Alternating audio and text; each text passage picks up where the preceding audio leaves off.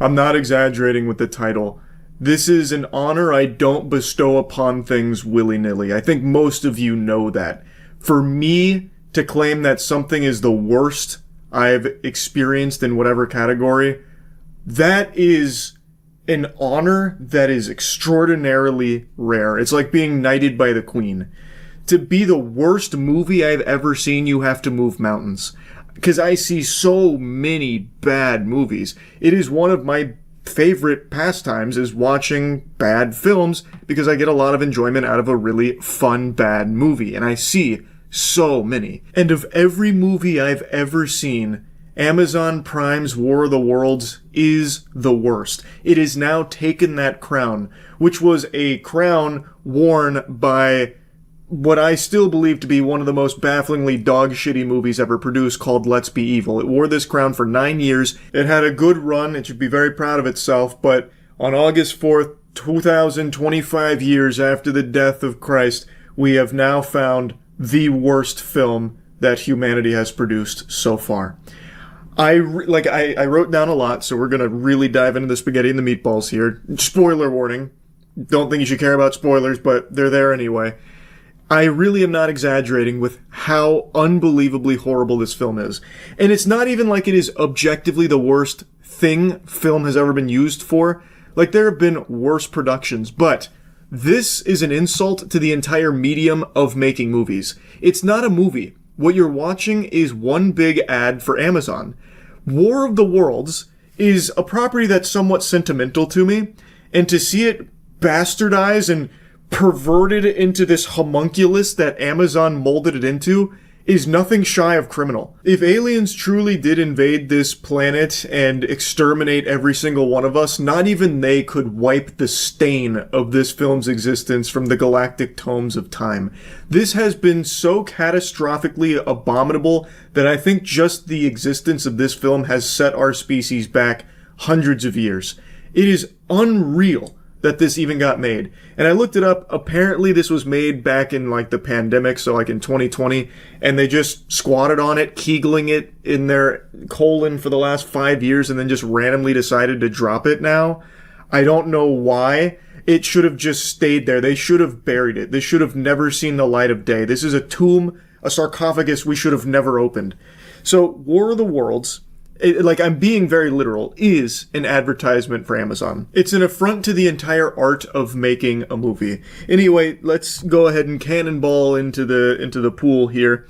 It stars Ice Cube, and the film tries to be creative by emulating what some films have in the past with something like Searching, where it's all presented through a computer display. So you're seeing Ice Cube and all of the events unfolding and all the characters through FaceTimes and emails and anything that's on his monitor. So you see Ice Cube through his webcam, and that's how you experience the movie.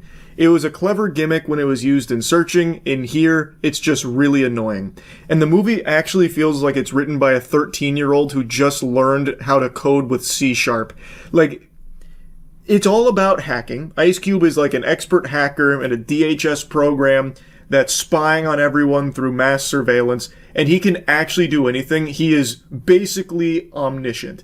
He can hack every possible atom on this planet, and he can see every nook and cranny of this world through computers and drones and even just air itself, it seems like. There is nothing that escapes his gaze. And the film, what you'll notice right away is it looks terrible, atrocious. And I don't mean that by just big budget standards. I mean by even like indie and student film standards. The visuals here are so bad. Look up any scene from this movie, probably even in the trailers. I haven't bothered to check the trailers. Lord help us. I can't imagine consuming more of War of the Worlds beyond what I've already consumed here from this. But like, look at any scene from this film, like when the aliens are present. It really does look like this was thrown together in one afternoon. It looks like previs. It looks like Sonic the Hedgehog before they redesigned him. Like, it is just hard to look at. Like, it's painful. It looks like PlayStation 1 cutscenes used to look. I cannot believe that they actually gave this the green light to be viewable by us. I feel dirty for watching it. It's so incomplete looking. I don't even know how you make movies look this bad in this day and age. Like, even just your stock assets that you can just freely use look so much cleaner than everything here. And the crazy thing is, it uses so much CGI. Almost the entire film after the aliens arrive is showing you aliens and destruction and CGI explosions, and there's even like a drone sequence laser fight, and it really does, I'm not like exaggerating, it really does look so bad. Like, it looks like they made the whole film for $10. Like, they just hired a couple of people from Fiverr and gave them a week to work on it. That was the deadline. I don't know how they could possibly achieve such bad visuals. And this is an Amazon Prime movie. What the fuck? They have actual infinite money. Unbelievable. This movie is like if Birdemic was an ad for Amazon. And I haven't even begun talking about the unhinged insanity that is the plot. But before even getting to that, it's important we make a mention, nobody in this movie is acting. Like, the acting is a word that must have been forbidden on set. All they are doing is reading plainly from their scripts with no acting except for Ice Cube occasionally doing the eye twitch. That's it. There is no acting in this movie. It feels like what AI would generate if you asked it to make, like, a War of the Worlds Amazon Prime ad. And, like, you wanted it to star Ice Cube. What the fuck are they doing? Like, this must have just been, like, a really easy paycheck. But they also just didn't even want to put in the bare minimum for it. Like, I feel like the talent here was kind of embarrassed to be working on it, so they didn't really want to give a ton of effort. That's how it comes across. So now, with all of that out of the way, let's talk about, like, the narrative. So, the movie starts with Ice Cube. He's in his lair. He's spying on everyone, which includes his son and his daughter and his daughter's boyfriend. His daughter is pregnant. Her name is Faith. And he's a real grumpy guy after the passing of his wife. And he sends her messages on Facebook. Of course, it's not reciprocated because she's dead. He listens to an old voicemail about, like, taking out the trash and being nice to the kids, which is an interesting thing to have to remind your husband to be nice to your children. Well, yeah, he is an unreasonable asshole to them. He even, like, calls his son... Well, actually, he hacks his son's computer so he can uninstall a video game from it. He just randomly hacks into his son's computer, saw that he was enjoying a video game, uninstalls it, and says, "You need to get a job, you loser. You fucking bum. You're a loser. You're a loser. We paid $200K for your education. You're a fucking loser. Get a job. Get a job." And then hangs up on him. He really just beats the message home that he hates video games and thinks video games are dumb.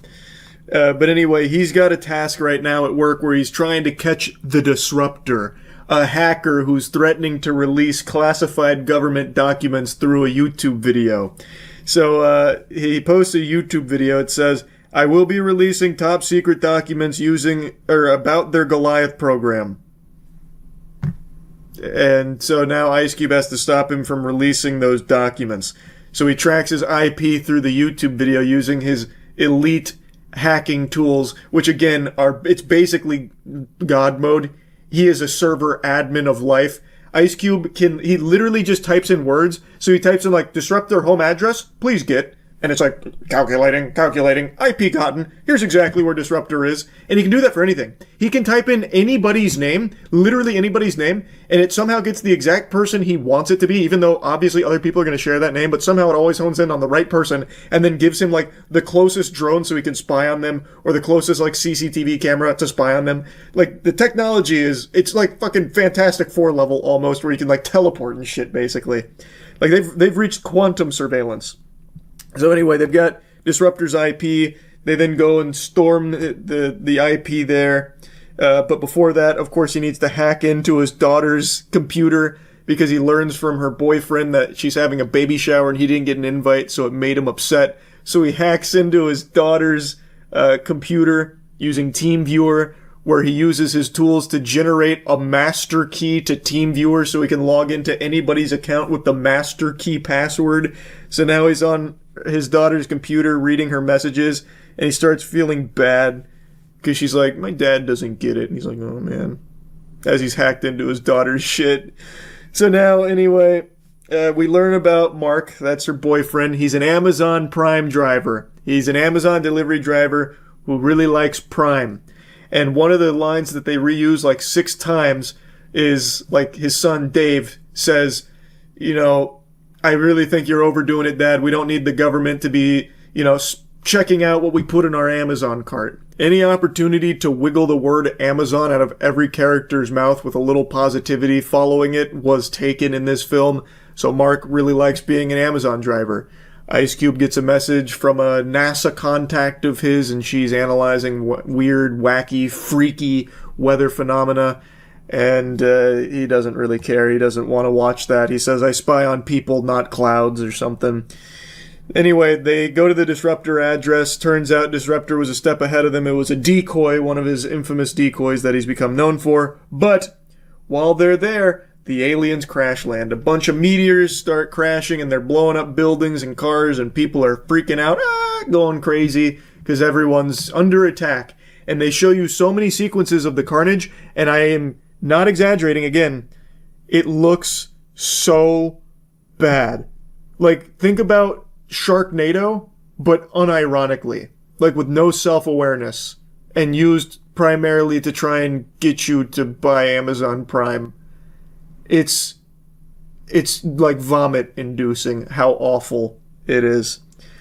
Like, in one of the clips, by the way, to showcase the acting prowess that people brought to the table here, in one of the clips, the news reporter is filming one of the meteors, the aliens, crashing into a school, and she goes, wow, this one just crashed into my kids' school. They're all dead. And she says that deadpan, super calmly. Her kid was at that school, is now dead along with all the other children, and that's her reaction to it. And they cut to the next sequence of terror. It was so crazy. But anyway, now everyone's in a panic, so Ice Cube's getting called in by the government, the president, everyone, all the moving pieces, and they all do it through Zoom, a Zoom call, so that way we can watch it, because that's how we're experiencing this film. We're a computer screen, basically. So anything on there we see, and everyone is always FaceTiming and on Zoom, which is probably the least efficient way they could be communicating, but they're doing it for our pleasure, not efficiency. So they start working on the Planetary Alliance. That took 5 seconds. The whole world unites to form the Planetary Alliance, basically on that call. And they start trying to figure out what they do next. So the big thing is the Planetary Alliance decides, let's start fighting back. So they get the tanks out, they get the jets out, and they're taking the aliens down almost effortlessly. So Ice Cube is watching like a real-time sports tracker of victories versus defeats that is calculating every victory and every defeat across the globe. And we are slaughtering the aliens. Like, we are absolutely clapping their cheeks on our home turf. We got like 100-something victories to only like 40 losses. And Ice Cube's main thing that he does for this montage is he just goes, yeah! Damn right! Take your intergalactic asses home, was one of his lines. So he's basically just cheering him on.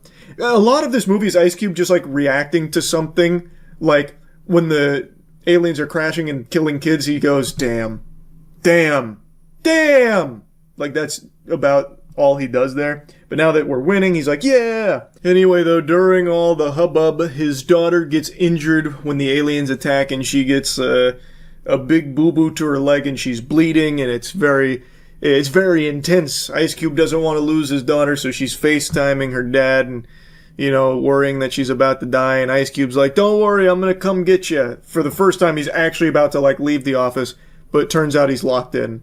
So he hacks it to let himself out, but then he's locked in at the lower levels, too. So then he gives up and immediately goes back to his chair. And then he's like, all right, don't worry, I've got another idea. So on FaceTime, he got her location, used the drones, saw that there was a Tesla nearby, hacked the Tesla, and then got her to get in the Tesla and drove her away with remote controlling the Tesla to get her to a hospital, but all the hospitals are full, so now he recruits Mark to go save his daughter, Faith. It's like the worst attempt at trying to get you emotionally invested, because you just do not care. Because it really feels like Ice Cube does not care. There is no emotional weight to anything here. It is so stale and so flat. It almost felt like they were laughing while filming this. Like they knew how bad it was. So anyway, now his daughter's, she's in a pickle, but Mark's on the way and he works for Amazon, so he's basically a fucking superhero. And during this ride, as he's remote controlling her to safety, because she was about to just get killed by the alien, she gives him a lecture on how powerless he is.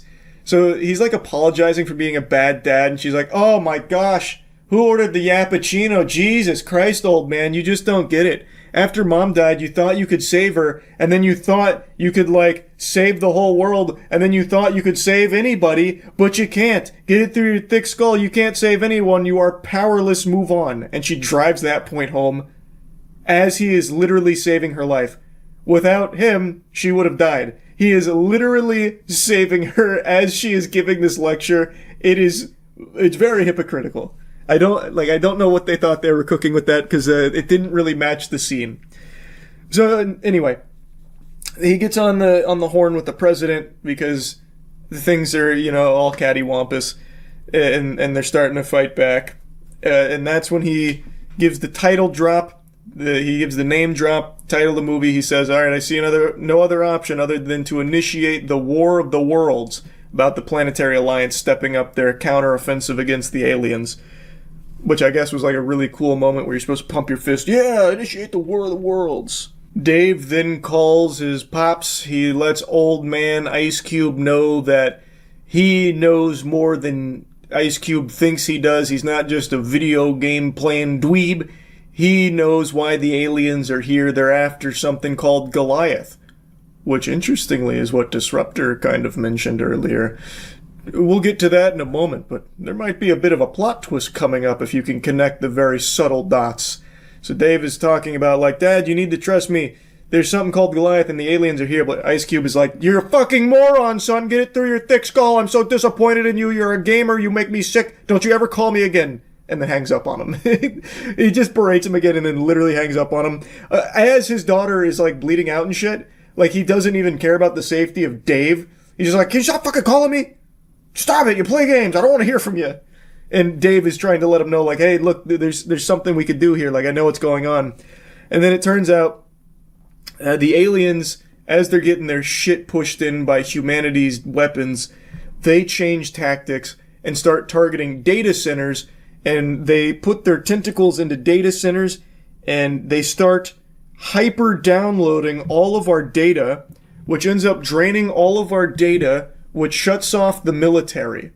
So they hit the power switch on the military, and then spontaneously every battleship, every plane, every helicopter falls out of the sky or blows up, and now we can't fight the aliens anymore aside from just small arms fire on the ground.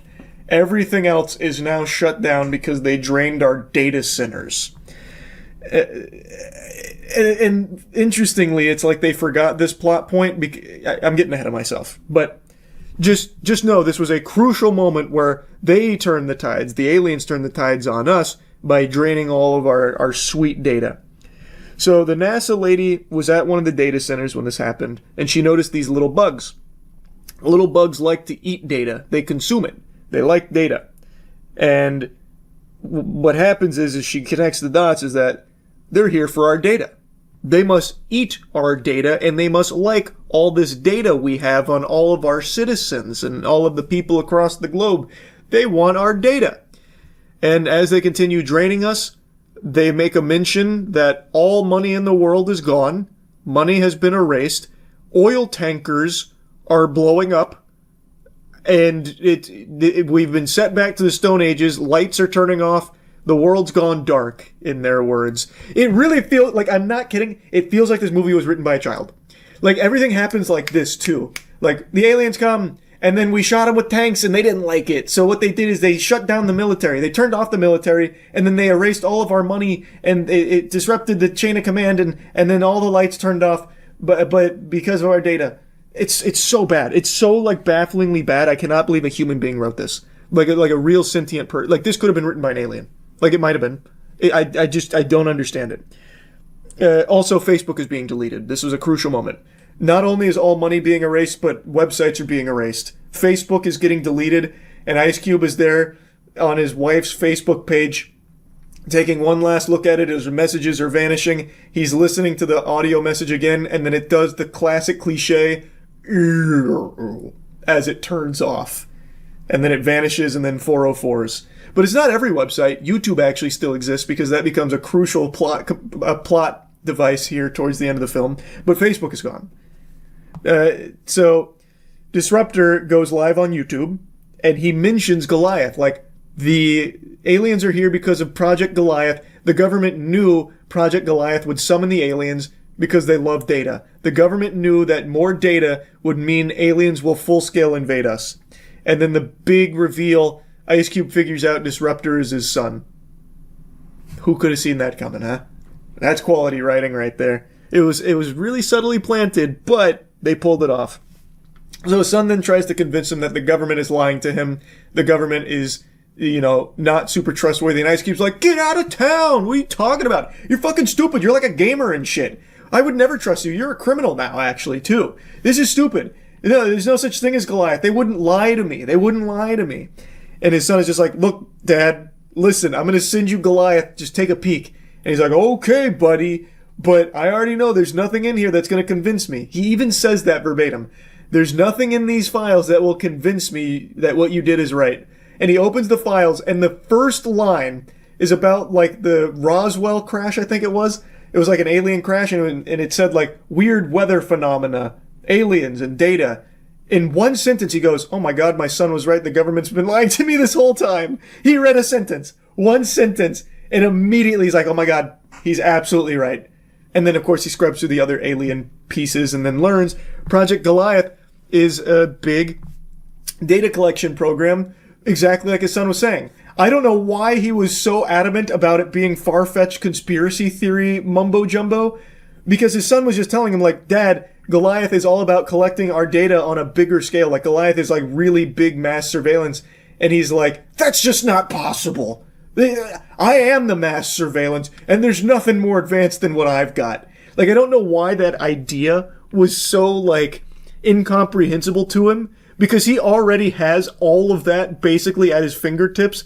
The only difference with Goliath is that it could also read people's thoughts, kind of, like it analyzed their thoughts better. So, like, it was only, like, one step forward where Ice Cube already was, and yet he's like, that's just a conspiracy. Nope. That wouldn't happen. The government wouldn't do that. They wouldn't do that. We don't do anything like that. They wouldn't do that. It was just so weird. I don't know why I'm harping on that so much. The whole movie fucking sucks. There are so many inconsistencies and so much wrong with it. But that in particular really stood out to me. Anyway, we then learn that Briggs, who is one of his contacts we've seen throughout the film sporadically, is actually the guy who spearheaded Project Goliath and was fully aware that by launching Project Goliath with this mass surveillance, the data collection was so grand in scale that it would summon aliens. Don't know how they knew that. There is no explanation for how they fucking knew that this level of data collection was what would be the beacon to bring all of the aliens to fucking spring break over here to eat it. I don't know how they analyzed that, but they knew that if they launched Project Goliath, it'd be a full-scale invasion. Even Briggs knew and just didn't care. He didn't give a fuck. He said, let them come. We'll beat them on our turf. Which we were until they sucked our data, which, of course, they knew was going to happen because they're drawn to data, yet they're all surprised when they go suck our fucking data. Like, they're on here on our cocks here, literally sucking the life out of our dicks with all this data, and they knew that, yet for some reason did nothing to stop that. Oh my God, it's so fucking dumb. Anyway, Ice Cube confronts him directly. He knows all about Goliath. Briggs says, all right, you're out of line, you're fired. Revokes his access to everything, all of his tools. He can no longer be the big-time hacker. Until 2 seconds later, his son Dave hacks the government and grants his dad full access to everything. And then they team up. And now they're both disruptors. So they come up with a plan to make a rabbit virus that will poison the data that the aliens are eating, thus poisoning and killing the aliens. But they can't do it alone, so Dave brings in his hacker friends, the Disruptors, and we meet the other elite hackers, like Code Crusher and Starfire. I shit you not, those are two of their names in the hacker group. It's painful. It really is painful. So they get together, they work on the rabbit virus while they're making the rabbit virus, which by the way only takes 2 minutes, but within that 2-minute time span, Ice Cube decides he wants to make a YouTube video. So he hops in Adobe After Effects and he makes a YouTube exposed video on Briggs, releases it on YouTube, exposing Project Goliath and Briggs, and the entire world watched it instantly. He posted it, the whole world watched it, he posted it on the Disruptor YouTube channel. The whole world watched it, and now everyone knows why the aliens are here, and they now hate Briggs. So, he got his revenge, and he revealed the truth to everyone about Project Goliath. And now the rabbit virus is done. Again, all of this basically happening instantaneously. So, the rabbit virus gets uploaded, but it wasn't enough to stop the aliens. All it did was make them mad, so what they did is they hacked the hackers before the hackers could fully hack them. And then they use the IP addresses of the hackers in the Disruptor group, and they go blow up their houses. So we watch Starfire get blown up, and then, God rest his soul, even Code Crusher perishes under the might of the aliens and their fury. So they die. So now they need to come up with a new plan. Dave survives, by the way. Turns out he was actually bouncing his IP address from Ice Cube's house, but really he was at a dude named Brian's house. So after Ice Cube's house gets blown up and Ice Cube thinks his son died, all Ice Cube can do is this and go, damn. But then his son calls him. He's like, no, Dad, I'm actually fine. I was over at Brian's house. I just bounced my IP. So Ice Cube gets the family together for a FaceTime. Mark has gone and stopped the bleeding from Faith's injury, so they're together. They're fine. That whole side quest has been completed. And he gets the family together for a FaceTime call because the NASA lady has just informed them that the little bugs actually have DNA. They are organic cyber hybrid beings. So they can be killed, is the conclusion they reach. And they have a method. Turns out Faith, his daughter, was working on something called the Cannibal Code, which attacks 6 cells in a body.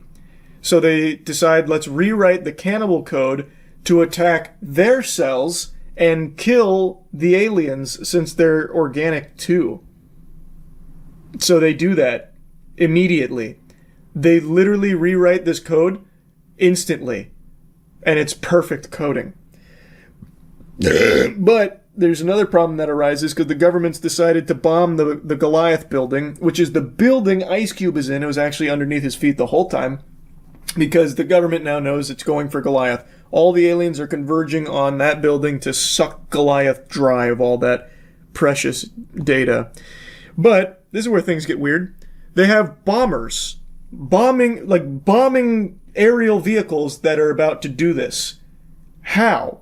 They've already established that none of their air vehicles or air units, any vehicles in the military, work anymore because the aliens sucked our data. But they have these bombers, and they also have drones that Ice Cube and family can access. Yet they had already made a point about how that's not possible because the aliens sucked our fucking data. But they totally forgot and just said, maybe people have already fallen asleep by this point and won't care. But I was awake the whole goddamn time watching this. They totally forgot that a plot point was they can't use these crafts. Because if they could, then it wouldn't matter about the data, because they were beating the fuck out of the aliens using these vehicles, using all of these aircrafts.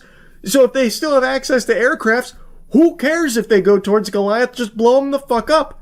That was the whole reason, the whole point of trying to fight back with poisoned code is because we no longer have access to the military because of our sucked data. But now we have bombers that are going to go blow up Ice Cube. Just fucking blow up the aliens if we still have this ability. It's, oh my god, it actually made me upset. So, anyway, they rewrite the code, but Ice Cube has no way of taking that code and injecting it into Goliath downstairs because they don't allow thumb drives in the secured building. But, and this is where it gets so fucking shameless, but Mark has a thumb drive, and Mark works for Amazon. And you know what else Amazon has? Prime Air. So Mark gives a whole sales pitch about how Prime Air works and how he can give the thumb drive to the drone for Amazon Prime Air and fly it to him just like Amazon Prime does. And I'm not kidding, he gives a sales pitch. And then he takes the Amazon Prime drone and he flies the thumb drive over to Ice Cube, but not without some really intense dogfighting where the aliens are laser beaming at Mark flying the Amazon drone, but it's just too good. It's much more effective than all of the government planes, it seems, because they were just getting blown out of the sky with lasers at one point. Meanwhile, Mark, who is not a fighter pilot, he's something far stronger, an Amazon Prime drone delivery expert. He's dodging all their lasers, he's doing fucking barrel rolls, and then Dave is hacking nearby drones in order to blow up the aliens that are attacking Mark's drone. Again, how is he even able to access drones? That shit shouldn't be working in the first place, what you've already fucking established here. But anyway, Mark's made it to the building, but he hits something on the way in, and his drone flips over, and he can't flip it back. But luckily, they get to see that there is a man taking cover nearby through the camera of the drone. We get to see this. There's a man taking cover nearby, so Ice Cube instructs Faith to hack into the guy's phone and send him a text message asking him to flip over the drone. So she does. She hacks into his phone, sends the text message. The guy checks his phone. He says, "No way, are you kidding me? There's aliens here. I'm going to die if I do that." And then Mark says, bribe him with he didn't use the word bribe. Mark said, offer him $1,000 Amazon gift card. So she does. She sends him a text offering an Amazon Prime gift card for $1,000. And he instantly sprints over there. He reads it, sprints over, he flips the drone up for the bribed $1,000 Amazon gift card. So then Mark continues the mission. He delivers a thumb drive to Ice Cube. He makes it to the Goliath interface. And then as he's approaching the Goliath interface to plug it in, the tentacles are getting all up in his ass. And he's reaching heroically to plug in the cannibal code. And he does it. But then the feed cuts.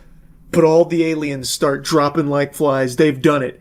Cannibal code was a great success. The aliens are dead. Our data is still not safe. They still have all of our data, but the aliens are now gone, and they abort the bombing mission, so Ice Cube gets to survive. And then the bad guy, Briggs, gets arrested, and disruptors are now hailed as heroes across the globe. And then there's like a special mention about like how important privacy and data is. So like the government's calling on Ice Cube saying, "We thank you for your service. We'd like you to come up with a new surveillance system that takes privacy into account, because we think privacy is important now." And Ice Cube says, "No, that's not my style anymore. Now, instead of watching people, I'm going to be watching you." And that's the end. That is Amazon's War of the Worlds. There's a lot that I just omitted, by the way, because it is just so unbelievably uninteresting and just downright insulting to the entire act of making a film that I just didn't even put it into the notepad. There is literally nothing redeeming about this film.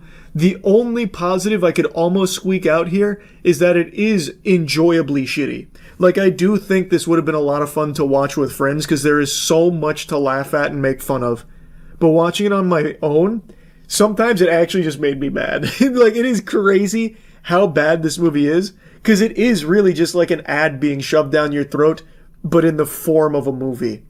Like, I do actually think that this is probably the start of where we see advertising go, where they disguise movies as ads. Like, they've already made this huge push for AI-generated ads, like across the board. I keep seeing that pop up.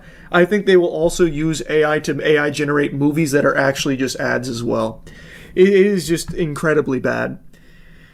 That's really about it. It is the worst movie I've seen. See ya. Can't resist the urge to talk about this. It's diabolical and just an abomination to what they deem justice here. It's a story out of San Francisco about an 80-year-old woman who was driving 70 in a residential area. She was zooming, reaching ridiculous speeds, like she was trying to travel back in time or something in the DeLorean, going 70 miles per hour, crashes into a bus stop, killing an entire family of 4 who were on their way to the zoo. And she's not going to prison for this. Her defense? I don't know what happened. Car just took off. And I guess that was enough. We learned the victims, Diego and Matilda, were celebrating their wedding anniversary and were headed to the San Francisco Zoo with their 2 young children before they were killed. They were waiting at the bus stop when 80-year-old Mary Fong Lau crashed into them. Matilda's mom, brother, and Diego's sister spoke to the judge about the pain and trauma they have endured and described Lau's request to reduce the felony charges to misdemeanors as insulting. It is insulting. It's despicable. The gall to even put forth this notion of reducing these charges to misdemeanors, that's unthinkable. The fucking shamelessness here it's sickening. She massacred a family of 4, blasting through a bus stop at 70 miles per hour without even an attempt to hit the brakes or swerve or honk the horn. What? And then she's saying she doesn't know what happened? Like what? Did she hit a fucking banana peel like it's Mario Kart and just lost control or something? This is craziness. And the news segment I'm showing you is a little older. The most recent update, even though the judge did deny that request, ultimately what happened is she's getting a few years probation and is banned from driving. She's not going to prison or anything. And also, on top of that, she's also being accused of hiding millions in real estate assets because she's also facing a wrongful death lawsuit from the family. So, according to the information here, she fraudulently transferred her ownership of 2 San Francisco homes in a commercial building to Nevada-based LLC corporations in August, which was not permissible under state law to transfer the property while facing the wrongful death lawsuit. This new lawsuit exposes an intentional scheme by Ms. Lau to place assets beyond the reach of grieving families seeking justice, showing an unwillingness by Ms. Lau to take accountability for her actions, the attorney for the victim's family stated. Lau's attorney, Seth, said his client reorganized her property holdings because she was advised to do so after meeting with legal, financial, medical, and mental health consultants after the crash. Yeah, I'm sure that's what it is. Listen, Miss Lau, I know this is a very traumatic period for you. You're the real victim here in all of this, and I think it's important for the healing process for you to hide all of your multi-million-dollar assets right now. It's going to make you feel a lot better, trust me. It's horseradish. This is just very clear baloney here. She is trying to hide those assets so that way they cannot get them. She is very wealthy. And this feels like a case of her being so wealthy that she's above the law. She killed a family of 4 with her dangerous, carefree driving, hitting a bus stop at 70 miles per hour in a residential zone. Lau's attorney asked the judge to consider her clean record and the fact that her husband died in a vehicle crash when she was 25 years old, becoming a widow with 3 children. But the judge denied that request. Judge, listen, there may be 4 corpses right there, 2 of which very young children. That's bad stuff. Big thumbs down moment, I get that. But have you considered that this is the first time I've done that? Can we put that into the equation here? What do you think? Oh, also, here's something entirely unrelated about a tragedy that I've experienced, back at 25 years old with my husband. Can we consider that as well? Like, that has nothing to fucking do with any of this. You killed a family of 4. It doesn't matter what's happened previously to that. There needs to be punishment there. There needs to be justice for the family. It's such a slimy, weaselly tactic. And then she goes a step above that by hiding multi-million-dollar assets so that way the grieving family can't get their paws on it, so that way it can be protected from them, so that way she never faces any real punishment. A few years probation and she can't drive anymore. That's justice? In the courtroom, the victim's family members questioned why Lau didn't hit the brakes or honk as she sped 70 miles an hour in the residential area where she crashed into this family. Lau's attorney said she was headed to her brother's house to take him soup and couldn't explain why the vehicle, quote, took off. Oh, I see. It's like that scene in that Fast and Furious movie where they hacked the cars and just fucking took control, assumed direct command of the vehicle, and forced it to go 70 miles per hour in a residential zone, and then crashed into the bus stop, killing a family of 4. This is actually her defense, by the way. She doesn't know how it happened. Oh, geez. Well, if she doesn't know how it happened, what are we supposed to do about it? How are we supposed to know what really went on here? Maybe it wasn't even her fault. Maybe this was like in Mario 64, that speedrunning phenomenon where a potential cosmic ray flipped a bit and caused that, one-time glitch to occur. Maybe that's what happened to her vehicle with the sun phenomenon, forcing it to go 70 miles per hour out of nowhere. If she doesn't know what happened, then what are we supposed to do about it? This is such a strong defense. we're powerless here. The real justice is making sure, she gets 3 years probation and the grieving family gets nothing. That if I was putting myself in that place, I would never take this case to trial. I don't think a jury's going to respond to an explanation that I don't know what happened, so I killed 4 people. Huh. It almost sounds silly when you put it that way. The defense of, I don't know what happened, now 4 people are dead. Can I go home now? It's almost like that's fucking stupid. And yet, it's worked. I guess she had enough money where anything would work, so now she just gets off with the tiniest slap on the wrist imaginable. The Superior Court judge in the case indicated Lau will likely get probation and no prison time after factoring in her age, remorse, and lack of criminal history. The judge said she would likely serve 2 to 3 years probation and be banned from driving. James, the attorney of the victim's relatives, said they were appalled at this development in the crash where a single family, including 2 children ages 2 and under, were killed, saying, a no-contest plea avoids the moral accountability that this case demands. Yeah, I agree. That is avoiding the accountability this case demands. Also, factor in her hiding assets worth millions of dollars for the sole purpose of trying to protect them from a family that is suing her for the wrongful death of an entire family of 4 that she has killed. It's actual craziness to me. It's actual craziness to me. So you factored in her age and remorse, which, by the way, I don't really buy the whole remorse thing. Someone that's that remorseful, probably not immediately looking to hide multi-million-dollar assets off rip. That's just my hunch, right? That's how I feel. Like, if you're really remorseful, you're probably not immediately then bouncing to put your fucking real estate and properties into LLC shell companies. I would think, but who am I to say? As for the age statement here, her being elderly, I think the attorney said it well.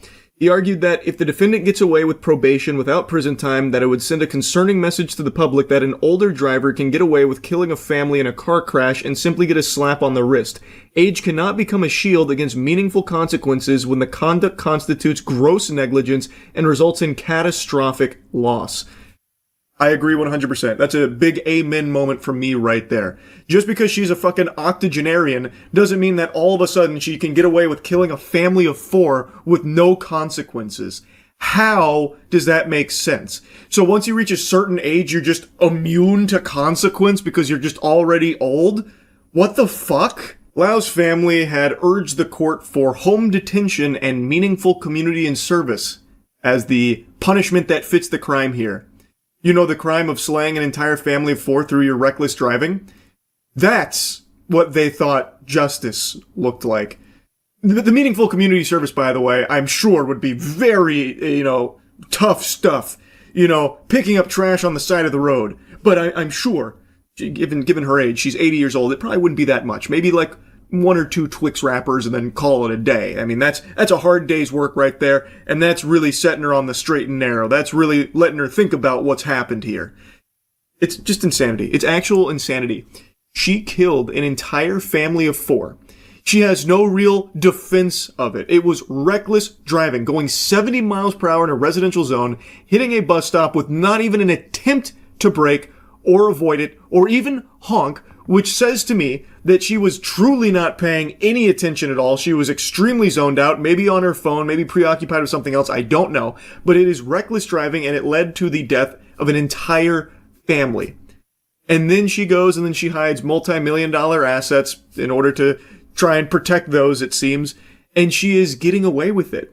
No real consequence. How is that justice? It's fucking absurd, man. It's insanity. I had to yap about this once I learned about it. It just blows my mind. Anyway, though, that's really about it. So yeah. Well, man, I've got some bad news. My Trump phone has still not arrived. I don't know what's happened.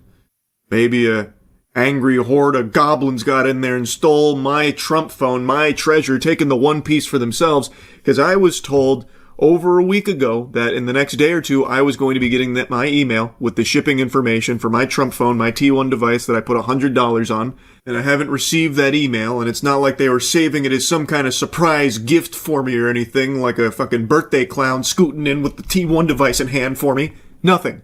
Crickets, again.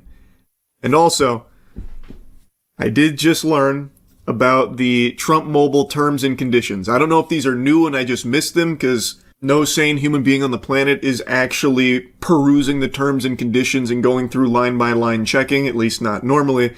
But I've also been told that these are new additions to Trump Mobile. Either way, they are fucking alarming. I'm going to get to that here in a little bit, because I also called customer support about the terms and conditions, because if you actually dropped 100 clams on this and then took a peek at those, you should be sweating.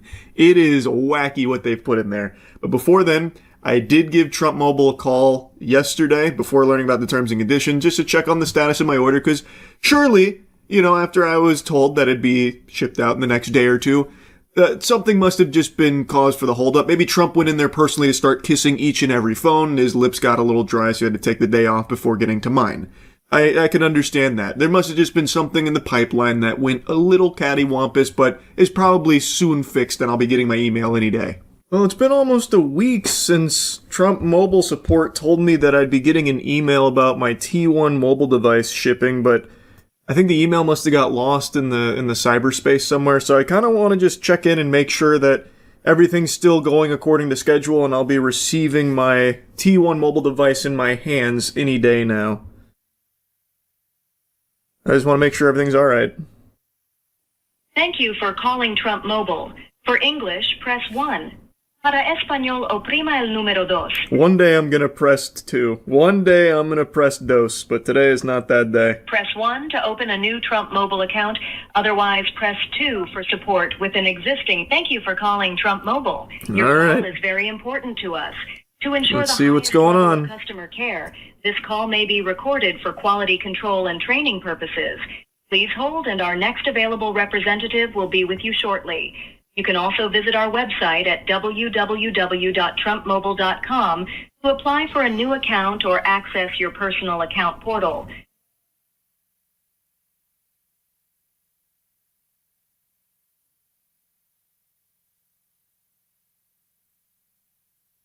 No hold music? What happened? Where's my hold music? Why is it just pure silence, just crickets? Did they not want to pay for licensing rights for just fucking elevator music now? It's absurd! I'm supposed to be a valued customer and you can't even blast me some goddamn tunes? No boner jams while I wait? Jinkies, it must be busy over there at Trump Mobile. What in tarnation? This is taking quite a while. It must be a company-wide issue that the emails didn't go out to all the Trump Mobile customers that are eagerly awaiting their Christmas gifts from Santa. Hello, and thank you for calling Trump Mobile. This is Tina. How can I assist you? Hey, hello. I just wanted to check on the status of my order. It's been in a whole separate window.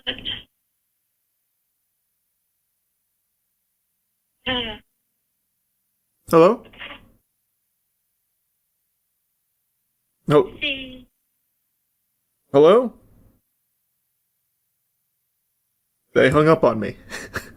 What the fuck is that? What? Pardon? Wait, what? I'll call back. Must have been a misinput there. Interesting. Thank you for calling Trump Mobile. For English, press Okay, 1. here I Para come. español, oprima el número dos shortly. Man, I You waited can also so visit our long for that website too. at www.trumpmobile.com to apply for a new account or access your personal. Thank you for calling Trump Mobile. How can I assist you today? Hey, hello. I was just hoping to check on the status of my T1 device. I can definitely assist you with that. Can I get your first and last name? Charles White.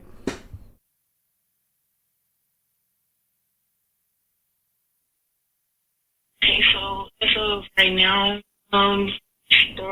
we're still waiting on the phones to be shipped out. We don't have an exact date, but it's still going by first come, first served basis. Oh, okay. I called last week and I was told that I should be receiving an email in the next day or so because they were shipping out at the end of April. Did something happen? So they were supposed to get shipped out at the end of April. They just did not. It's now been extended. So you would have gotten that email if it did, but you get an email when it does ship out. That is correct. Okay. All right. So when is there's like no ballpark estimate on when that might be, though? No, sir. We have no exact date. Okay. Well, you guys have the T1 though, right? Like it is, like it's there, right?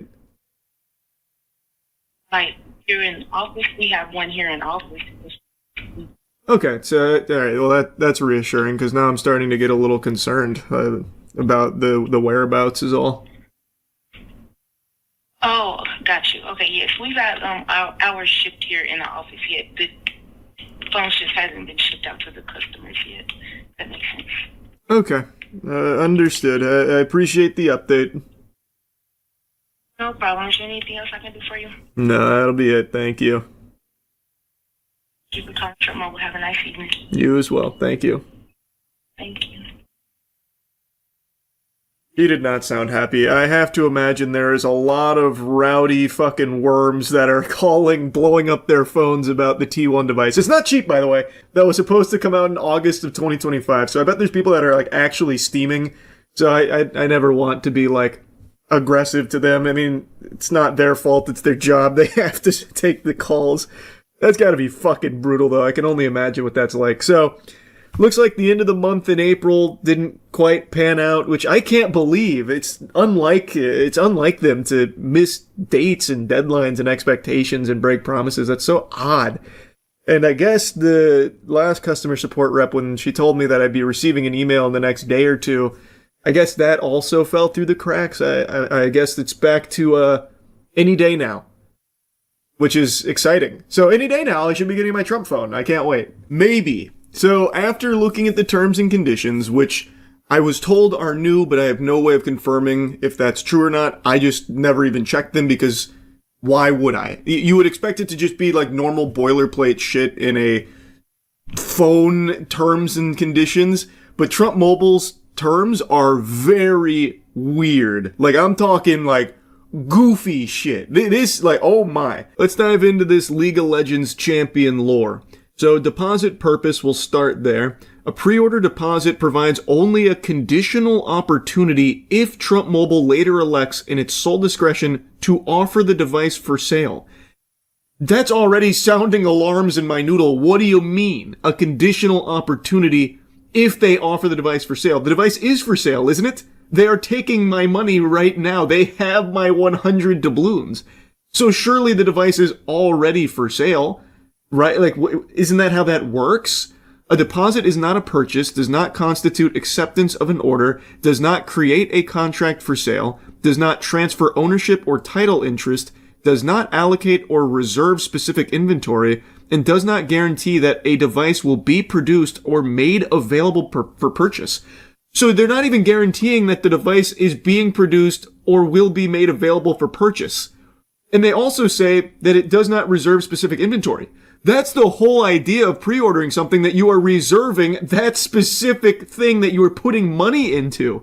You are putting $100 into this phone that they are selling, and they are telling you the price of the phone is like $500, but $100 is supposed to grant you access to purchasing that device when it's available. Like, it is supposed to hold it for you. That's the entire idea behind a pre-order. And it's, again, not cheap. Thousands of people put $100 down. They allegedly made millions upon millions of dollars off the T1 device. And then here in their own terms, they're saying that, well, it doesn't actually do anything at all. And then there's also a section about no binding sale, which goes through about how until you satisfy these 4 conditions, the 4 commandments of Trump Mobile, then you don't actually have anything that's enforceable. And then this one is super eyebrow raising, where it says, no price lock or promotion guarantee. The deposit does not lock in pricing, promotions, service plans, taxes, fees, shipping cost, or other commercial terms. Final pricing and offers will be disclosed at the time of purchase, and you will have the opportunity to accept or reject the final terms before completing your purchase. Pricing and promotional terms may change any time prior to purchase. Any applicable taxes will be calculated at the time of final sale and may vary based on shipping location and then current tax laws. Any prior advertising, marketing materials, product renderings, feature descriptions, or estimated timelines are informational only, and do not constitute binding representations, warranties, or guarantees. So if I'm understanding that correctly, one of the big things there is that the price is not fixed. It is subject to change, which is something I talked about in the last video, how it's looking like it's going to be more expensive, but there was the idea that you were grandfathered in once you put down this deposit at the $500 they were saying that it is, and have been saying that it is for almost a year. This phone was supposed to come out in August of 2025.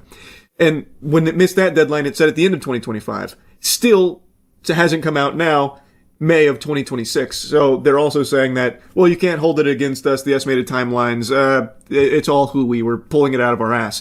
But the price lock is very interesting. It's saying explicitly it does not price lock. So when you pre-order, you put the $100 down, you are not price locked.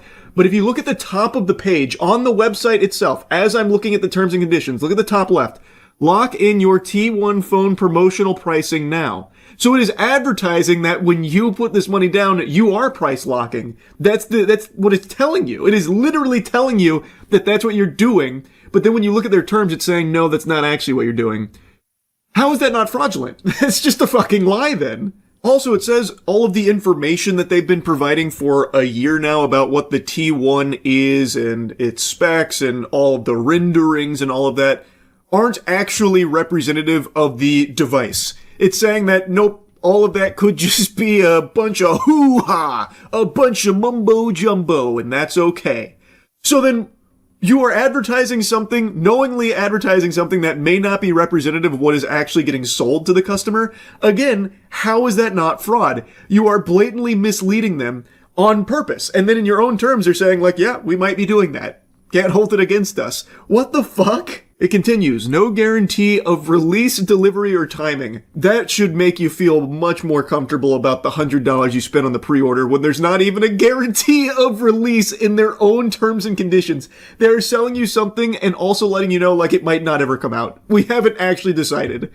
Estimated ship dates, launch timelines, or anticipated production schedule are non-binding estimates only. Trump Mobile does not guarantee that the device will be commercially released. Well, you see, they are actually just selling you an idea of something that they might release, potentially, but will take $100 just for even providing you the idea and the website for the idea. It's fucking lunacy. Regulatory approvals, including FCC authorization, will be obtained. Carrier certification will be secured. Production will commence or continue, or delivery will occur within any specific time frame.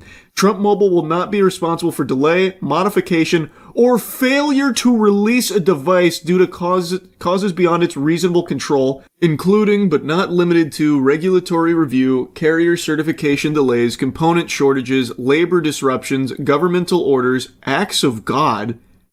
Oh, I can't even imagine what that would look like. God comes in and is like, no, the T1 device is too powerful. It will allow you to do too many things. The calls are too pristine. The camera's too good. The steak is too buttery. I will smite it.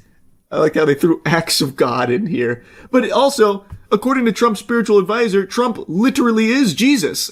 And Trump likes to compare himself to Jesus all the time, too. So why would God come in and try and disrupt the T1 device, the gold-plated T1 mobile device? That wouldn't make any sense. Transportation interruptions or third-party supplier failures. Next, there's no guarantee of network compatibility or performance. Also, if we do deliver this, there's no guarantee it's going to be compatible, and it also might blow major ass. And you have to agree to that. You have to know that. Device compatibility, functionality, performance, and feature availability are not guaranteed and may vary materially based on carrier certification, network conditions, regulatory approvals, software or firmware changes, geographic location, and service plan configuration, except as expressly set forth in the final written product specifications at the time of sale. Trump Mobile disclaims all representations regarding operation on any specific carrier network or support for any particular network technology. And there's also product changes that are permitted, device specifications, features, software, hardware components, storage capacities, bundled accessories, colors, and configurations are subject to change prior to final sale. Images, prototypes, beta demonstrations, and marketing renderings are illustrative only and may not reflect final production units. That's so crazy, man. They are just saying, like, everything we've been telling you, everything we've been showing you, everything we've been saying is probably a lie. It is very potentially a lie. It is only there for illustrative purposes and to get suckers on the hook to give us money. And you have to know that. You should have known that. And so now we're just telling you point blank to your face. Also, this device may never be delivered. And if it's not, that's okay. If we fail to deliver it, no problem. Then we'll take it home here. Deposit, amount, and application. The amount of the deposit will be disclosed at the time of payment.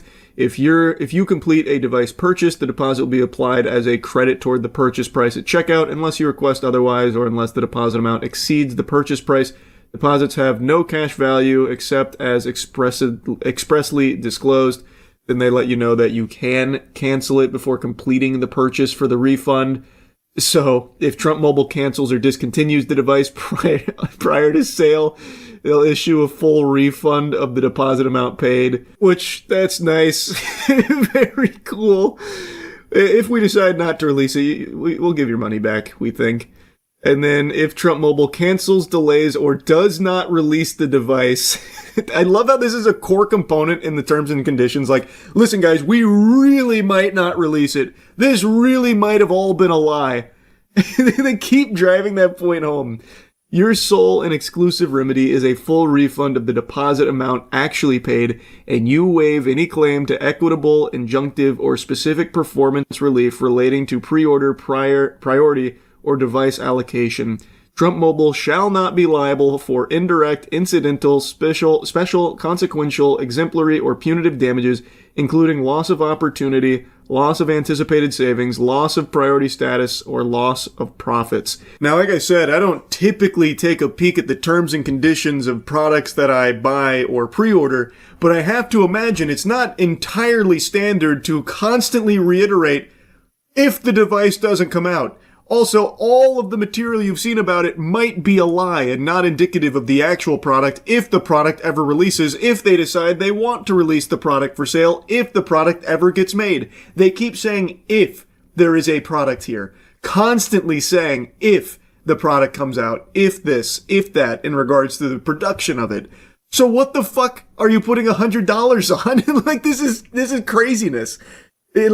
So even in the most recent video I made covering this, where The Verge did see a T1 device, it's very possible that that's not the device you're going to get, because in its terms, it's saying everything you see about it might not actually be representative of what they ship out, if they ever even ship out a phone, and if they don't, you might get a refund. On their own website, they are the ones constantly telling you that there might not be a phone that's released here. The T1 might not go for sale. They are saying that.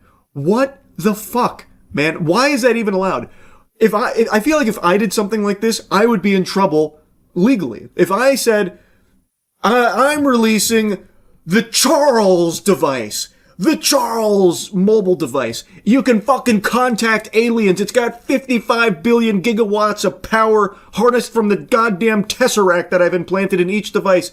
I need your pre-orders now at $100 to lock it in. It'll be a $500 phone. Now sign up now. I feel like if I was promoting that and then I had no phone or anything to show for it, I would face some consequences for it because it would be labeled a scam. Even if in my terms I'm saying, oh, this is all just marketing. This isn't representative of what I'm actually selling you, if I'm even selling you anything in the first place. Like, I would get in trouble. Anyone would, because anyone would look at that and be like, ooh, that seems like a scam. This feels fake. You are even saying that it might not come out. So even though they're saying, if it doesn't, you can get refunds, you are still hawking something that's not even existing.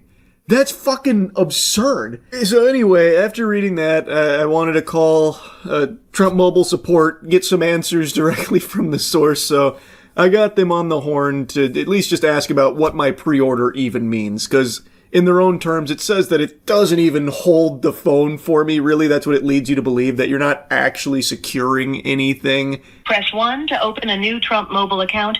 Otherwise, press 2 for support with an existing Trump Mobile. I've become Thank a you for master calling at navigating Trump Mobile. this. Your call is very important to us. To ensure the highest level of customer care, this call I've may been be stress recorded testing for their quality control services and here. training purposes. Please hold, and our next available representative will be with you shortly. You can also visit our website at www.trumpmobile.com to apply for a new account or access your personal account portal. Wasn't there typically 2 stages there? Previously? They hung up on me. What? What is going on? Wait, what? Did they change their support?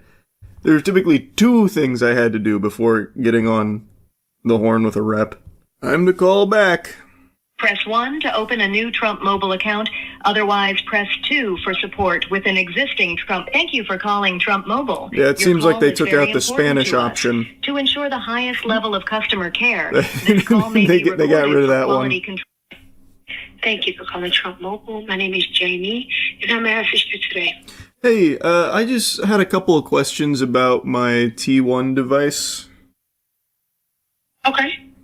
I was told like a week ago I'd be getting an email about it being shipped out to me in the next day or 2, but I haven't received that email. Is that still on schedule?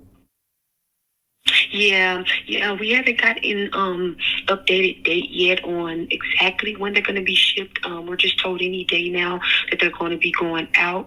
So all we're doing right now is just pretty much playing a waiting game for those emails to be shipped out because we don't even have a ETA on the shipment or anything. Like, we don't have a tracking number. So we're just told that they're going to go out individually to each person who has pre-ordered those. So yeah, it could be any day now. That's all I know. Okay, no worries. I was looking on the website because I was getting a little concerned, so I checked out the terms and conditions. It said that the pre-order deposit only provides an opportunity if the phone gets released and doesn't actually reserve specific inventory. So does my pre-order not hold a device for me? Yeah, as far as I know, that's supposed to definitely hold your device for you. All I know is we have a phone here in the office, so we know that the phones are being shipped out because we, ordered one here just so we can actually physically see it and play with it and everything like that. So what I know, everyone who has pre-ordered the T1, that holds a space for them to be the first ones to get the phones when they ship out. Okay, and then about the device itself, on the terms it says that everything that's been advertised about it is all just illustrative and might not represent the phone itself. The phone you have there, is it everything that's been advertised? Yes, so what I was told that the phone did go through about 3 different models before they decided on one. So I believe maybe what you're seeing was before they decided on the actual model that they were going to stick with, which is the one now. If you go to trumpmobile.com, the one you see there, that's the one that we have. But I heard they did go through about 3 different models before they landed on this one. Okay, that's awesome to hear then. Yeah, it's just reading through the terms was a little concerning because it keeps reiterating that the phone might not release and that it's not guaranteed to release, and then the pre-order thing just had me a little concerned. But it's definitely coming though, right? It is guaranteed. Right. Yes, exactly. It's definitely coming. Yeah. Okay, then I don't know why they would put that in there. That's scaring me. Yeah, that's odd. Because I didn't even see that one. I don't know. We'll have to get a little bit more information on that just so we can have updates. But all I know is that so far, we're just waiting on those shipments to head out. And we do have one here, so I can confirm that, the phone is real and we got to play with it in person and everything. And so it's pretty real, and I'm just waiting on those to ship out for the ones who's pre-ordered it so they can go ahead and have theirs as well. But yeah, if you ever have any other concerns, then just reach out to us, and then we'll just get it escalated up to our back-end team to look in more into it for us. Awesome. I really appreciate that. I just had one other quick question, because in the terms it also said that the pre-order doesn't price lock per se, but when I put the money down, it said it did. So do we have an idea on what the final price is? Because it was supposed to be $500, but reading through here, it said that that could be subject to change, at least as I understand it. Is it still $500? So the phones are, yes, $499, and then of course you did the $100 deposit, and we don't charge the remaining $399 until the phone has shipped to you. Okay, so it is $499 with the $100 deposit, and then the remaining $399 will be charged once the phone actually releases and ships to you. Okay, awesome. So it is locked in there for me. Yes. Perfect. That's great. I really appreciate it. Thank you so much. Absolutely. Well, it was a pleasure. And hopefully we'll get those phones to you very, very soon. And you enjoy the rest of your weekend. You as well. Take it easy. Thank you. Okay. Bye-bye. Bye. Oh, see, I had nothing to be worried about. The terms and conditions got me all riled up over nothing. Everything they say in here is apparently just like a multiversal possibility that maybe they don't deliver the phone, maybe it's not as advertised, maybe you're not price locked, but after talking to support, turns out I am price locked, it is coming, and I can't fucking wait. And it is reserved for me. So I'm going to get my T1 device any day now, which has become the slogan for Trump Mobile, any day, as it has been since August of 2025. Any day is coming, and I can't wait. That's really about it. Very cool. Very awesome. All right. That's it. See ya. I've recently been getting big into the UFC again.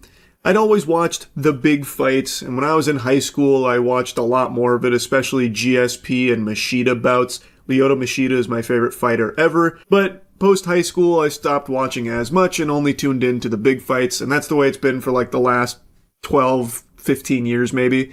Until recently. I've been getting more and more into the UFC, and as such, I've started hating Dana White more and more.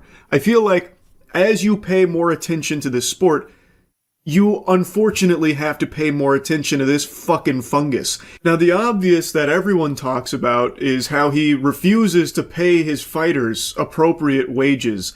And I'm not even here to really dive into this can of worms here.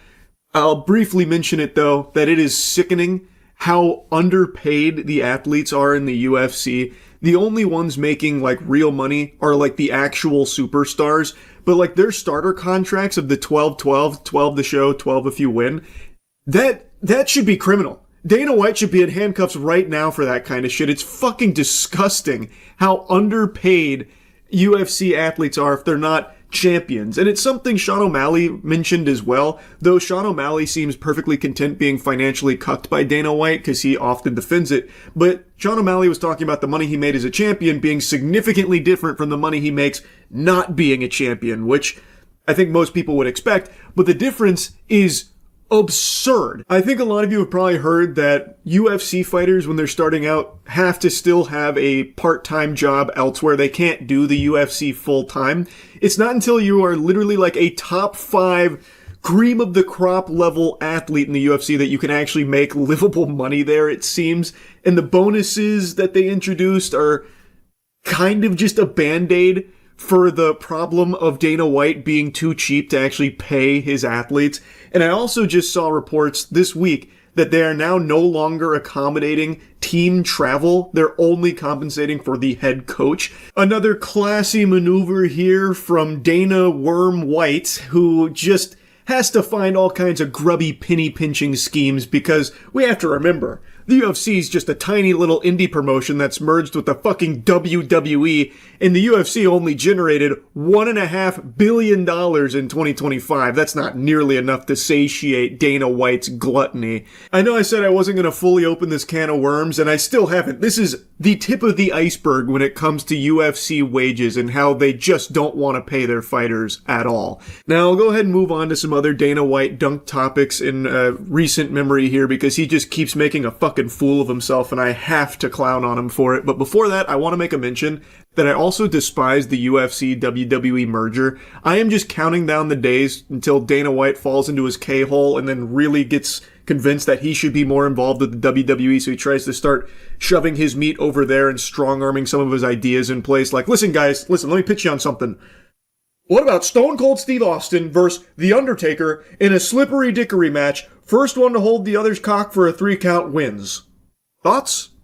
Because I can just see him doing some dumb shit like that. He is just a factory of zero IQ ideas and even worse execution. Anyway, though, I want to show you a clip that I just saw this morning. This is from an interview that I think is 2 months old, and I think it really showcases just how evil of a man Dana White is. Now, a little context before this clip plays. I don't think Dana White has any respect at all for his wife. A while ago, I made a video covering an incident where Dana White and his wife got into a bit of a slapping match at a New Year's Eve party in public. She had slapped Dana White, and then he responded by slapping her multiple times in public, in full view of everything. When I covered that, people were very upset with me for talking about it, and then even outright denying that it was real, that this didn't happen, this is a fucking lie. And then Dana White himself had to do, like, the world's smallest violin press tour about it, like, listen, don't defend me, this was bad. And I'm not trying to just regurgitate all the talking points from back then, but in the clip, you can see he's already grabbing his wife when she slaps him, and then he slaps her multiple times and pushes her away. And it's not like he was in any danger here. Let's not pretend that he had just been attacked by fucking Brock Lesnar. This has been yapped about till the cows come home already. I know that. As everyone's already said numerous times, it's bad on all fronts. The slap from his wife is no good, and then the retaliation from him to slap her multiple times, also very not good. The reason why I'm bringing this up again is because after what we've seen him do publicly, like in that instance, and now what he's also now just said publicly about what he made his wife do in regards to the birth of his child to compensate his schedule, it just really feels like the most loveless, miserable marriage imaginable. It just seems fucking terrible. My son Aiden, when she was pregnant with him, the due date was the Chuck Liddell fight. Oh, Lord. And I said to the doctor, this ain't going to work. This doesn't work for me. Man, I don't know where this medical field medicine is at, but so we scheduled a C-section to take him early. Oh, really? Yeah. So was she gonna go natural? No. Okay, but there was a C-section. You're like, no, we got to back this up. Like, yeah, was she gonna go natural? What? Like go in when the baby? Yeah, when the baby's due, you. Right. Hey, the baby's due. Let's go. But y'all did a that was supposed to be Saturday on the fucking Chuck Liddell fight. That was the date that they pinpointed. Right, you're like, nah, this ain't gonna happen, Jack. It's not gonna work for me. No, we're gonna be walking out in Vegas. Like, something got to change. But you change, okay, something. But digital detox. He goes on to say digital detox does not exist for him. This story is just vile. Like, I don't know how anyone could hear this and walk away with a positive impression of that. He jeopardized the safety and the health of not just his wife, but also his fucking baby, so that way he could go to the Chuck Liddell fight. So he had his wife undergo a C-section early in order to compensate for his schedule so he could still make that fight. That's deplorable. And they're talking about it, like joking about it, jovial, like it's not something super serious. That's a huge deal. You're going to C-section your baby early solely so you can go to that fight. Again, that puts his wife in danger. That puts his baby in danger. That's crazy to me that anyone's looking at this as anything other than just downright evil. This is so scummy. And he's proudly talking about it like, yeah, I don't slow down. I just don't slow down. My wife knows this. I'll be going all night. She knew this getting into it. In fact, with the birth of our baby here, I even made her get a C-section early. Ha ha ha. So I can see that Chuck Liddell fight, That's, what the fuck, man? That's crazy. Ordinarily, to a sane person, the birth of your child is going to be one of the most important, most memorable, most meaningful moments of your life. But to Dana White, that's just an obstacle, because now it's potentially infringing on his ability to go watch the Chuck Liddell fight. That's how much he cares about his promotion. He needs to make sure, the birth of his child is that's peanuts. That's nothing. That's scraps. Spits on that. We're going to speed that one up. Let's get through that real quickly so that way you can go to the real thing that matters, the Chuck Liddell fight. Like, even the most diehard of UFC fans should hear this and be like, wow, that's extremely concerning. That's just genuinely fucked up. And I have seen some cope with people saying he's probably just exaggerating or kidding around. I watched most of that podcast there. He doesn't go back and say like, oh, that story I told about making my wife have a C-section to deliver our baby early for the sake of the Chuck Liddell fight so I could still participate. Oh yeah, I made that up. I pulled that out of my ass. That was just supposed to be a good goof, ha ha ha moment. You know what I mean? So as far as I'm aware, this is a very real thing that happened. Something that he is very proud of, which I think is just sick. I think that is extremely twisted. And I also think it showcases his perspective on the UFC, where I believe Dana White is under the impression that people watch the UFC for him. Like, I think he believes that he is the UFC, not the fighters. And that's, I think, also demonstrated in how he pays them, or really doesn't pay them. So, him making it of like paramount importance that he is there for the Chuck Liddell fight, because that's what matters, is that Dana White is there for it. So he's willing to make the sacrifice of his wife's safety, the safety of the baby, jeopardizing both of their health for the sole sake of ensuring that he can still be there, because that is what people care about. I think it's just super fucked up. I truly do. And I would also imagine that most people that watch the UFC probably have the same viewpoint I do on it, which is the fighters are the ones that make the UFC, not the other way around. I think if the UFC didn't have the talent that it does with the fighters that it has, it would not be in the same state that it is. Fighters are the ones that made the UFC successful. So I've seen a lot of fans and viewers online commenting or discussing what they perceive as a lot of AI-generated content in the broadcast that maybe wasn't in previous iterations of the UFC. Is this something that's coming with the Paramount deal, or just a new direction for the UFC, or do you have any insight on that? What does that mean? AI stuff, commercials, part of the promotional content, just AI in the UFC in general. I've seen fans complaining about. Oh, yeah? What are they complaining about? I guess I've seen people saying that the UFC should be paying artists instead of using generative AI, stuff like that. Give me a fucking break. AI is coming, and if we're using AI, who gives a shit? People are upset about it. We should use artists. How about this? Shut the fuck up and watch the fights. The most unsurprising statement ever uttered from a human being here. Dana White doesn't even pay the fighters. You think he cares about paying artists? Absolutely not. This fucking goober, this goddamn zombie would 1000% be using AI fighters if he could to save even more money on it. So it's not at all a shock to see him with this perspective about, like, who cares if we're not paying artists? Who cares if we're using AI? Just shut up and consume our slop. Just watch our AI and put your thumb in your mouth and be done with it. Naturally, that's what Dana White is going to say about it.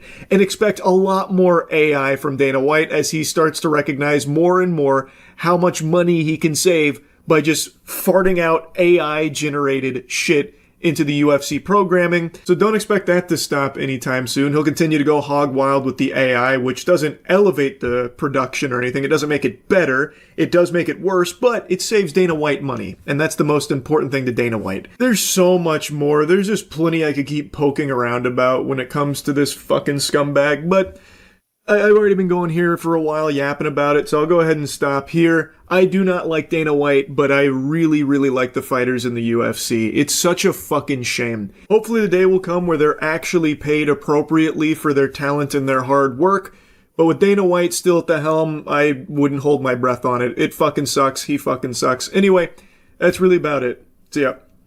What's up, everybody? It's Critical. I'm playing The Wolf Among Us for the PC. Let's do this shit. This is made by the same people who made the Walking Dead game. I never actually finished that one. Maybe I'll finish this one.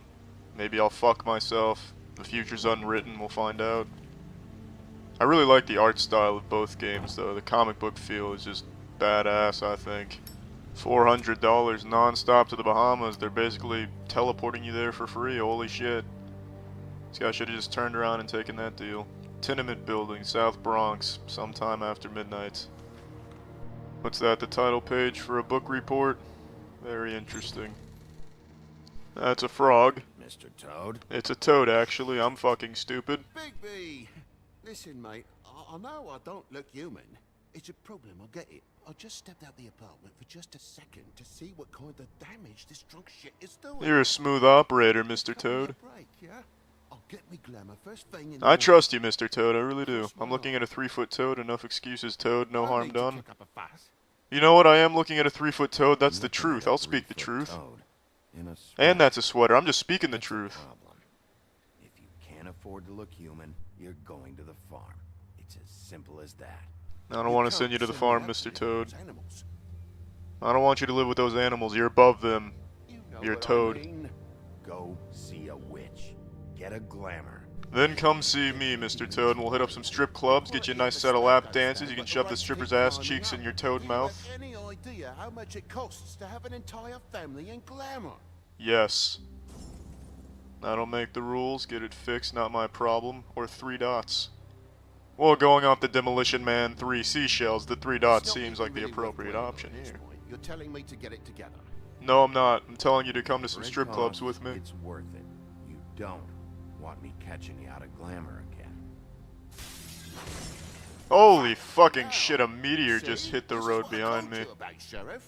You called about an asteroid shower? Do something, Big B. The fuck do you want me to do? I'm not Horus. I can't protect the world from this. Let's go upstairs. Yes, please. Thank you. No, it's no problem, Mr. Toad. Your happiness is... Actually, fuck your happiness. You're scary as shit. Why would you say something like that? I thought we were friends, Mr. Toad. The fuck is that creature? You want a big bad wolf to take you away? No, it's one of those nematodes from SpongeBob. Get the fuck back inside. And Mr. Toad just put it in its place. Take a fucking seat. Damn. Mr. Toad means business. He was not pulling any punches. He wanted that bitch back inside. They were getting the fuck back inside. Alright. This is very similar to The Walking Dead. Matchbook. Let's get it. Perfect. I can light this hotel on fire, then I can run downstairs and save Mr. Toad. And he'll have to go to strip club with me. I'll be his hero. Here we go. We can call the fire department, tell them I've got a future fire under control, and they should just ignore the next call they get. Oh, I am kicking this door in. Oh, shit. This mouse is very sensitive. Here we go. Take this door. That'll teach you to be closed. Whoa now. Whoa. That was impolite. Oh, that's what she was talking about. She was gonna spit on your face before you knew she was gonna spit on your face. You fell for it hook, line, and sinker. Why'd you hit her? Oh, is that the way you want to play this game? Alright. I'll kick your ass and open a bag of potato chips. That's what I'll fucking do. I'm gonna threaten him. I'm gonna fucking threaten you. Woody, I'm gonna break your fucking face. That's right, Woody. I've seen Toy Story. I know your weaknesses. Yeah, that's a fact. You got a shit fucking memory. I have a shit fucking memory? That sounds like memories most people would want to forget, but not me, Woody. I embrace my shit fucking past. I look back on it with a smile. That's what makes me strong. I'm always fucking shit. Here you go, how about you clean your dishes? They're dirty as shit. You think I'm afraid of a scalpel? Do you think I'm afraid of a scalpel? Get out of here, S. What else? What else? A? You want the A? Alright, I'll give you the A. You don't want the D. You got the D. You want the S again? Nobody wants more than one S. Get out of here. Oh, fuck. Good luck cleaning your dishes now. You can't clean dishes without a sink. That's chemistry 101, Woody. What else do you want, Woody? What do you want? You want the bookshelf? I'll give you the bookshelf, but only if you want it. Oh, you didn't want the bookshelf, did you? A lamp? A lamp? Oh, come on. You can't even stand up to my S. Oh, get your knee out of here. Get your ear out of here, too. I'll give you that wet willy. That's a little more extreme than the wet willy I thought it'd be, but it works just as well. Why don't you take a seat on the couch, Woody? Just sit back, relax. Oh, you think that hurt me, do you? I actually like it when couches hit me in the thighs. That was a nice little treat, Woody. Nice little treat, bitch. Oh, get your forehead out of your face. Get out of here. Oh, yeah, take that, throat. Bearded throat. What else do you want? You want that mattressless bed? Is that what you want? No, this isn't what you want. Ooh, a little flying knee. Who is your nipple fister?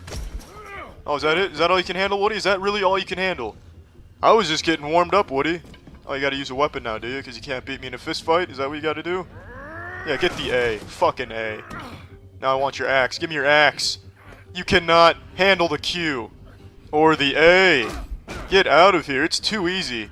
Just take his head off. Alright, that works too. That ought to do the trick. Easy enough. Nice little warm-up fight before I take on the Hulk. You should probably get out of here. And go back to my place so we can have sex. You're not getting sick, bitch. Hey! Stop talking gibberish. Put you on the ground. Let's try the 3 dots again. Oh, look at that angry stare. He's gonna explode from the sheer impact of the stare. Hey, baby, did you see me hit that dude with an axe? I did it for you. You can give me a blowjob if you'd like. Let's try the 3 dots here. Women like a little mystery. Come on, let's get this over with. It worked like a charm. She's ready for sex right here and right now. Alright, get naked and we'll rock and roll. Let's get it. This is perfect. He asked me if I recognized him, knew who he was. Look, I'm not even listening to what you're saying. I'm just thinking about crawling up into your asshole, setting up a tent, making a fire, eating your shit before it ever leaves your asshole. Then you'll never have to shit again. Look, Woody, I don't know if you've noticed, but I don't have Google Translate here with me. I don't know what you're saying. Alright, stones. I heard you say stones. You want stones? Alright. Not a problem. Yeah, pardon me, I've got something to take care of here. A little bit of business. Alright. Seems like an inefficient way of taking care of business. Just taking a little nap, a little snooze. It's late. Got a little tired. It's a lovely bed, though. Somebody killed Woody. Uh-oh. Oh, hey, Mr. Toad. There's plenty of room on this car for you, too. Hey, Toad. Come on up. Oh, No, it's your car. give me a Don't even worry about it, Mr. Toad. We can take my car to the strip club. It is not a problem. Make yourself comfortable. Although I do apologize about your car. Sorry about the car.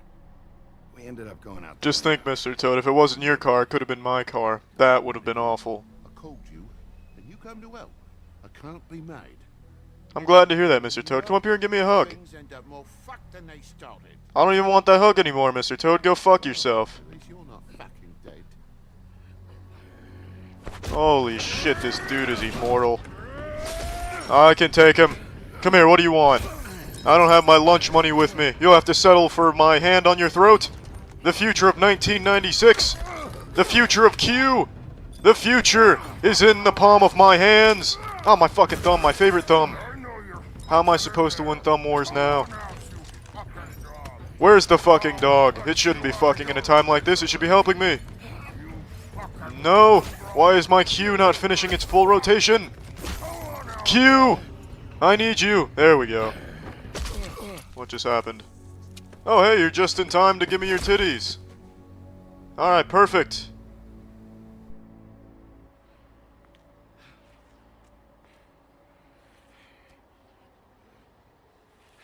It's a lovely evening tonight, don't you think, miss? Oh, don't worry about him. He's doing just fine. If you want, you can go decapitate him. That'd be a nice little gesture. Let's give her the 3-dot treatment again. It's been working very well so far. We're making a lot of progress with her. You all right back there? I'm just fine, ma'am. Eyes and the teeth. You're not really supposed to do that, are you? Yes, I am. Don't act like you know me.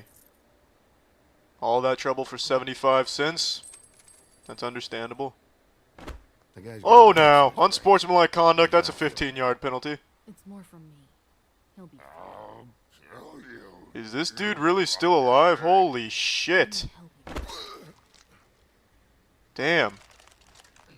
I'll let her go. No, you give him the business now. He deserves it. That makes 2 of us. Perhaps even you should drop some C4 on him and we can blow it up on our way back to my place. Kill 2 birds with 1 stone. I have sex with you and you kill Woody here. Doesn't that sound grand? Yeah, my testicles aren't in your purse. They're over here. Hold on, you forgot your axe, ma'am. Hold on, your axe. Just give me a second. Wait, Woody, just get your head out of the axe. Yeah, fuck the axe. It's probably too stained for repair anyway. Just come on. Do you need a light, ma'am? I can shoot flames out of my dick hole, and I can light it for you. I'll give her the matchbook. It's probably not going to be as effective as the 3 dots, but I picked it up and I can't use it for anything. I didn't light Mr. Toad on fire. I didn't light the hotel on fire, so it's useless in my hands. I would bathe in a volcano just to have your permission to flush a toilet you had diarrhea in. Really? Yes, who is it you work for? Tell me now. These lips are sealed. Sorry. Those lips may be sealed, but what about your vaginal lips? Are they open? And may I see them? Hey, you like my ribbon? This is the perfect opportunity for the 3 dots. Holy shit, she's just asking for 3 dots. What's the matter, Bigby? Tempted to take a bite? I'm tempted to take a bite out of crime. I'm a justice fighter, ma'am. I guess those days are... I'm here to protect these streets and have sex with women. That's who I am. I feel like we've met before. We probably have. We all sort of knew each other at one point or another. But things change, I guess. I guess. We've definitely met before in my dreams. You're the woman of my dreams. Woody's gone. Did you steal him, ma'am? Did you put him in your vagina? And if you did, why? Stop. We don't have to make any more of a thing out of it than it already is. Shit, should I go 3 dots or he hit you? We're going he hit you. He hit you. He needs to pay for that. He's got nothing to give, Sheriff, I checked. Besides, I just swung an axe into the guy's head. I'd say we're even. I should have gone with the 3 dots. The dialogue would have been completely different. I'm not going to be doing this for much longer. So, now's your chance. Alright, let's just have sex then, if this is my chance. Yeah, you're touching my arm, aren't you? You like my arm. Would you like my whole arm inside of your vagina? 100. 100 arms in your vagina. Alright, we can do that. Don't look so down in the dumps. My arm's right here for your caressing. Alright, I'll give her some money. She's a nice woman, and she deserves a little help. 58. That's all I got. It'll help, right? Take it. It's okay. I'll be fine. No, you're taking this money right now. I'm helping you. When you use this money, you'll think of me. Take the money. Okay? I did choose to give her the money. I did. Thanks. Oh, it's no problem, ma'am. I'm still gonna need a statement. And some sex. I have to go drop off what I have. Alright, go drop off your clothes and meet me back here at my It's office. a little late for an office visit, Sheriff. I'll swing by your apartment. Even better, my apartment has a badass toilet we can use. In the Woodlands. Everyone knows that. Good to know. You should get cleaned up. You look like shit. Likewise. And I don't use that term lightly. Neither do I. Some of these look pretty bad. They're not that bad, though. Holy shit, I didn't even get a chance to choose the 3 dots. That was a split-second decision. A computer couldn't think that fast. Damn. Hey. Hello. I need to tell you something. It was about me farting a second ago. I'm sorry. You're not as bad as everyone says you are. Oh, you gave me a little smooch. Now I'm gonna have to follow your ass home. See you around. No, I'll see you. But you won't see me. That's from the Men in Black. However, it is applicable to this situation as well, insinuating that I will be stalking her because she gave me a kiss. And now, she is the only woman for me. Check out Mr. Toad's car over there. I did the custom body work myself. The streets of Gotham are under my protection now. A clash with Batman will result in my victory. What the fuck just happened? Did I beat the game? I think I just beat the introduction. That's pretty close, though. Alright, well, this is a good stopping point. Well, that's the end of this video. Remember to rate the video, comment the video, and subscribe if you want to see videos similar to this one. See ya. I imagine a lot of you are tired of hearing me yap about One Punch Man. By a show of hands, how many of you had enough of a 31-year-old man complaining about an anime? No hands? Interesting. Okay, then I'm gonna keep going. It is so hard to not blabber about this season because it's setting new records. The most recent episode that just dropped, episode 6, is now one of, if not the lowest rated anime episodes on the entirety of IMDb. And not just there, but across other sites as well, it is one of the worst reviewed episodes I can find. Right now, the most recent episode, Motley Heroes, has a 2.9 on IMDb, which means that it's even lower than X-Arm's debut episode. X-Arm is considered by many, including myself, to be the worst anime ever made. That abomination is an insult to God. It is the biggest, bungus piece of shit imaginable. And yet, One Punch Man Season 3 has found a way to be hated even more than X-Arm. And the crazy thing is, I watched X-Arm. I don't know how many of you remember this. I was going through the worst rated anime of all time to find the single worst one ever made. And when I got to X-Arm, I literally just ended that series because I hated it so much. And it actually like blew up my fucking neurons up here to the point where I felt lobotomized watching it. So I called it quits after X-Arm. It was that bad. And yet I would actually say it kind of makes sense why episode 6 is rated lower than this X-Arm debut. Because at least in X-Arm there is movement. At least you can say you watched an animated thing. You watched something animated. With One Punch Man Season 3, you have to stretch your definition of animation. Because it is entirely composed of still images, almost. And in episode 6 here of Season 3, from what I can recall, I just finished it, there's only 4 scenes that have movement. And by movement, I mean one of the scenes is Child Emperor doing this with his hands. And then the other scene, which has become a big meme now, is King walking into the room, and he literally walks into the room like a fucking Five Nights at Freddy's animatronic hitting some of this. I thought we were about to witness him do a JoJo Siwa's dance move or something. Like, that is the level of animation you're getting with One Punch Man Season 3. So, like, to me, while it is probably exaggerated to a certain degree, being a 2.9, X-Arm being higher in this regard, I kind of agree with it. At least X-Arm moved. There was, like, shit going on in episode 1 of X-Arm. Like, there was a fight and everything, and characters moved, which is a lot more than you can say for One Punch Man right now. Not only that, they fuckify themselves where they have like some very cool stills, or at least they did in some of the preview and promo material they had, like some decent stills. That was like the one thing people were latching onto like a baby to their mother's teat about Season 3, about some cool stills. But when you get to the actual episode, for some reason, some maniac, some unhinged lunatic went in there and slapped the ugliest blue and yellow light filters on everything. So anytime you're looking at a character's face close up, for some reason they go into like the cheddar cheese dimension and there's just fucking yellow lights beaming in, or like blue RGB gamer mode lights just obstructing your view, and it looks so silly. And like another big meme moment from this episode is how they fucked up Fubuki in one of these stills where her face is, it doesn't even look like the same character. It looks like one of those in-between frames from Naruto where someone's face gets like all fucked up where it looks like the Babadook or something like that. And that is like a full still that sits there for a minute. Like a minute is exaggerating, but it sits there for a while and it just looks terrible. Like it's very clear that the show is only getting worse. Like, this is...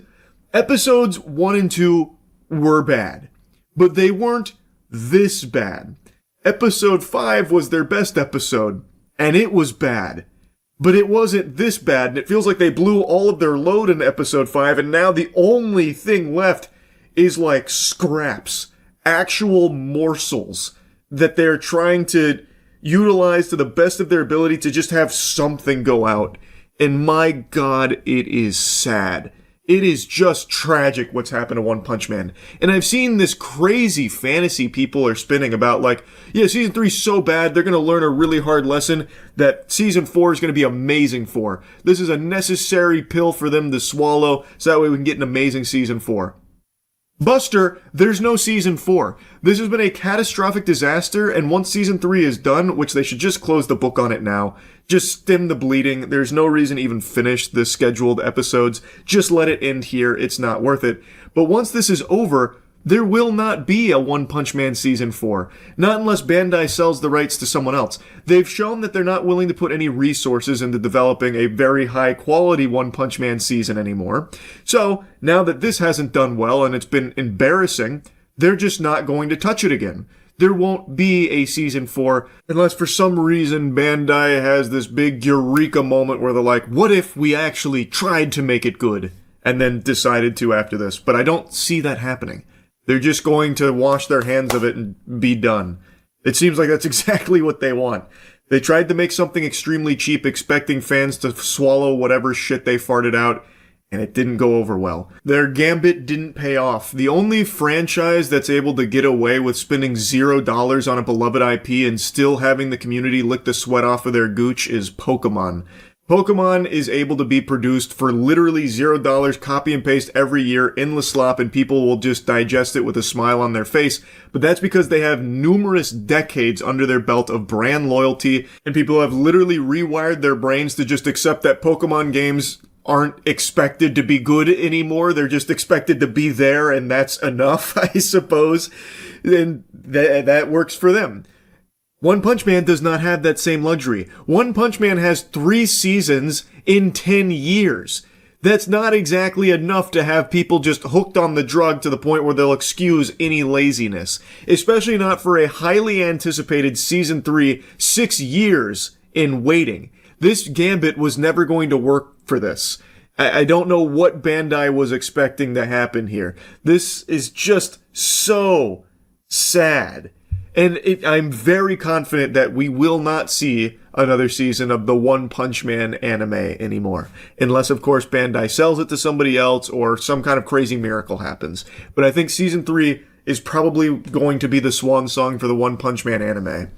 And that sucks. At least the manga is still an absolute fucking banger. At least that is still absolutely slapping. But it is such a shame to look at what could have been for this animated series. Season 1 was amazing, and I was a vocal hater of Season 2, but now seeing Season 3 and going back to Season 2, man, do I see the folly of my youth. How silly I was to think Season 2 was bad. It is definitely worse than Season 1 in terms of its animation, but holy shit, is it significantly better than what we got here. And even on its own 2 legs, it is, like, in its own right, still, like, well animated at most points. So... Season 3 made me appreciate Season 2, so there's that, I guess. But man, yeah, this is a terrible season, and it continues to only get worse. I can't believe... if you had told me One Punch Man would be one of the lowest rated anime seasons on IMDb or across the board, I would have spit in your face. I would have laughed at you. I would have tried to admit you to an insane asylum, like Arkham Asylum or some shit. Because that's just crazy. But... look at where we are now. What a shame. Anyway, that's really about it. I don't really plan on making another One Punch Man Season 3 video, but I guess we'll see. There's still a lot of episodes to go. I guess it can definitely get even worse for it. So, anyway, that's about it. So, yeah. What's up, everybody? It's Critical. I'm playing Surgeon Simulator 2013 for the PC. Let's do this shit. Oh, here we go. Play a little piano on his ass. Yeah. I'm just fingering this tablecloth. Who the fuck put Godzilla's handkerchief on the patient? This is not the fucking time. This is operation time. Oh shit, what's happening? It's eating my hand? Sorry about this, sir. It happens all the time. Don't be afraid. Fuck! My character damn near needed surgery to get that off of his hand. Alright, let's see what we're dealing with here. It looks pretty standard. You're in luck, sir. Those are human bones. Then I'm gonna fucking rip out of your chest with my bare hands! Damn it! They're locked firmly in place. Give me all your money, or else! Bang, bang, bang! Where's the vault? Who is your employer? You'll answer to the double barrel treatment, bitch! Karate chop? What is the secret ingredient to a Krabby Patty? Fucking not even the karate chops are gonna make him cooperate. That's fine. Would you like some music? Of interrogation tunes shitting... I don't even fucking know how to pick up this radio. That didn't work. That also did not work. I'm fucking patting the radio on the head like it's a dog. Alright, I just have to use my fingers like a human being. There we go. Son of a bitch. Someone must have come over here and just rubbed this radio down with lotion. Let's just buckle down, get a good grip. There we go. Houston, we have liftoff. I picked up a radio. The first step on becoming an astronomer. What station do you want on, sir? Your frequency is annihilated. Come here. Yeah, take this what the fuck is this? A few seconds ago I couldn't pick up the radio worth of shit. Now all of a sudden I can pick it up using the force? Oh shit, there's a second heart. Get that radio shit out of here. I just have to gently push the heart under the bones. Alright. Steady. Steady. Alright, fuck. This is too gentle of a tool. The pen is mightier than the sword. This ought to do it. Just one good poke. All I've got to do is push it under the bones and it should snap into place like a Lego. Let's change the angle. There we go. Now, fucking son of a bitch! Shit, it's unretrievable. Well, if his lungs ever need to write a letter, they have the means to do so. Maybe I can use this as a battering ram and just shove the heart through the bones. Why the fuck is it vibrating?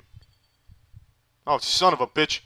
Playing racquetball with the heart now. Why the fuck is this object jumping up and down? Is there like a tribe of Smurfs on pogo sticks in here? Here we go, a little force behind it. Oh, damn it. Alright, fucking drop it. Just drop it. It won't drop! Where'd the heart go? Alright, we're doing this the old-fashioned way. We don't need a second heart. I'm just gonna thrust my hand in there, grab the heart, tear it out, and fucking eat it. Use it as a source of protein.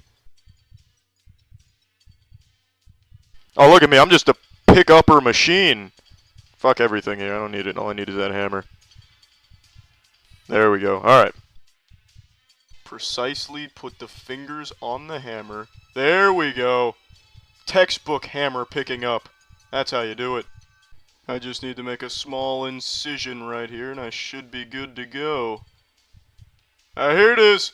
Primitive, archaic, barbarian bash. Come on. Break. Break, you son of a bitch. Fuck. Alright, how about this?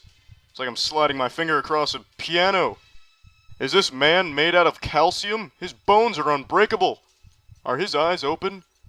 The anesthesia wore off, but I've got it under control. This ought to put you back to sleep. If you think your asshole is gonna make a shitty in here, you're sorely mistaken. Alright, fuck this. I'm gonna try using the hammer as an ice pick.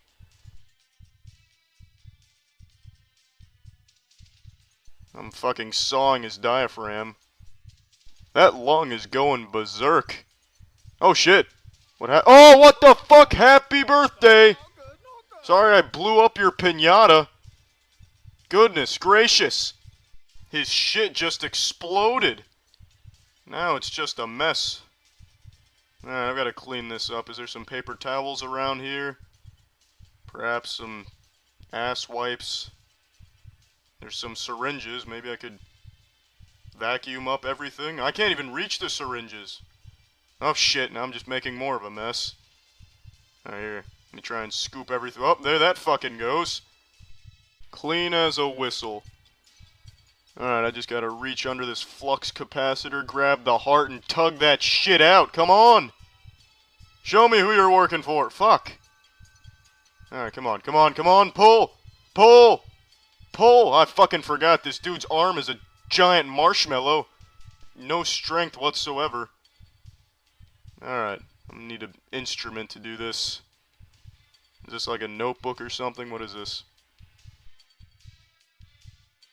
Oh, it's just Cleopatra's vagina squeegee. Maybe I can launch the heart out with enough force. Son of a bitch! Get this frisbee off me! Oh shit. I've increased its defense. I gave his chest a shield. Get that out of here. Alright. Let's try something else. Are these needles? Scalpels? I'll never know what that is. I just fucking threw it off the desk. I'm just gonna use the big weapon. The behemoth weapon. What the fuck is going on? Is it on a string? Who pulled it? Wait, hold. I'll still see the blade. Yes. Come on. There we go. That's what I call being careful. Oh, shit. Alright, just pick it up. We already got it by the blade. This should be rather easy. Show that blade who's got the sticky fingers. There we go.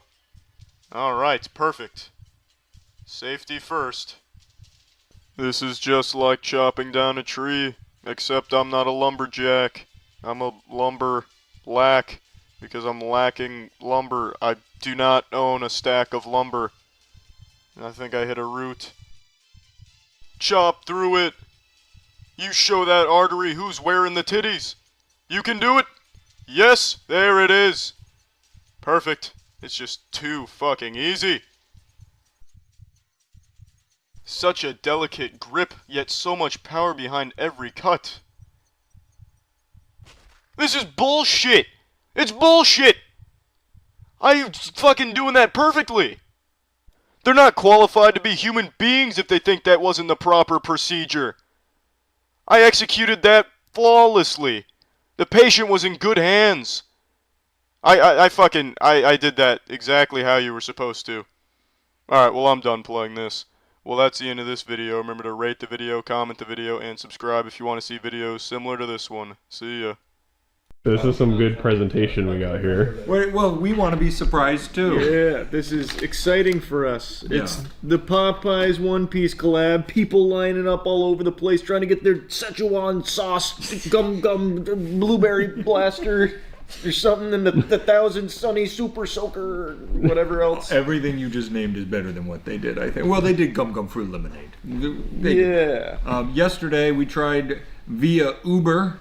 And we had 3 drivers canceled. The third one called me, and he was like, dude, this place is fucking nuts. Like, I've been waiting for 30 minutes. I got up to the front, and they told me they don't have anything One Piece. And they also have many videos showing the lines of people at Popeyes trying to get their hands on it, trying to get that treasure for themselves to sell it on Facebook Marketplace for $250. $250 was the cheapest we found on Facebook. Yep. So then, get this. I messaged Uber yesterday because Popeyes doesn't do what they're supposed to do when you don't have the items. They don't cancel it on Uber. Okay. They do not cancel the order, so I have to, which means I still get charged. Yeah. So I reach out to Uber support. They were like, we got you, no problem.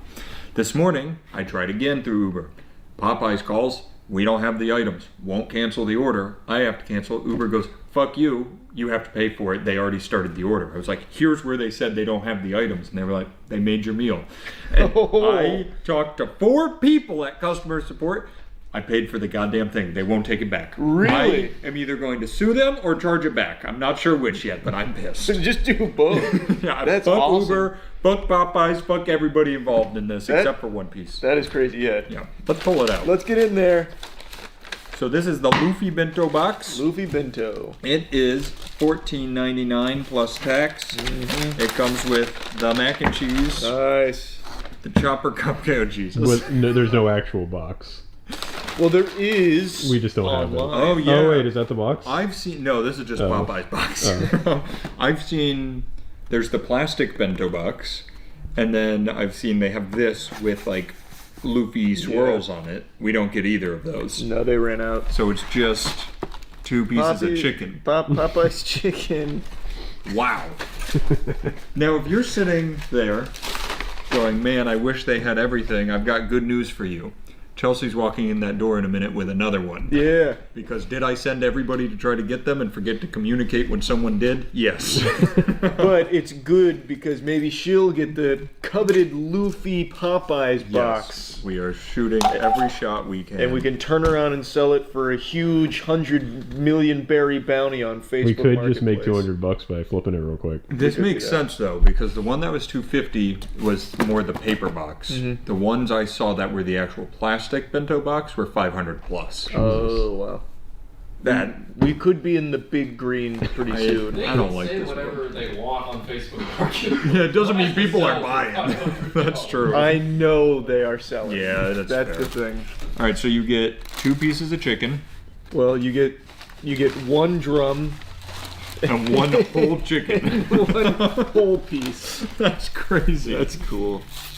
This is Chopper. This is his leg, and this is Chopper after his sensu beans. After he takes one of the rumble balls. And then they turned him into a cupcake. Is that, I haven't watched One Piece really, is a cupcake a significant item to Chopper? No.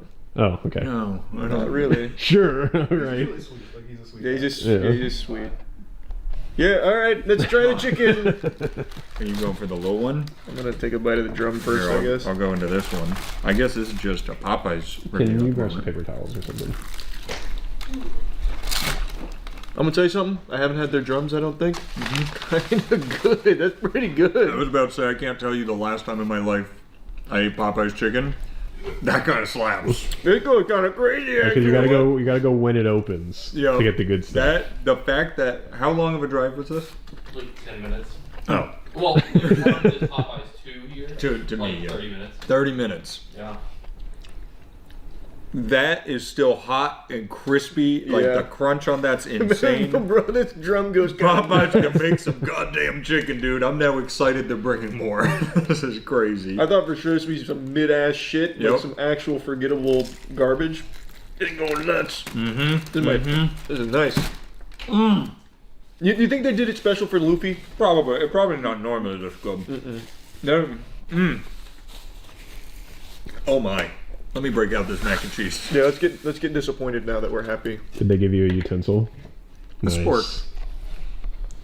Smells like mac and cheese. You're just gonna finish your drumstick? That's a good idea. It's very good. I feel like I'm part of the crew. Is that good? That's good. Is it really? Wait a minute. Oh my. Popeyes, you've done it again. Didn't Popeyes win our chicken? The chicken sandwich. Yeah. But they're the bracket. You might recall in season 1, this channel, when we did the normal chicken tenders tier list, they were F tier. Oh, were they? Yeah, it's fucking terrible. It was actually inedible. Yeah, because I remember what we said was their nuggets too. Ass. Terrible. They did the sandwich and the tenders very differently, so the tenders were shit. I know this chicken is not exactly what this video is about, but it is unreal. Mac and cheese. Good mac and cheese too. It's well seasoned. I'm gonna tell you something. Tell it to them. We don't have anything cool One Piece related, but damn it, it's a decent meal. That's a kind of a good meal. Damn. Also, wait, side note, I realized we did the new Whopper. We need to do new Burger King. I didn't realize they changed a bunch of their menu items. What did they change? Wouldn't believe what their nuggets look like. I'm going to show you a picture and you're going to pass out. Yeah. Let me get it. This had better be fucking good, because that was a really hard sell on these chicken nuggets. Are you like sponsored by Burger King? What's going on? No, fuck Burger King.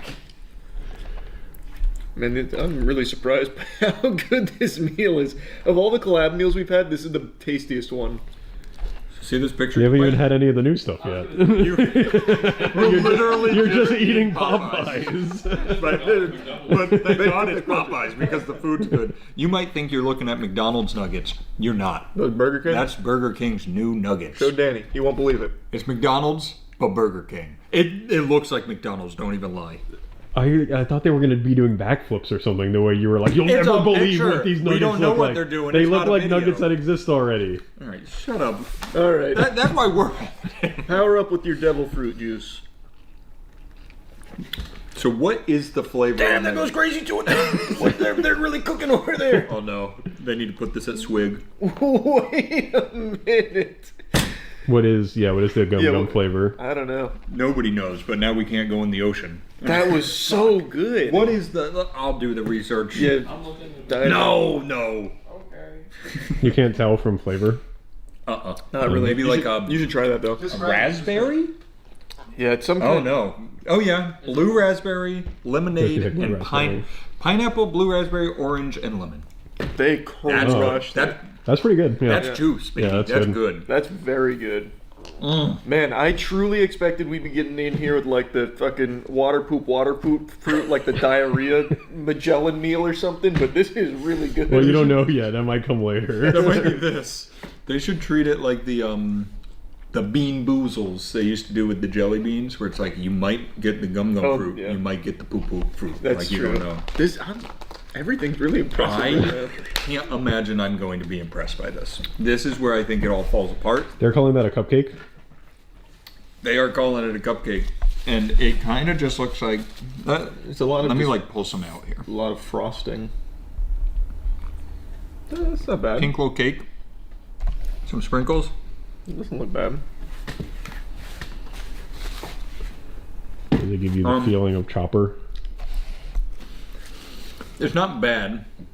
It just doesn't stand up to the hype of the other 3 items we had. It's just very. Great news, guys. We got the one. Deal. Please tell me it came with the. Is it in the bento box?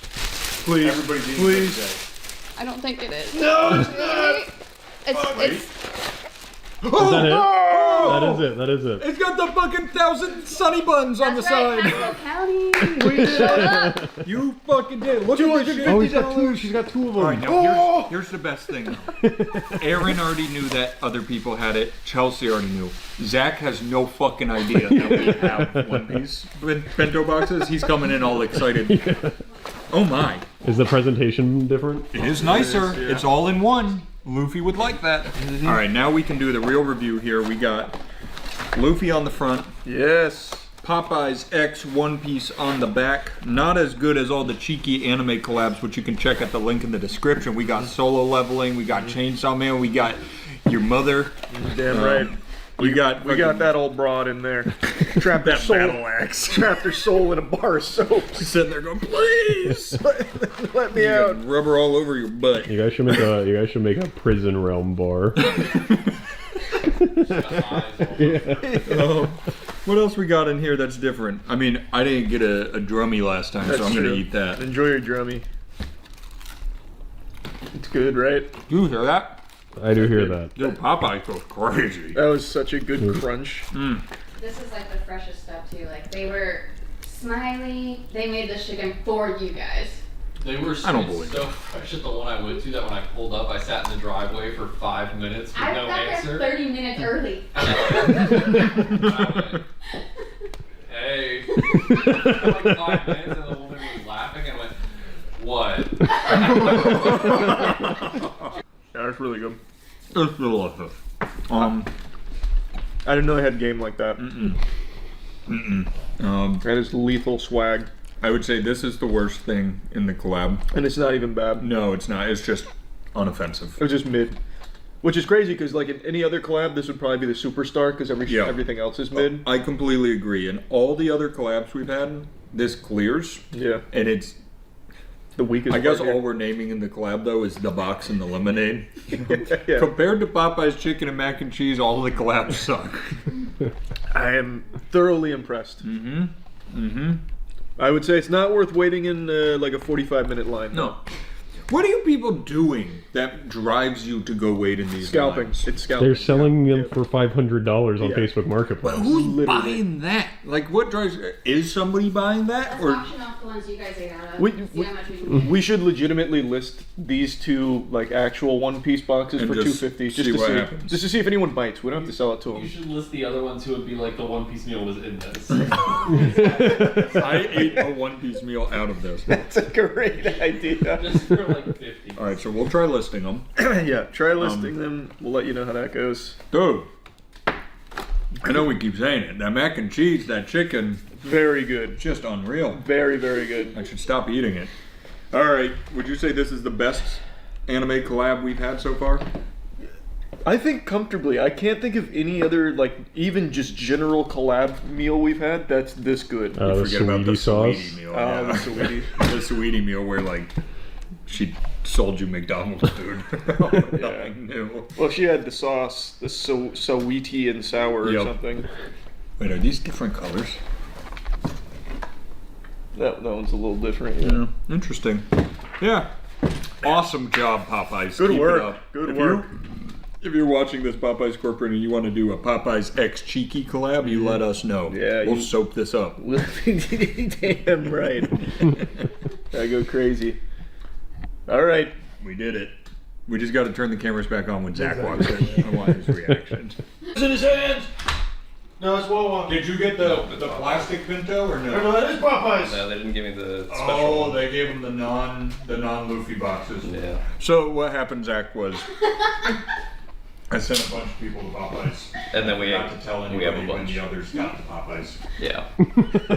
But the good news, Zach, look at all this. We did get some loot. You're a big One Piece fan, right? I am. I love one. Your reward for getting that bento box is to see this bento box. Oh, he got the box too. Oh, did you get the box? Well, let him have the One Piece box. Whoa! Shit. We all got it. No, not Aaron. This is what Aaron got. They said you don't know. No spoilers yet. Fake fan. How would you like a piece of chicken? I got my own. All right. He was prepared. Well, you'll be happy to know, Zach, the collab was great because the chicken and mac and cheese was good. Extremely good. The lemonade, delicious. The cupcake. Don't. He has to watch the video. Don't tell him. Sorry. Yeah. I wonder how the cupcake was. And we made almost $1,000 off the boxes. Oh yeah. Well, and if we can get 50 for each of these, it's probably over. Is there more, Popeye? Chase, you're a big One Piece fan. How does this make you feel? 1 to 10. 7. Awesome, Oh, dude. nice. That's a glowing review. That's huge. Oh, it says meet now, adventure later. Nice. All right, thanks, guys. All right, it was good.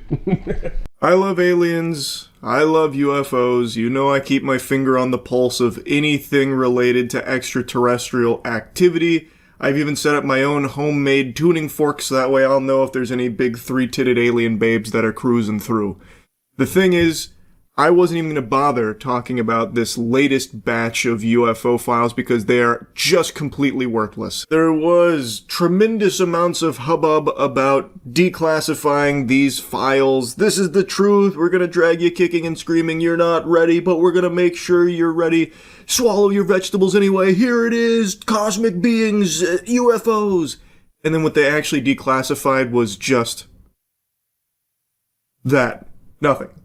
Nothing is what they declassified. There is genuinely nothing interesting in there, yet they continued to hype and glaze it up.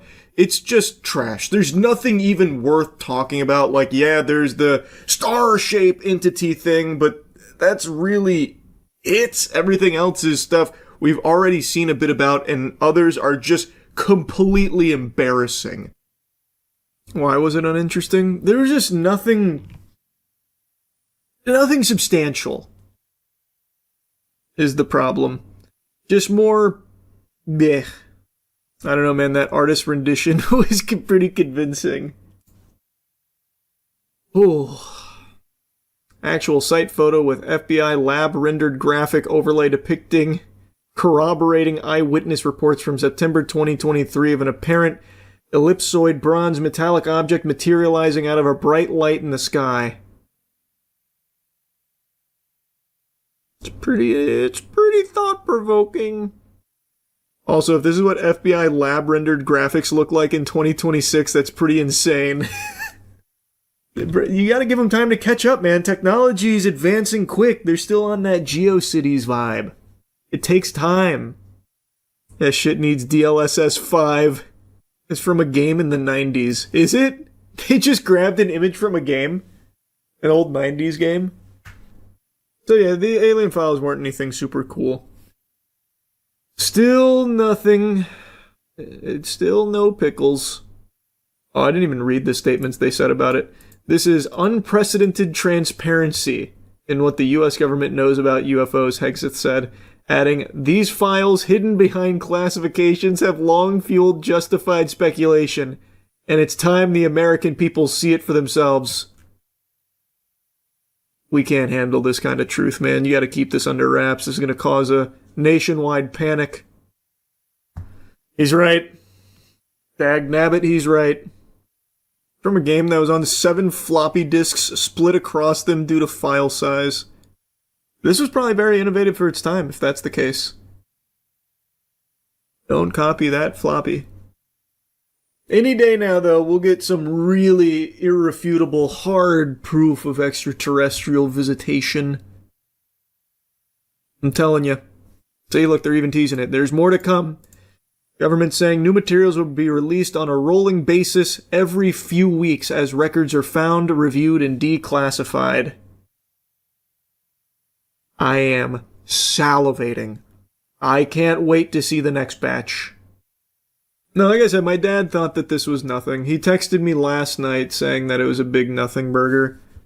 Yeah, that was unprompted too. Usually he doesn't get the latest UFO drops, but last night I guess he was just seeing it somewhere and he texted me, said, the released UFO vids are a real nothing burger, exclamation, exclamation. What a joke, exclamation, exclamation. So he was pretty upset. He sounds so invested. Well, I mean, he is to a certain degree. He doesn't keep up with, the latest baloney dumps, like the fucking spheres, the goddamn flying colanders and like little soccer balls in the sky that people go crazy over. He doesn't care about that shit. But when it comes to like file releases and stuff, he at least tries to stay on top of it and take a look, but so far he has not seen anything convincing.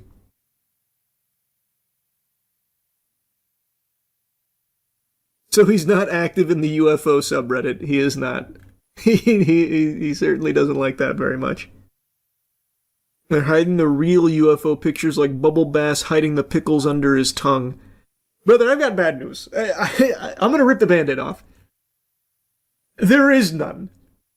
Like, I'm sure they have some, like, wacky files and stuff, because they had so many old-school weirdo projects, like the MK Ultra stuff. They also had all of these, like, astral projecting projects that they were doing, the CIA was conducting with, like, the psychics and stuff, which is why, like, a year ago you saw those articles about the declassified CIA documents confirming that there was giants on Mars. But if you actually look at it, what they were doing is they had these drug-induced maniacs go in, fucking blindfold them, and try and, like, guess cue cards that they were holding, and then they'd tell them stories about how they astral projected onto Mars and had conversations with giants. Like, you're not going to find anything, like, actually convincing when it gets declassified, because they did some fucking nut job shit in the CIA back in, like, the 60s and 70s. They were actually trying to do, like, Marvel X-Men stuff. And then they wrote about it as if it was, like, successful. So, like, ESP, mind readers, astral projectors, time travelers, they had all of these kind of wacky programs. They also killed a lot of people. Well, I mean, in the pursuit of mutants and superhumans, that's to be expected. The gay bomb, too. Oh, the gay bomb is a classic. The gay bomb actually is a classic. The thought being drop a bomb that would cause all the dudes to just start fucking each other and not fight anymore. The enemy is gay now. But they still shot at us. I do love that thinking, though, like that's going to somehow be a really effective weapon. Like, let's just assume it works. Let's assume they did create the gay bomb. They deploy it. Now all the soldiers have sex. They all blow their load. Then they go right back to what they were doing before. So you bought yourself, like, a couple of minutes where they're fucking, and then what? It was a truly baffling proposal. Might backfire on your own army. Oh, can you imagine transporting the gay bomb, but it springs a leak? Then the plane crashes because everyone's fucking themselves ferociously. No! We made the whole plane gay! No, it's gay! Shit! The one thing we couldn't plan for! No! Yeah, it was interesting stuff, man, I'm telling you. Those declassified files and the ones that we keep getting have some really wacky projects the government looked into at the very least. Some actively pursued.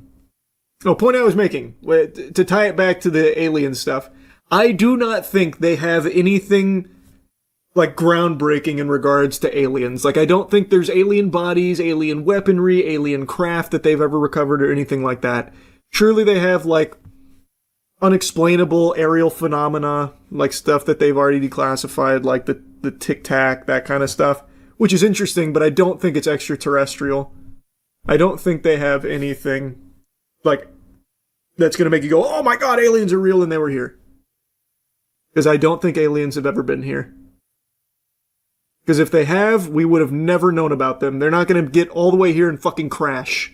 That's not going to happen. The technology that they would need to get here, it would be unthinkable that it would somehow malfunction here.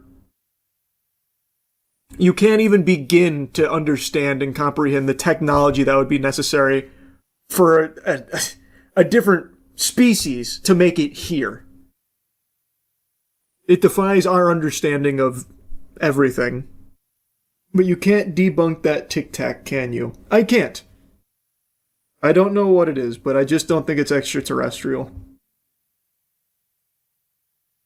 I don't think it was aliens in their cruiser. Just because I can't explain it doesn't mean that that's the default correct answer. You can't tell me whether or not there's poop in my pants right now. There's no way. You can make a guess, but you don't know. Yeah, I missed it again. call me your mother, because I just got fucked raw again. So, I'm sure a lot of you know what I'm going to be talking about. Yesterday, Dogecoin exploded, going up to like 47 cents. Some of you watching are probably already millionaires because you cashed out on your Dogecoin. I am not one of those people. For the last few months, I've had this overwhelming fear of missing out on anything. Ever since the whole GME GameStop stock explosion, I scratch at my neck like a goddamn meth addict waiting for my fix on things to make sure I'm in early on. And yet still, somehow, I fucking miss Dogecoin. And that's an understatement. I didn't miss Dogecoin. I made the conscious decision to not invest in Dogecoin. Last month, like early April, I put money into every fucking crypto altcoin possible except Dogecoin. I put money into a goddamn crypto that only one person in my Twitch chat mentioned one time. It's probably something he made in his goddamn basement just for like a little pump and dump scheme. Something that I'm the only one who has any fucking coins in. And I put money into that and not Dogecoin, an established meme coin for like a decade now. I don't know how dumb a human being can be. I'm that stupid asshole that showed up to the party of crypto and decided not to have any fun, not gonna drink any alcohol, or just have a good time at all. I came in there to be miserable, and that's exactly what I'm fucking doing. I was convinced in my stupid idiot brain that Dogecoin was gonna go back down to like 2 cents and I'd wait till then to put money in. And I wasn't in any rush, it's a marathon, not a sprint. There's no reason to blow my whole load here and go in at 5 cents. I'll get a better deal during the fire sale. Maybe I'll wait till Thanksgiving's Black Friday deal for fucking Dogecoin. And then of course Elon Musk takes one puff of weed and makes a tweet about Dogecoin again. And that shit soars to record heights. And I'm just sitting here with my fucking soft cock in my hand, all sad and lonely.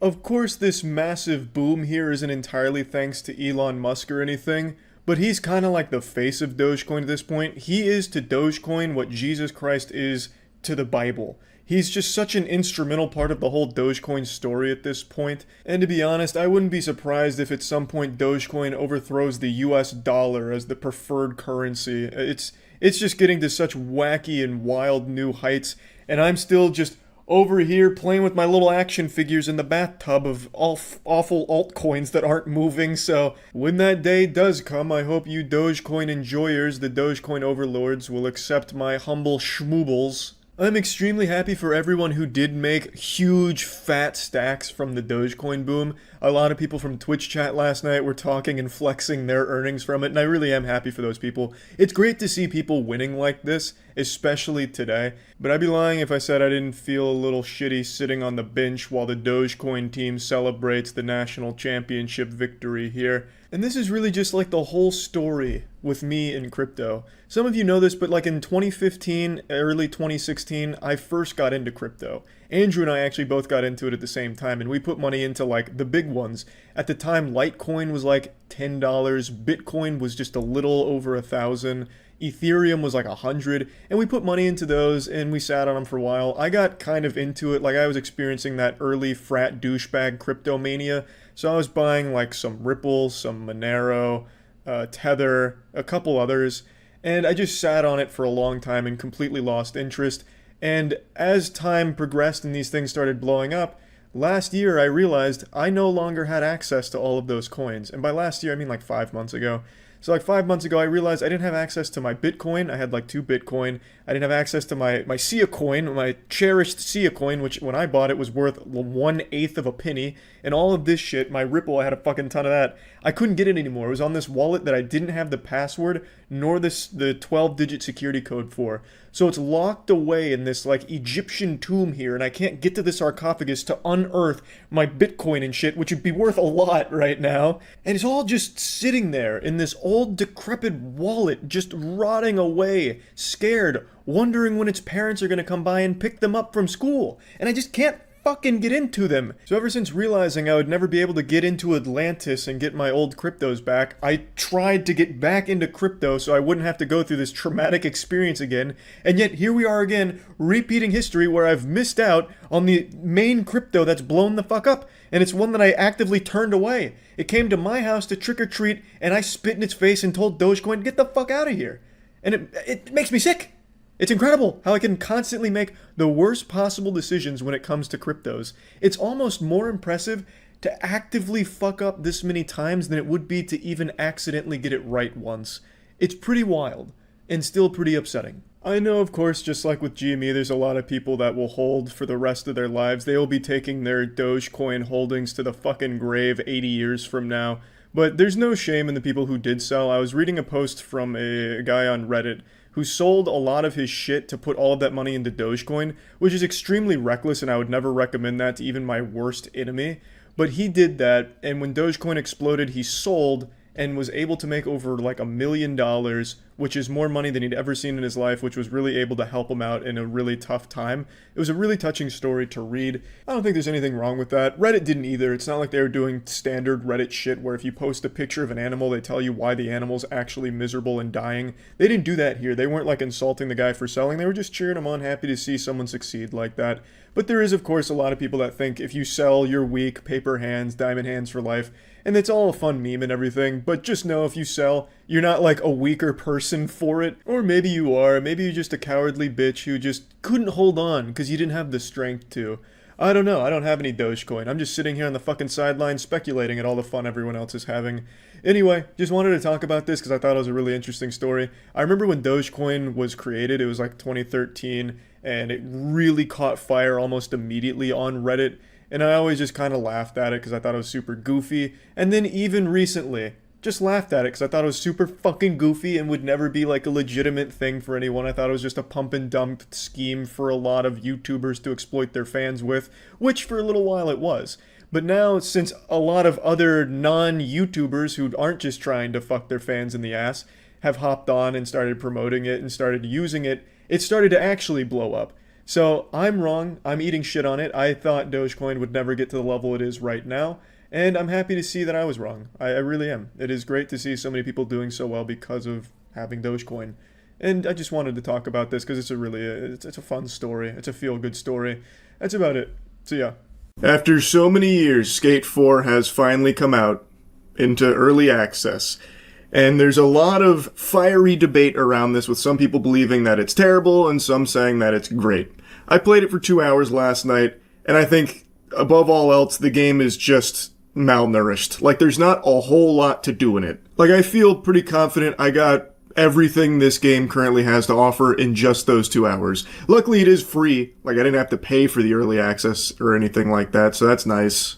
The gameplay loop is, you go do the challenges, which levels up your store. Rinse and repeat, so then you just get, like, cosmetics. That seems to be all that is offered in here. It's just a big, giant sandbox, which does have its perks. Like, it is fun. Like, the gameplay is fun. The glitches in this game carry it, though. This game has glitches I've never seen before in any other game. Even by, like, Skate standards, where there are some fucking unbelievable glitches in, like, Skate 3, this blows it out of the water. I had so much fun with the glitches, probably more so than anything else. Now, overall, I think the game is fine.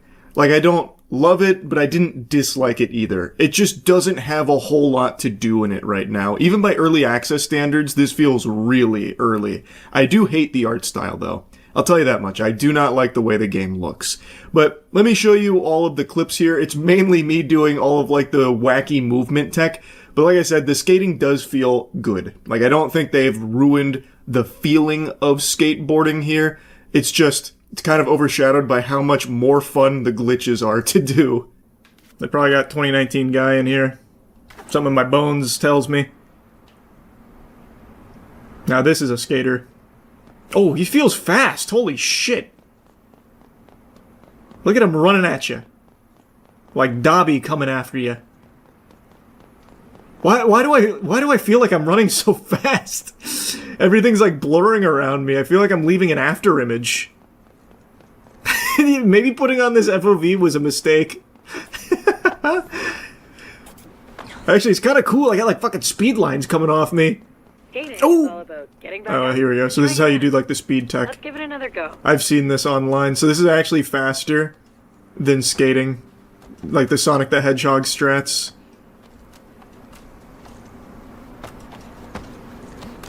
This is it right here. I've immediately got it. I think it's cool. I saw people were bitching about it online. I think it's cool. You don't have to do it if you don't want to do it. Don't do it. Skate around. I'm gonna tell you something though. I'm gonna use the shit out of it.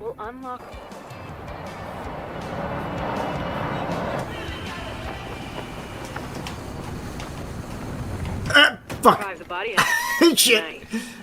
Local knowledge update. What's the- resilience is San Van's.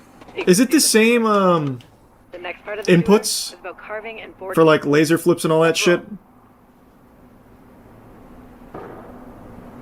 Nice. A good one for the highlight reel.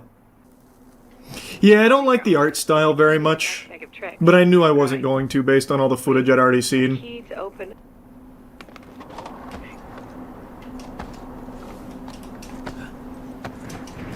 There it is, there it is! Oh wait.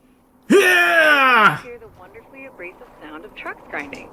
I just need to get consistent with that. Timing your ollies is the key to our next bag of tricks. Grind. Hold on, I'll grind in a minute. I'm working on new tech. I'm soaping. Bro's gotta invent a BLJ strap for Skate 4. Oh, so true. 2 out of 3. Keep on grinding. My third grind, big one. Verified grindage. Now I've got something a bit more challenging. Is it this? That was a pretty cool trick, actually. Each one highlights a different aspect of what makes San Van so special to skaters. Completing challenges earns reputation. The more rep you've got, the more challenges the SVCC will throw your way. They want you amping the local scene. Man, look at that shit. Look how much speed I generate from that. There's probably gonna be some crazy tech with that. Picking up the newest stuff at Extrovert. I got it once and now I can't get it again. Fuck! Okay, there it is, there it is, there it is. I was doing it too quick. You have to wait a little while. That's pretty hype. That's pretty hype. That's skating. That's going on the cover of Thrasher. You're done to continue the tour. I'm done. I'm wearing my rare shirt now. My rare blue shirt. Perfect. I've got more challenges to or do the craziest tricks and trick sequences. Let's give it a shot. Alright, I'm gonna own this spot forever. No one else is allowed to take this one from me. How about starting simple? Remember your ollies? Ah, it's mine! Nice work. Do it. I thought it was right after a jump, but I can only get it to super jump me sometimes. Launch! Damn it. Do you know it, Scoots?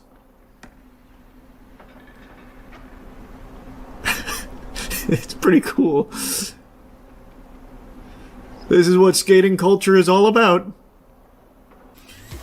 Alright, flip trick.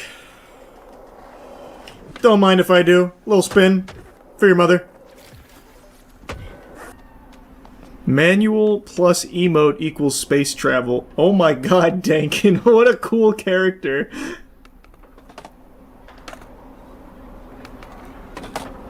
Those are some awesome tricks you're doing. What the fuck?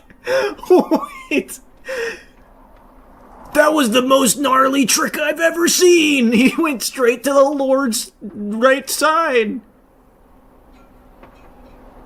How did he do that? And now he's sleeping. What an adventure he's gone on. Press triangle with right stick halfway down, then when all wheels hit the ground, pull all the way down, then emote. Okay. No, okay, I didn't think so. Oh, wait, I think I got it. Am I T-posing? I can see my nutsack. I think I got it. Yeah, there I go. Ah, much better. See, now we can finally skate.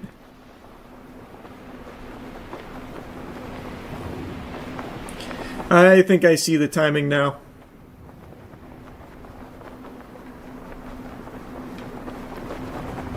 Nice! This is what it's all about?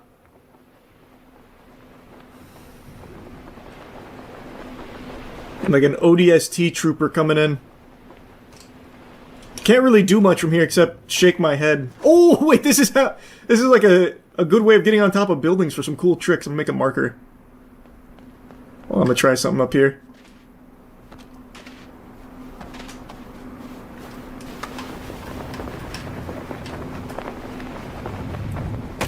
Well, I didn't get the full rotation there. Hold on.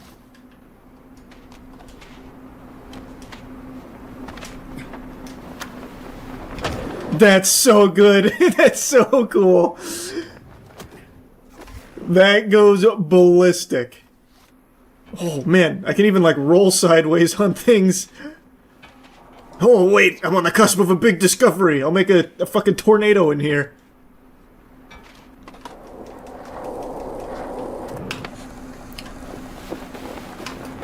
Yeah, that reaches. It's gonna be hard to get anything else off of it, but I think I'm setting up for something huge here. Stay against it, stay against it. Oh, someone already did it. Scoots already beat me to it. Yeah, that's what I was gonna do. Put a ramp there so you can go straight from it. Perfect, he already did it. Alright, huge potential here. Ugh. I wanted to do a variable. Oh!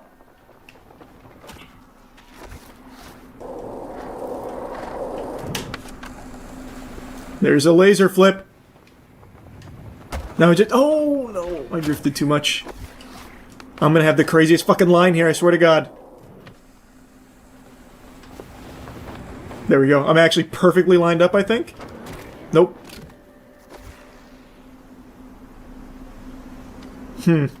I'm starting to think maybe it's too much speed no matter how you do it here.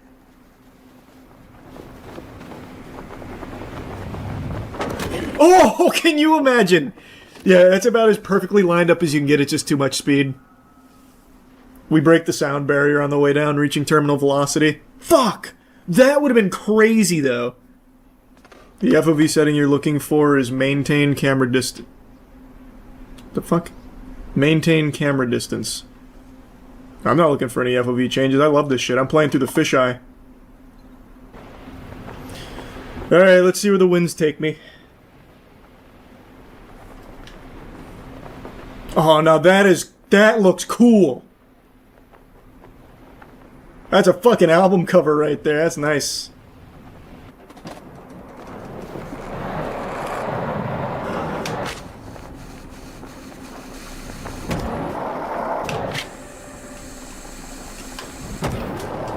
Now that's a fucking line right there. Holy.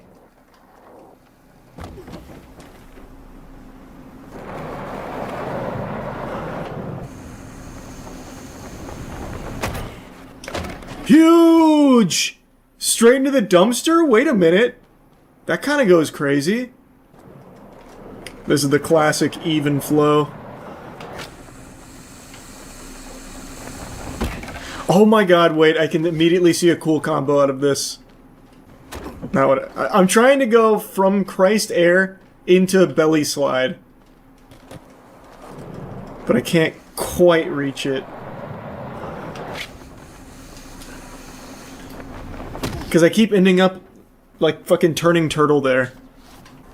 I don't know, I feel like they dropped the ball at this game. No skate, no spot battle, no Hall of Meat. Just feels like sandbox, Tony Hawk, not a skate game. That I can definitely see. Like, I agree. Like, I do think the gameplay is solid. I really love the glitches. The glitches are fucking amazing. That being said, this feels so incomplete even for early access standards. The gameplay loop is you go do the challenges. When you finish the challenge, you unlock more in the shop. That's it. It's a little underwhelming. I think they probably should have waited till they had a little more meat on its bones. I think this is still a little too early. What's up everybody, it's Critical. I'm playing Miami Traffic 3 for the PC. Let's do this shit. Holy shit. Everyone's sliding around like they're on an ice skating rink. Oh, I'm playing as Tony the Tiger. That's more than good. That's great. There we go, the jumping looks fluid and natural. What was that? Am I pointing at somebody? Is that my punch? Now look at that, look at those jabs, it's fucking textbook. Come here, hyena, let's have a little brawl. Oh, fucking incredible. Punched him into another realm. That's it, I'm gonna become a boxer. It's the only logical course now. What do we have over here? Everyone's just sliding around in the street. They don't really care about incoming cars. But if the cool people are doing it, I don't mind giving myself a wet willy on the street while there's cars coming at me. I don't fucking care. Where do you think you're going? Take this. Yeah, go invisible. See if I lose sleep over it. Damn, he's just out of range. Let's try this weapon on for size. What the fuck is that? Oh, the smoke is coming out of the tiger instead of the end of the gun. Looks like there's a small phantom looming over his head. Safety first. What's this? A grenade launcher? Let's find out. It's a flamethrower. I've now incinerated a pedestrian.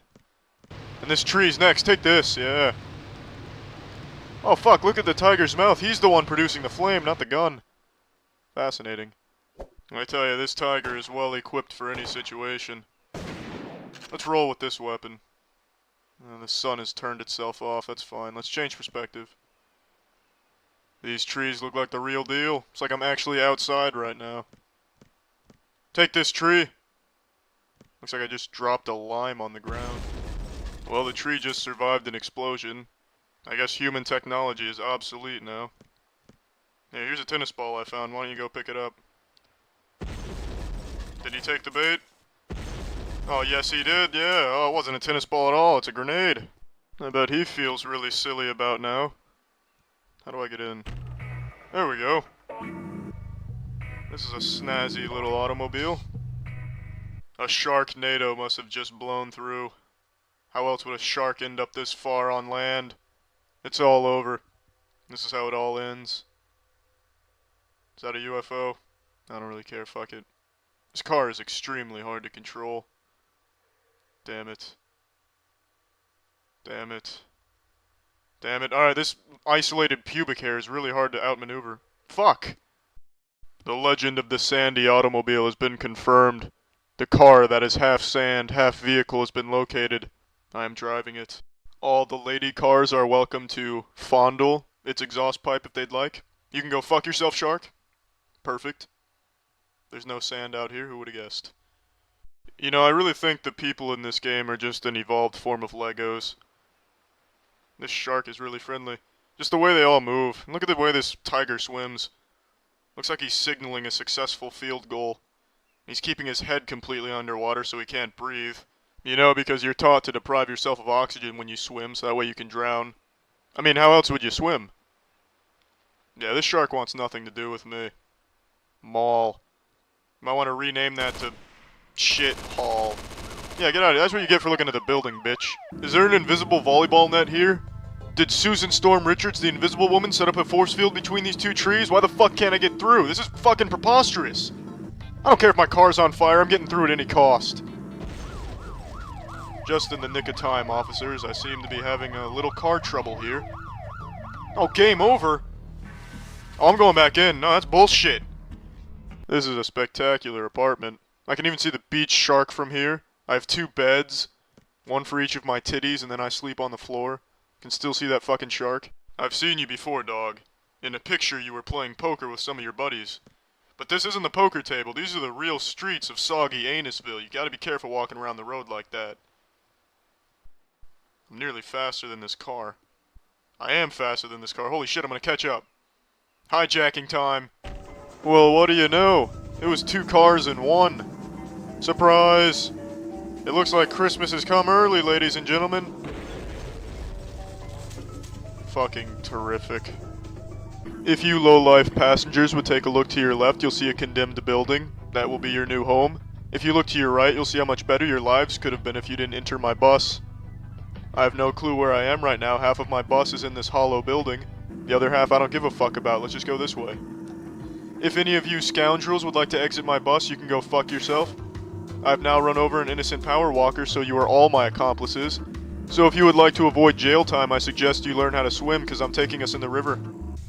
A captain always goes down with his ship, but you are all welcome to leave the bus, and I hope you get overrun by jellyfish because you're all scum. I can just hear my armpits crying out for deodorant. I smell like shit right now. I'm not even controlling this tiger right now. What is going on? The fuck is going on? It's fucking being taken over. This tiger needs an exorcism, quickly. What the fuck is happening right now?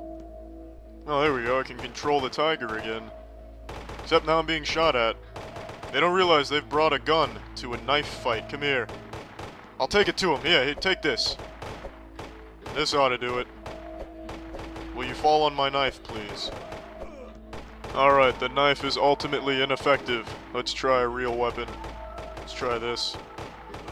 Take some of this. There we go, direct hit. Take this. The pizza delivery guy called, said you should all take this. But it's not pizza.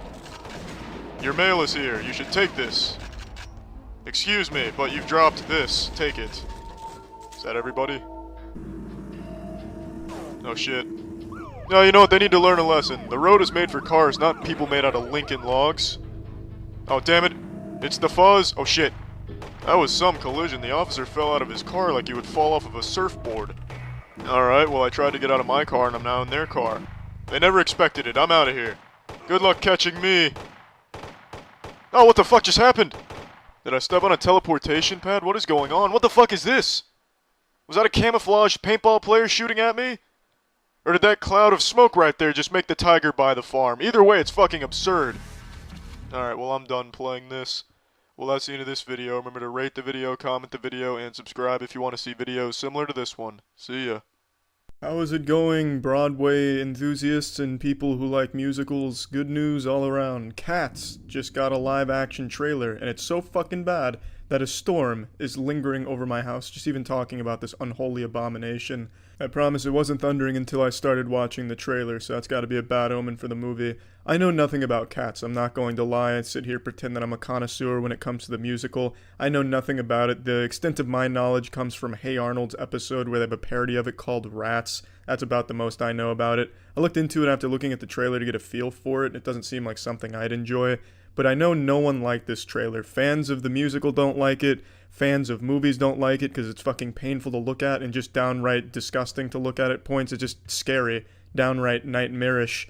And I know furries don't like it. And if furries don't like a movie with anthropomorphic cats, then you know you have fucked up in a pretty big way. Let me show you some pictures here. I can't play the trailer because I'll definitely get fucking copyright fisted with that, so I'm not going to take that chance, but I'll show you some pictures. It looks gross. The characters don't look very good. Very uncanny valley looking shit. It looks like Mike Myers' Cat in the Hat doggy-styled the Animorphs series and led to this thing's creation. The characters just don't look good. The main complaint is how it looks, because aside from the characters, the backgrounds, the sets, they look pretty beautiful. The music even sounds nice. It's not my cup of tea, but I can recognize good music when I hear it. But man, the primary focus of the movie is going to be on these characters, and yet they are almost impossible to look at without getting squeamish. There's just something embedded in human DNA that makes us afraid of things that look like this. I just don't know what they were thinking here, especially after all the backlash the Sonic the Hedgehog movie got for its gross-looking anthropomorphic character. It's as if the team behind this movie just hates cats and wanted to make it look as gross as possible. It's almost like they raided the dumpster of the Sonic the Hedgehog creative team just looking for an old abortion that they had an idea for Sonic, and then they took it out of the dumpster and made it the primary look for the entire Cats cast. And the cast is fucking stacked. They have an incredible cast here, except for James Corden. I'm not a James Corden fan. I would rather anyone in the world replace him in this movie. It'd be infinitely better. Not that the movie's shaping up to be something great, but I just really don't like James's work at all. I would rather see my high school bully take that role than James. I'd have more fun watching my bully succeed than watching James. With that aside, again, the main problem I and everyone else has about the Cats trailer is just how the characters look. It just doesn't look good. It looks like wrinkled nutsacks with those little anime cat ears on top of it. It's just looking really odd. This looks like something I would have found in the late 90s surfing through channels at 3 a.m. and then started questioning whether or not I ever saw it to begin with. Just one of those like fever dreamish productions you'd see on TV late at night back in the early 90s. It just looks like one of those things that you just can't even believe exists. You have to question whether or not what you saw is really something that was made. Honestly, I just have to wonder if they're going to stick with this design decision. I understand that it's really far along into production, I'm guessing. I mean, when you're releasing a trailer like this, you're pretty married to the style, but Sonic the Hedgehog, which suffered the exact same problem this movie is suffering from, decided to just push back the release date and completely redo Sonic's look. I'm hoping they'll make him look even worse, just kind of as like a big joke. I'm imagining they'll probably try and stick more to the original character to look better, whatever. That's kind of boring, wish it was still shitty. But I wonder if the Cats production team will do a similar move where they delay the movie to redo how the characters look, or if that's even possible in this case, because Sonic is entirely CGI with no actors really performing and doing any facial stuff, whereas here it is still facial shit from the characters contributing to what you see on screen. So I don't know if it's possible, I don't know if they'll do it. I'm excited to see this movie now, because I like movies that are just bad, like fun bad, not boring bad. This looks like it'll be a fun bad movie, and yeah, that's really just about it. So yeah. Kickstarter. I guarantee at least one person watching this just had a PTSD flashback. I just induced trauma with a single word. Kickstarter is a platform that's no stranger to scams. That goes together like peanut butter and jelly. That's not to say that all of them on Kickstarter are scams. In fact, some incredibly great projects have been the result of successful Kickstarter backing. But ask anyone out there that's ever put a few clams behind some projects, and I guarantee you they'll tell you some horror stories of how they've been burned. It is a platform that can send shivers down your spine for all the lost money because you bought into an idea and then it never came to fruition. There's no guarantee what you back on Kickstarter will ever even really exist, and there's never any real repercussions to the scammer should that unfold. God rest the soul of Michael Superbacker and the Air Umbrella. At least that story has a somewhat wholesome conclusion, but on the whole, Kickstarter is a platform where you get some good and you get some real bad. And now in the age of AI, Kickstarter has never been worse. It is in a brutal position for people to identify what's real and what's fake. I'm reading every day about more and more disgusting uses of AI. It is basically technology that is exclusively used to exploit people and mislead people. Quick side quest here before diving into the Kickstarter state and how awful it is thanks to AI. I read a wild story today about a DoorDash driver who was using AI-generated images to pretend as if he delivered the food to the customer. So I believe that he was using like Google Street View. So he brought up the address and brought up the Street View and would take the image of the person's door and then AI generate that door with their food there and then marking it as a completed delivery. So the scam is they AI generate the front door with their food there as if they had delivered it. They cash it in basically and they're able to do that instantly. Fucking nuts. I also was reading something about a construction company that was using AI-generated images to pretend like they had finished projects in order to secure more contracts. It's completely out of control. And in Kickstarter specifically, last night on stream, we did like a quick dive to see the most popular projects on the platform to see if they used AI. Spoiler alert, they all did. So it is extremely difficult to even know what's real and what's fake with what you're backing on Kickstarter now, it seems. It is so fucking absurd. I'm now curious if everyone is pitching Kickstarter products with AI videos to make it seem more professional. I actually haven't checked Kickstarter scams in a while. I bet that's a very common thing now, though. Let me see. I'm just going to see what like the top funded projects are at the moment and see if there's any AI video for it. All categories... Popularity. So the most popular thing right now is called Pick Pack. Let's see. What can I think? We all have too many and choosing them is a nightmare. This doesn't look like AI. They're basically trapped on our phones. But the song sounds like it's Suno generated. Is there any better way? Oh, wait. Is that an AI voiceover? Is there any better way? Meet PickPack, an e-ink album that custom feeds your That's definitely favorite. AI voice. So I'm pretty sure that was AI Suno music and an AI voiceover. At first I thought it was just a very unenthusiastic guy, but it's just an AI voiceover. This is literally the most popular project on Kickstarter right now. Just went to the #1 and it's instantly usage of AI in the pitch. So yeah, safe to say it looks like Kickstarter projects have pivoted to now using AI to make it seem more professional. If only the coolest cooler came out now. Oh my god, these fucking names, brother. These are blasts from the past. The coolest cooler. Oh my god.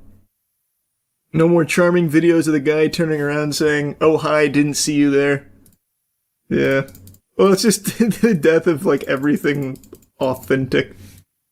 I want to hear, let's go to the second most popular and see if it's AI. Maybe this was just, like, a truly unlucky time to hop in.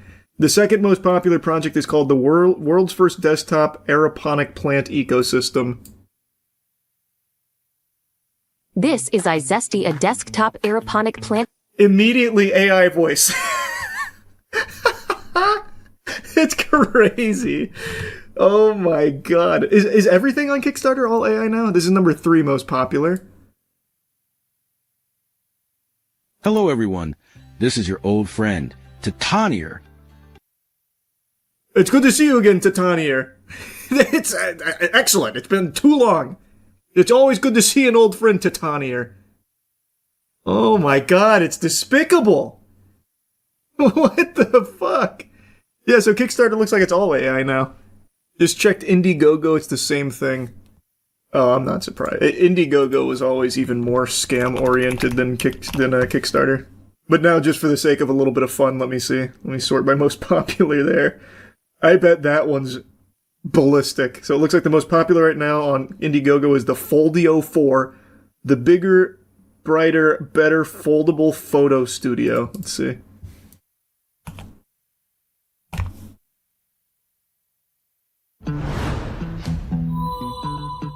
Hey, Kickstarter, we're back. Since 2011, Oh no, man. Everything is so cooked. And it's not even Kickstarter. Well, they probably have it on Kickstarter as well. They're probably double fisting on the crowdfunding. 400k raised, by the way. Yeah. I mean, it's never been easier to scam. AI has made scams easy, instant. Yeah. Not surprised. This just reminded me, have you seen the most recent Kickstarter scam game? It's called Puff Pals Island Skies and raised $2.5 million. The guy behind it basically took the money and went into hiding. You're telling me something called Puff Pals Island Skies raised $2.5 million? Even without knowing it's a scam, I'd hear that and would never even consider putting money into it. Let's see, Puff Pals Island Skies, huh? Wow. This looks even worse than I could have imagined. $2.56 million here. A wholesome life simulator game where you can collect, farm, customize, and explore new lands with cute and fluffy puff pals. And pre-order the game. Let's see the pitch. Excellent aspect ratio here. What the fuck is this? Hello? Pardon? Okay, we'll just go full screen. This take place in heaven, or what's up?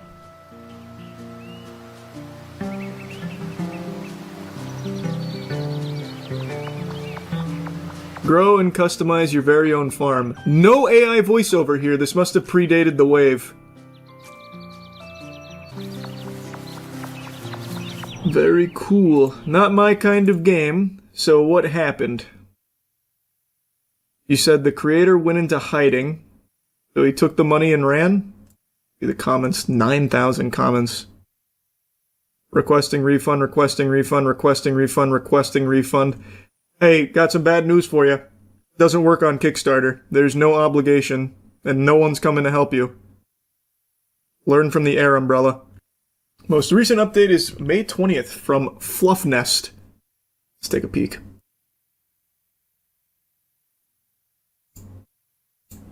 The development of Island Skies has been incredibly challenging to say the least. For the past few years, we were under NDA with a third-party studio and couldn't discuss many of the things happening behind closed doors.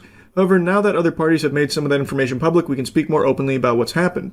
After Kickstarter, Fluffnest entered into a milestone agreement with Roommate Studio to develop the features necessary to deliver early access based on the GDD we created for the campaign. Agreement was for $1.1 million over the course of 1 year. This will leave around $500,000 of wiggle room, approximately $1 million from Kickstarter. I don't give a fuck what happened. Problem with management, wasn't ready for early access or alpha. Alright, where things are now. As we approach finalizing the new agreement, it became clear Roommate's senior management does not have a clear understanding of the project's current state, how much work remains. Because of this, we can't trust that the issues we've already faced won't reoccur. We've informed Roommate we won't proceed unless their leadership presents a plan to directly address these issues and commits the necessary resources to Island Skies. This Kickstarter might be the biggest scam ever, and their CEO is allegedly running from the law. See, a while back, this viral plushie company called Fluffnest announced that they were making a brand new life sim game called Puff Pals Island Skies, and they raised over $2.5 million out of their $75K goal, mostly by selling limited time plushies that you could only get through the Kickstarter. And Puff Pals looked pretty legit, with trailers showing a lot of the core features already working, so naturally the community trusted the team. But what they didn't know is that by the time the first alpha playtest came out, Fluffnest had already burned through all the Kickstarter money, with huge chunks of it reportedly going to so plushie classic production instead of the actual game. And when their plushie business that collapsed always in early happens. 2025, well, everything spiraled from there, with hundreds of orders going missing without refunds, the Puff Pals trademark expiring, and even the game's website ended up getting shut down. Now, the CEO, named David's been hit with over $2 million in lawsuits from his former employees, the banks, and even the outside studio that they secretly hired to make the game. But while he's been allegedly dodging service and refusing to show up to court, the backers are left getting ghosted on social media. Very cool, David. Very interesting. So he tried to outsource the game to another studio to make it. That still didn't work. Man, I tell ya. If you can't trust Fluffnest, who can you trust? Selling plushies of your game before the game even releases is wacky. Well, this is the first I'm learning of this whole company and scam. But based on that short, it looks like the plushies existed first, and in order to drive interest and money to the Kickstarter campaign, they were offering the limited plushies. So it was for their already established plushie business, which ate shit earlier this year and shut down. Seemed like they were a legit business before it went tits up making this game. Maybe. Or maybe this was always the plan, David's nefarious scheme. Primate, a new horror movie about a chimpanzee with rabies that starts killing an entire house party. Is it good? I mean, kinda, I suppose. I saw that this film debuted with overwhelming enthusiasm and like really high scores, so I thought for a moment that the trailers were deceiving and this wasn't like a really simple movie. It's not just, a slasher film where the bad guy is a chimpanzee. There must be like a lot of depth or something, like a very complex onion to peel apart. After seeing it, I could tell you it is a slasher with the chimpanzee taking pleasure in just killing people having a house party. I'm a little surprised at how high the reviews are. I think maybe people just appreciate the unapologetic nature of just how simple a movie this is. Anyway though, this film is every horror cliche you could possibly find in a slasher put into here, but with a new Fortnite skin on it.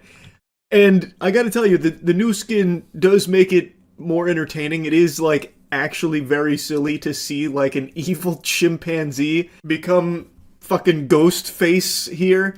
Like, even trying to scare and torment the people that he's killing. So there's a scene where he's got, like, an iPad that can, like, verbalize for him. So he starts spamming, Lucy, bad, Lucy, bad, Lucy, bad, Lucy, bad, right before, like, jumping on her from the fucking top turnbuckle to, like, go crazy on her. But overall, the film doesn't do anything you haven't seen a million times before, with characters making the stupidest decisions. And I know I say that for so many horror movies, but it's because it's so common. In this one, I don't think a character even accidentally makes a good decision. Anyway, though, I've already kind of dove into the meat and potatoes without even giving you, like the actual overview here. Obviously, we're going to be getting into spoilers. Here's your spoiler warning. So the movie is about a family that has a pet chimpanzee named Ben. Ben has been trained from the mother, who was a linguistics expert, to communicate with them. The mother has passed away, so now it's just the daughters and the dad. And one of the daughters is finally coming home after a long time away, and she brings her friend, who brings her friend, and they meet two dudes on the plane who are like your quintessential frat douchebag party, like, titties, a beer, yes! That is all they are. And they meet them on the plane. Then they go to Lucy's house. She's our main character. And Lucy's father is about to go away because it's an important deal that he's got to do. So even though his daughter's finally home, he can't really stay and celebrate. So it's Lucy, her sister, and Lucy's friends. And they have a house party because Papa's not there anymore, so they said it's time for beer and weed. So they have a house party because the house is all to themselves. We meet Ben, who unfortunately got in a little bit of a tussle with a mongoose, and the mongoose had rabies. Then Ben escapes from his enclosure after murdering one of the doctors that was coming to check on him. He rips his face off. The gore in this movie is pretty impressive. Like, I know it's a lower budget film, but it actually looked pretty solid. It's not just some like super lazy low budget CGI that you'd find on a CW show or anything. I looked it up. It's practical. It's an actor in a suit with an animatronic face for the chimpanzee. So it looks good. And it's not like, very cheap suit or anything. Don't be picturing that scene from SpongeBob where he gets him in the sack and starts beating the devil out of him. Like, it is a decent looking film. And the kills are pretty brutal. Like, Ben rips someone's jaw off, like, straight off their face. Like, and it doesn't look like, dog shit PS2 graphics or anything. And that's pretty much the whole movie. I basically described the entire story. It is, they were throwing a party because Dad was out of town, Ben's got rabies, and now he just wants to kill everybody. So they're trying to survive the night. And boy howdy, let me tell you, they do a fucking terrible job at surviving. They are worse at that than mosquitoes. And those stupid bastards fly into electric bug zappers. It is crazy just how many awful decisions these characters make. So, for example, when they first start to recognize something is wrong with Ben, he's getting aggressive. He bites one of the sisters, and she's like bleeding out, basically. They jump in the pool right afterwards because they correctly deduce that Ben can't swim. So they get in the pool, and then Ben gets his iPad out and he starts just saying, dead, dead, dead, dead, dead, taunting them. And trying to circle them, and they're just floating in this pool for a while. Eventually, Ben ambushes them, so he climbed over the top of the pool and then dropped on the other side to scare them and try and grab one of them, but fails. And he's just sitting on that edge, and the edge of the pool is right by a cliff. So the only guy here at this party decides he's going to be the big shot hero, and he comes up with a plan to push Ben off the side. And when he goes to push Ben off the side, Ben basically just flips him over instead, and then he falls to his death and has his head explode on a rock down below. Then Ben comes up and starts laughing, like maniacal laughter, like a comic book villain. Why would the guy think that the best choice would be to push the chimpanzee? The chimpanzee is 1,000,000 times stronger than him. That was only ever going to end in disaster. I don't understand that plan, because they had just discussed that he probably has rabies, that's probably what's causing this, and they know he can't swim, and they would probably know that water would frighten him, and he's on the edge of a pool, on the edge of a cliff. If he had instead just started splashing water at him, Ben probably would have freaked out and fallen off the cliff. But instead he decides to go for a Goldberg spear on him, which ends with him dying. I don't know why he wouldn't just splash him with water first. But anyway, I don't need to get hung up on just how terrible the decisions were from the crew here on trying to survive. Every decision they made was counterintuitive to surviving. If their goal was to be alive, they did everything in their power to ensure that couldn't happen. But I have to call out one inexplicable scene. So those two dudes on the plane that I briefly mentioned, the reason I mentioned them is because they did play an important role. While they were partying, one of the girls decides to give them a call saying, "Come fuck our brains out," teasing them, and then leaves a message with her address. And we don't hear from them again, and then of course Ben breaks out and all hell breaks loose. And then randomly, after, there's been some death around the area from Ben killing them, not just the one guy, but also one of the other girls got pummeled to death. Well, then those two dudes show up. They're already plastered, but they break into the house. They open the door and they're like, "Whoa, it's time to party. Who's looking for penis delivery?" And they're just walking around this house that no one is there. There's shit thrown all over the place, and they're just joking around "Yeah, dude, they're probably upstairs waiting for us to come bone them. I'm gonna check upstairs, but you check downstairs just in case. We're gonna get super laid tonight." And they're just walking around this house drinking their beer. These are strangers, by the way. They'd never met apart from like the 3 minutes they spent hanging out on the plane. And they break into this house with all the lights off. It looks like there's no signs of life, but it looks like there was some kind of struggle. And they're just wandering around aimlessly. One of the dudes goes into the girl's room. Well, multiple rooms, actually. And then he's like just hanging out on her bed. Still, he has seen no signs of life in this house. They are actually just burglarizing this place. And he's just hanging out there, and then he looks at a picture that's on the nightstand. He's like, oh, it's a pet chimp. Weird. Puts it aside, and then, of course, Ben is there. And that's when he rips the dude's jaw out. And then he also kills the other guy who was still wandering around the house. And then he eventually saw all of the girls in the pool, like, passed out on a flotation device because they had been, floating there for so long they got exhausted and fell asleep there. And he's like, dude, I found the chicks. Mind you, in order to even get to that area to see the girls in the pool, he had to walk through a minefield of broken glass because Ben had busted through a glass door. Meaning, he walked through the broken glass, thought nothing of it, then saw them unconscious in the pool and was like, yeah, they're here, the girls. And then he gets killed by Ben. It's just so weird because, like, no matter how dumb, like, no matter how lobotomized or drunk you are, I don't think that would ever actually happen, which is why in this kind of movie, you have to suspend disbelief so hard. And I guess that maybe is, like, the big appeal, because it's very unapologetic with how stupid these characters are, and even the concept itself is so outrageously, like, over the top, like just a killer chimpanzee that just wants to kill for fun after contracting rabies. Like, it is wacky and over the top, but I had to mention that, because I was sitting there stunned, like, no way. No way we're watching this right now. And it's also really inconsistent with how strong Ben is. Like, I'm sure many of you have heard the stories of, like, chimpanzee attacks and how brutal it is and how strong they are. Like, the one chimpanzee that ripped the lady's face off and, got shot 6 times and still didn't even go down. Like, it is incredible how strong these animals are.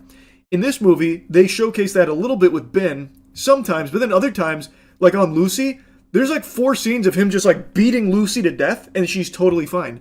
There's a scene where he breaks her wrist, like breaks her whole hand and wrist, and then in the next scene, it's fully healed for Lucy. She even picks up a shovel and hits him with it, with no issue at all.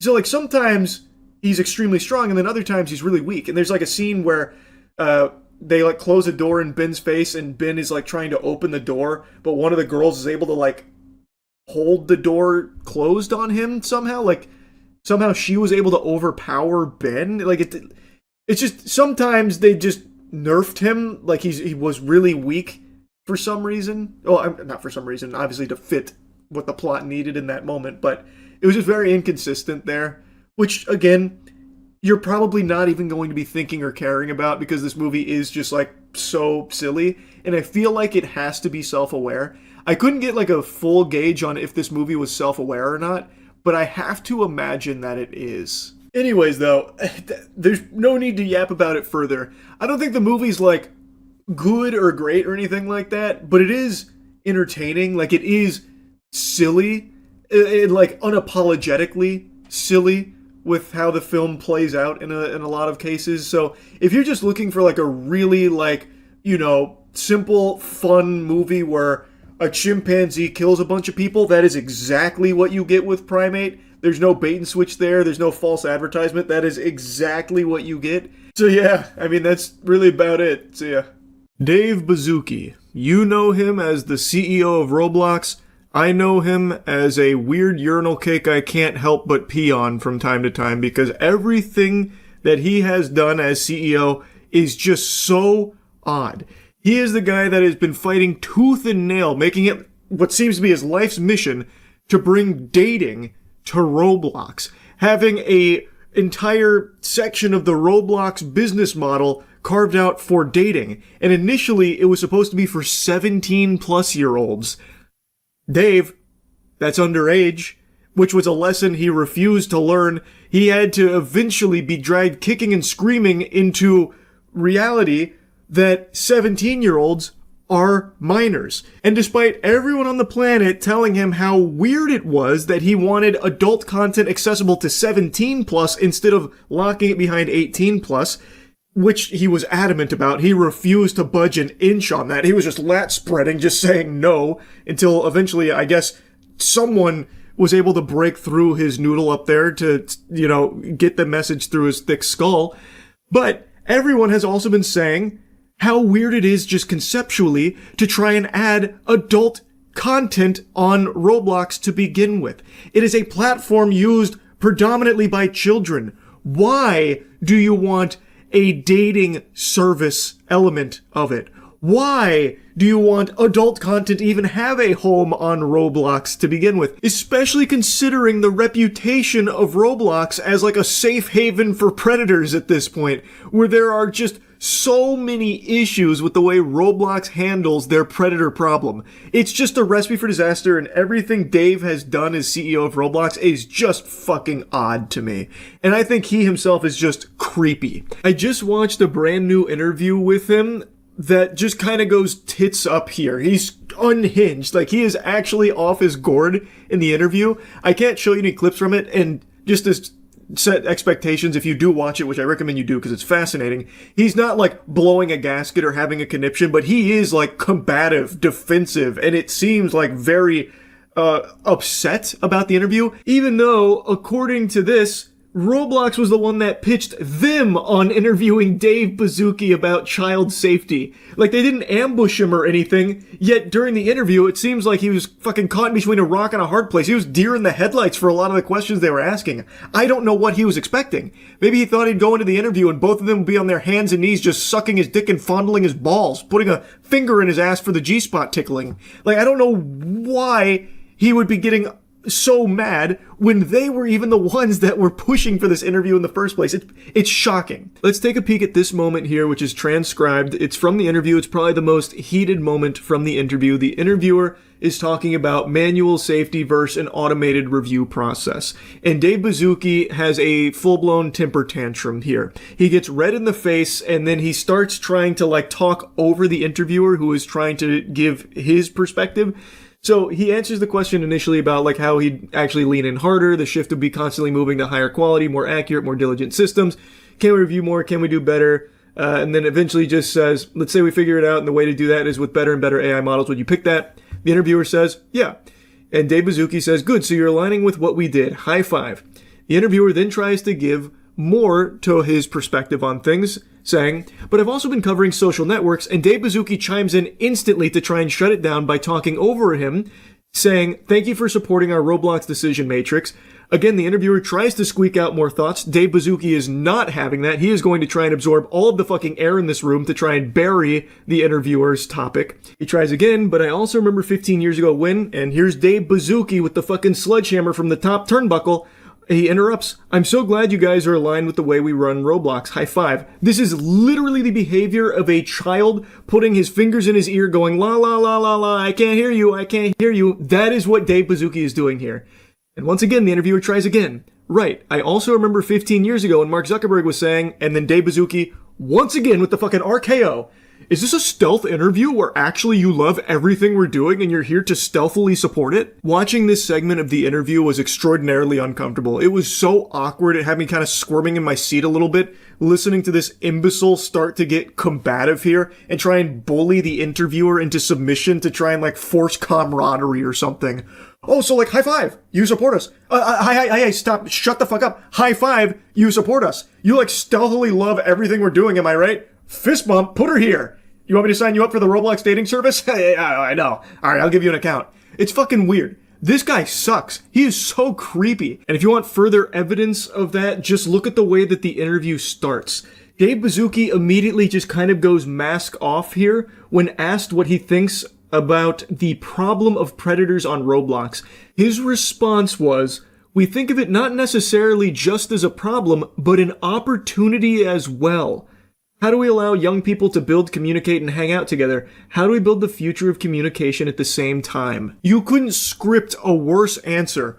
When asked about his perspective on the predator problem with his platform, he said he doesn't view it just as a problem, but an opportunity. What? Pardon? Say that again for the people in the back on the bleachers. What did you just say about the predators preying on children on your platform? You view it as an opportunity? What a remarkably stupid thing to say, but maybe he's being very honest. I have always got the impression, and many others, that Roblox doesn't take the predator problem very seriously. There has been nothing in Roblox's history that leads me to believe that they do as much as they possibly can to keep children safe on that platform. So maybe this is Dave Baszucki just going full goatsy here and letting us take a peek at the foul insides. That he just doesn't really care that much, and really, it's not just a problem to him, but a real opportunity.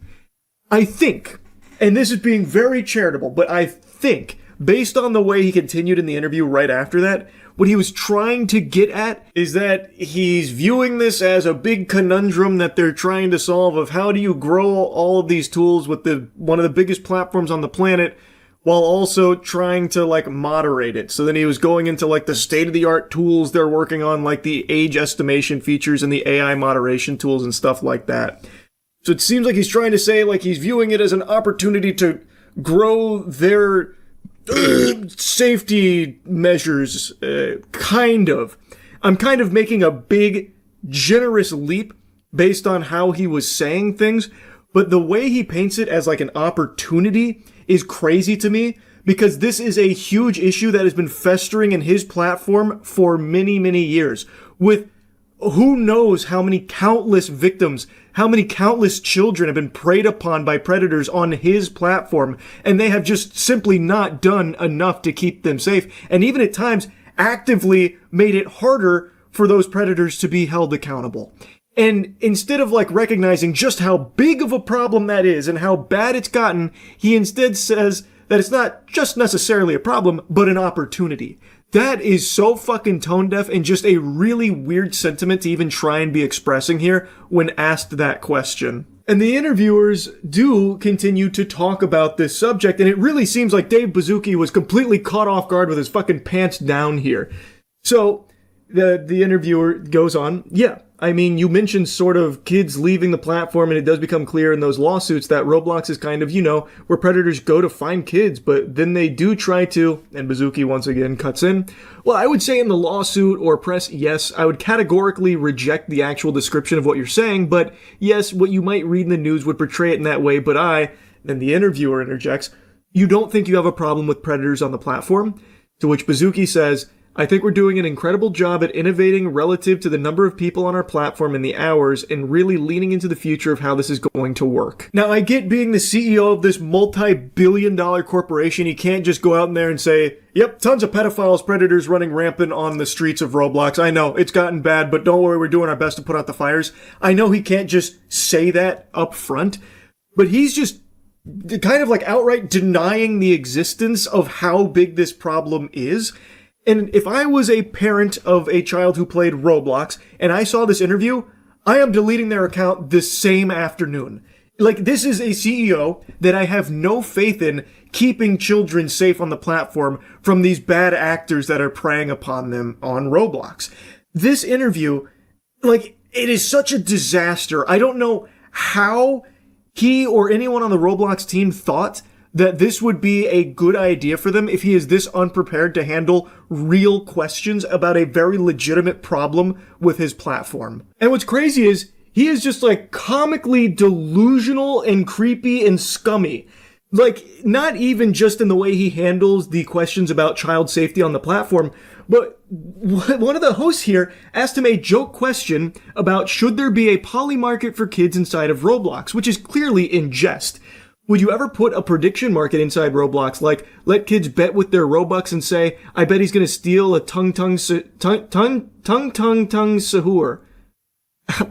I know I've reached unk status at 31 years old. I have no fucking idea what that means.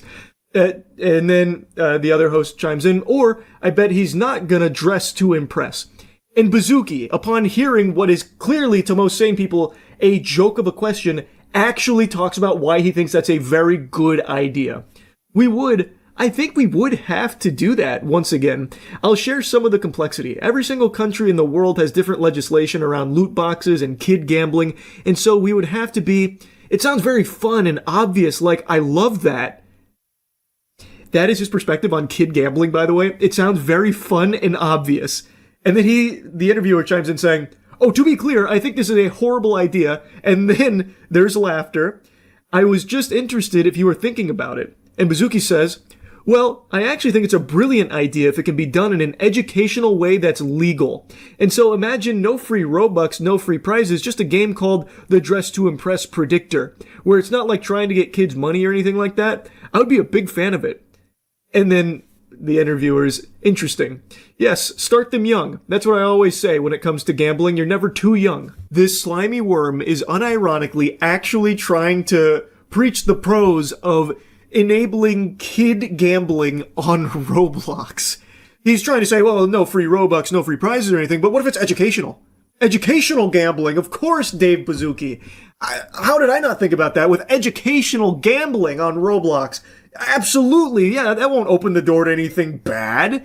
Oh my goodness, yeah, of course. It makes so much sense, David. He doesn't even try and, like, spruce it up a little bit, clean it up, tidy up the rough edges there of, like, children gambling. He himself literally says the word kid gambling. So he is just fully open, like, yeah, kid gambling. Like, maybe that is a brilliant idea we should consider. Like, he's not even trying to, like, skirt around the loopholes like mystery boxes of Labubu or something like that, or like a Pokemon card product, like TCG boxes or something. Like, he is just saying, oh no, kid gambling. Yeah, no, actually, that's a brilliant idea. We'd have to find a way to do it legally, of course. I'm sure there's a way, but it could be great education.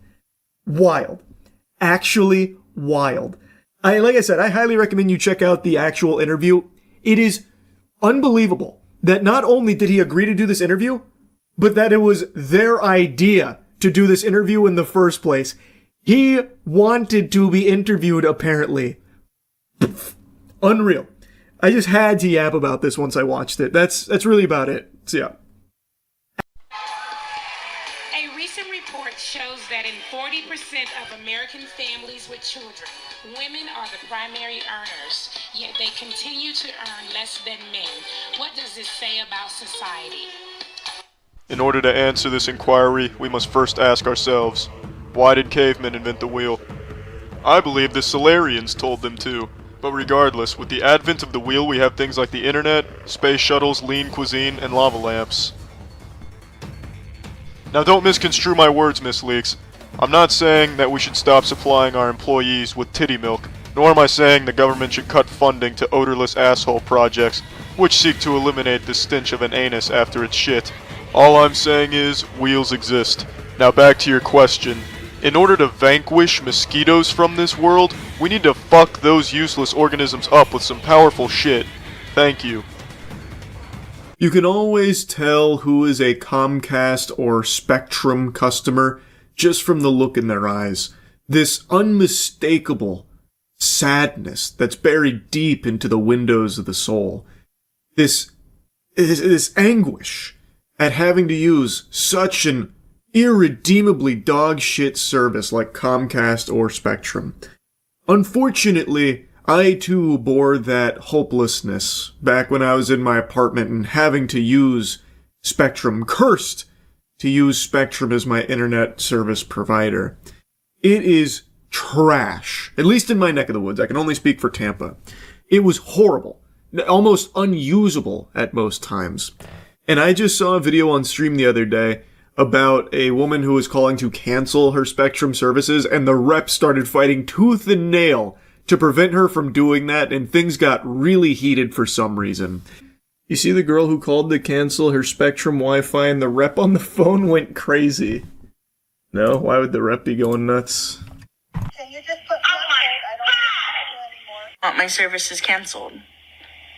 Why? No, it's okay. Thank you. I would just like to cancel my services with you guys. Okay. That doesn't make any sense. Anissa, why would you tell me that a technician came out and you're not letting us help you solve the issue?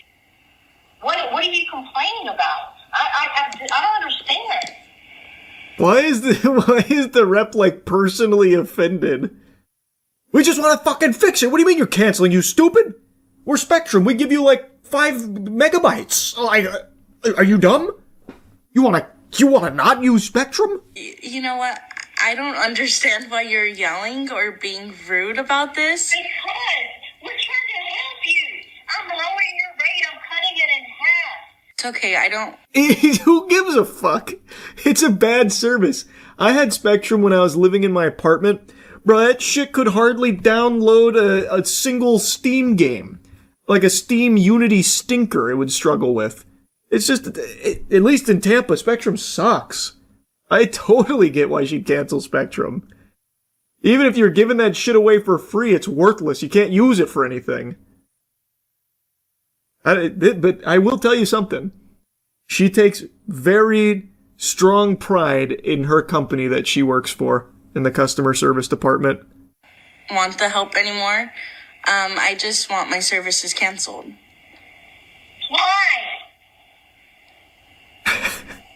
I don't think I need to explain why. I'm trying to help people all day long. If somebody tried to call me and offer me to cut my bill in half, send out a service person for some, you're saying you're having service issues, but we don't have any record of you calling in.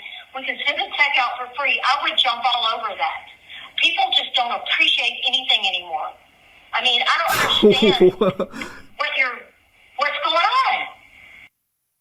Spoken like someone who doesn't use Spectrum. That lady on the other end of that line clearly is not a Spectrum customer herself. She may work for the company, but I know she's got like Frontier or something else on the back end.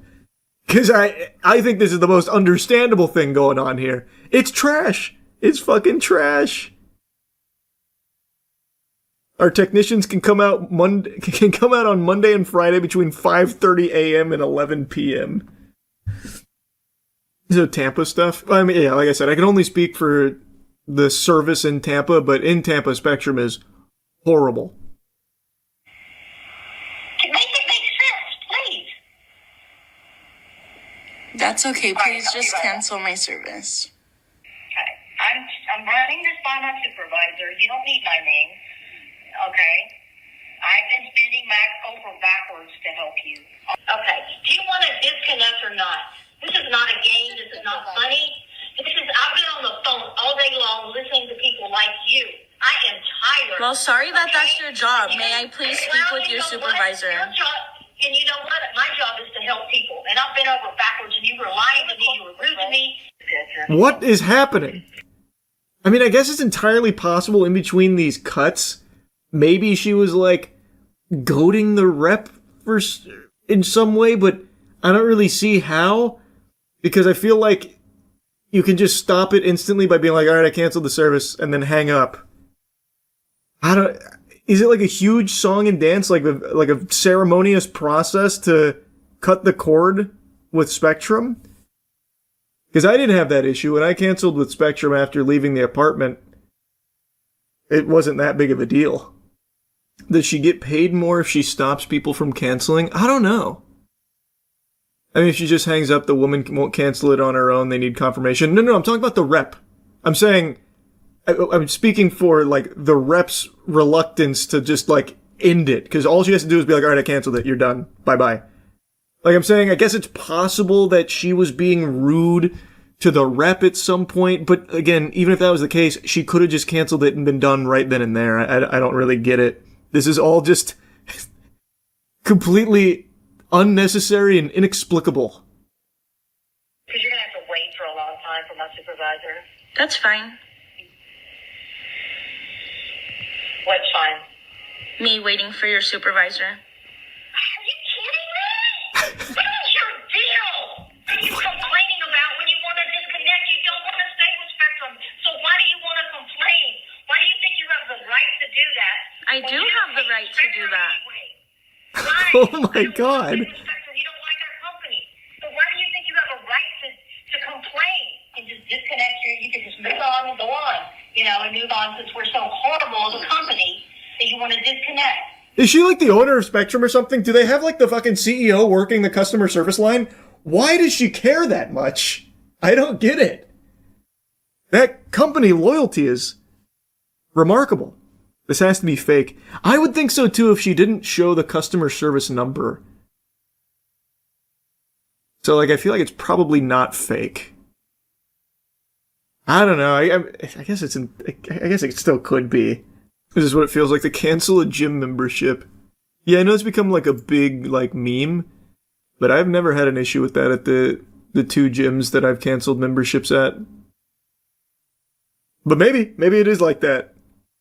You want to cancel the membership? You got to come in here and fight our biggest guy. Good luck. Yes, I'd like to disconnect. And I'd also like to speak with your supervisor. Okay. Anissa, what do you think you're going to get out of this? I don't need to get anything out of it. I just need to speak with your supervisor. Then you don't need to speak to anybody then. Can you just put me on hold? I don't want to say that, and I'm going to disconnect you and I'll never talk to you again. Let's just do that, okay? Please let me go. I'll get off in 5 minutes. No, I'd like to speak with your supervisor. You're not going to. Like I said, you've got 14 days from today, and I wish you well. Do you have any other questions? Yes, to get transferred to your supervisor, please. Jesus. She hung up! Oh, the service got canceled. That was just, that was spiteful at the end there. But yeah, that song and dance did not need to go on too long. I don't understand why the customer service rep cared so much. Initiating moisture.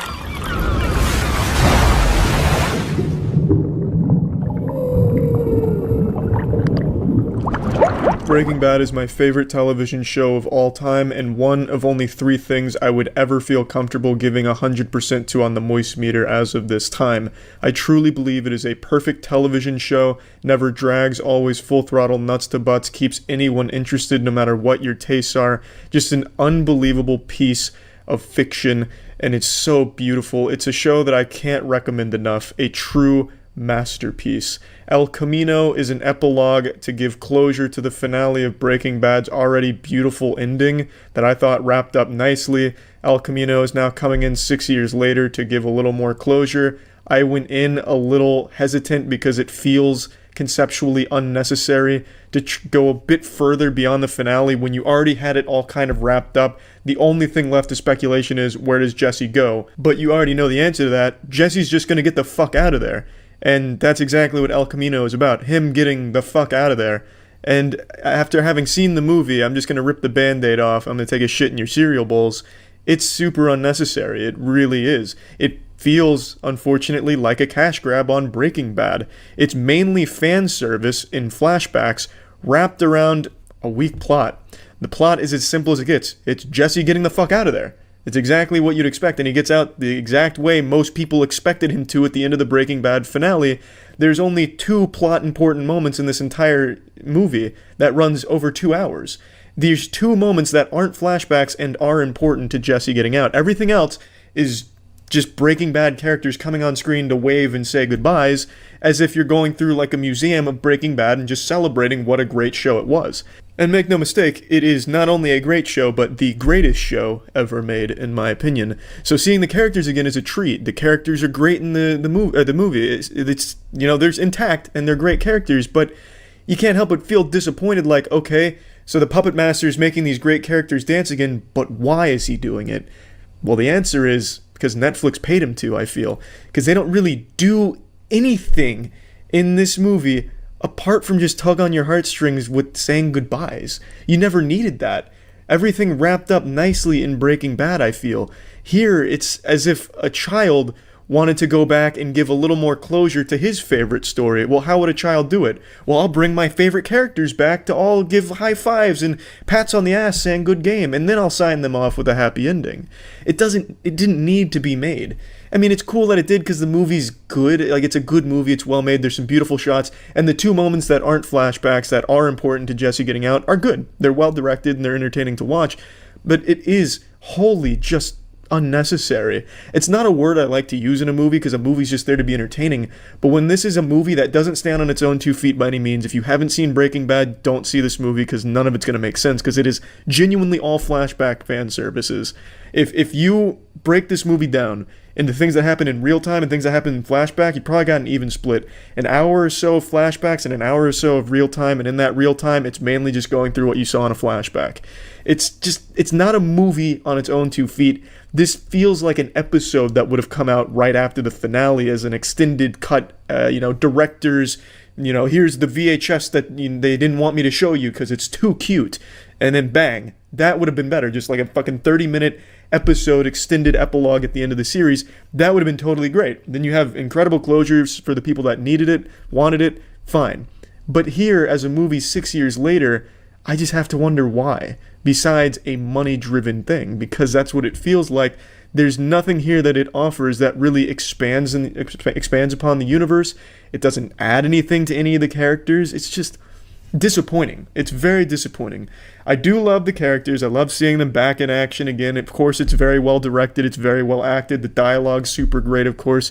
Everything about it is very solid, but as a movie on its own, none of it makes sense because you don't know the Breaking Bad going into it, so you're missing out on pretty much all the lore. As a Breaking Bad fan, can you really be that happy with getting it hammered into you, like slapped across your face? Hey, well, I don't want to leave anything up to your imagination, so here, this is exactly what happens, and here's your favorite characters, so that way you can get a little semi-chub and some tears in your eyes. And then, yeah, it is sad at moments, of course, because it's a very tragic tale, and Jesse Pinkman as a character is a very tragic character. But I don't think this movie closing the book once and for all on Jesse's story is justified in its existence. It's a well-made movie, well-directed, well-acted, great score, but when the credits finally rolled, did it really add anything to the Breaking Bad universe or story or characters? Did it really bring anything of substance? For the majority of people, I imagine the answer is probably no. At least for me it is. On the flip side, though, I can see why a lot of people would like it, because it's just, hey man, I love these characters, I want to see them interact more. Well, fuck yeah, you're going to get a lot of that here through flashbacks. You're getting a lot of characters interacting, great characters, but the movie itself, it doesn't really have a place in the universe. It doesn't do anything or bring anything to the table. The flashbacks are mainly fan service without really getting too deep into any like gaps in the show to like flesh anything out. It's all just pretty superficial. I don't think at any moment any of the flashbacks really add too much. It just really feels hollow and more of just a let's go around the circle fucking high-fiving these great characters as we send them off once and for all 6 years later. And I can't help but be disappointed with El Camino. Plugging it into the moist meter, I'm giving El Camino a 65%. It is, again, a well-made, well-directed, well-acted, great score, and just a really well-made movie top to bottom. But it's a movie that doesn't stand on its own two legs. No one who hasn't seen Breaking Bad is going to walk away blown away by this movie and wanting to watch the series. And for Breaking Bad fans, this doesn't really bring you anything in terms of story to the universe or depth to the characters. It's more just, you love Jesse, let's show you once and for all so that way there's nothing left to your imagination where he ends up, and we're going to fill that with a lot of fucking fan service. For a lot of people that's fine, but for me it was disappointing. That's it. See ya. Hear about the girl who's seeking legal action on a guy for killing her in Arc Raiders. Oh, 2 weeks ago. Streamer files police report for getting killed in video game.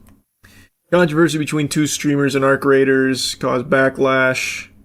Often called Peach Streamer controversy, involves Peach0 and Nessie Does. Started as normal gameplay, quickly turned into reports, a ban and a copyright strike, even talk of police action. Okay. So she got ratted, is what it sounds like. According to several community summaries, first incident happened March 19th. God, they've even logged everything.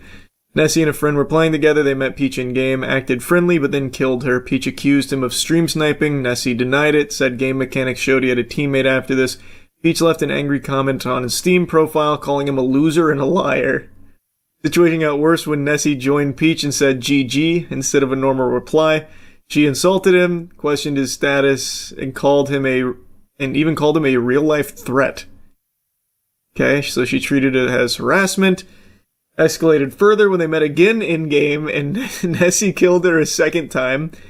Peach recognized him, reacted strongly, admitted to mass reporting him across multiple platforms, including Arc, Sea of Thieves, and Twitch, and brought an Embark community manager named Osen into her stream and accused him of stalking and harassment and received a 30-day ban. How the fuck does she have that kind of power? She just got an Embark employee in the old Rolodex? How is that possible? Oh, there's a video from a day ago. How an aspiring streamer ruined her life over a skill issue. Each XO versus Nessie Does. Maybe I'll have to watch that to see how all of this unfolded. He appealed the ban. Developer removed the ban, calling it incorrectly applied in-game ban, adding condition that he must avoid interacting with Peach. Many players criticize this, saying it effectively forces them to play with high ping or use a VPN. He uploaded a video explaining his side of the story. One of my good friends is currently being harassed by a streamer, including getting him banned in Arc Raiders and abusing the YouTube copyright system to stop him from defending himself. Defib target. I'll do it. Hey.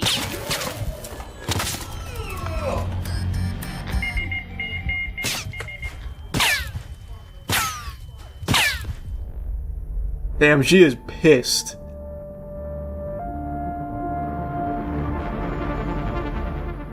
Now, what would you do in response to this situation?